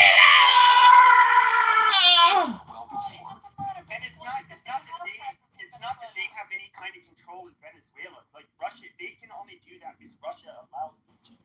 They don't pull the fucking strings. Yeah, of course. IRGC is waiting for Russia to allow them. Yeah. There's a big economic interest, I think, in Iran for America, which is that if you want to stop China from building the Silk Road and having untold influence over parts of the Western world, you kind of need Iran to become a much more Western-leaning, friendly country to stop the encroachment of China, not just in the Middle East, but following the Silk Road. If you want something from India, that's a big interest of the United States, is to actually sort of box in China from this, like sort of encroachment on the West, and trying to bifurcate the world between China and the United States. Like, look, China wants to actually do this. They've made no secret about it, about building the Silk Road. Where do you think that's going to go through? Central Asia. Where is Iran? Boom. Like, this is a huge deal for the United States in terms of, like, thinking out 10, 20, 30 years. Economically, it's a big deal for the United States, too. Iran has a pretty decent amount of minerals. And maybe I am wrong, but I think that a lot of these arguments are very short-sighted. I think that this is part of a much, much bigger plan than it's huge. It's a huge plan. Are used to see. You know, whatever the Silk Road, fuck that, fuck the oil, fuck the whatever. It's fuck like it. A bigger plan that Trump is envisioning. It's huge plan. It's so big you can't comprehend the size of the plan. Thing is happening. The guarantees agreement with. But that's about getting China out of South America too. Israel and Gaza. Israel and Gaza is todos everybody.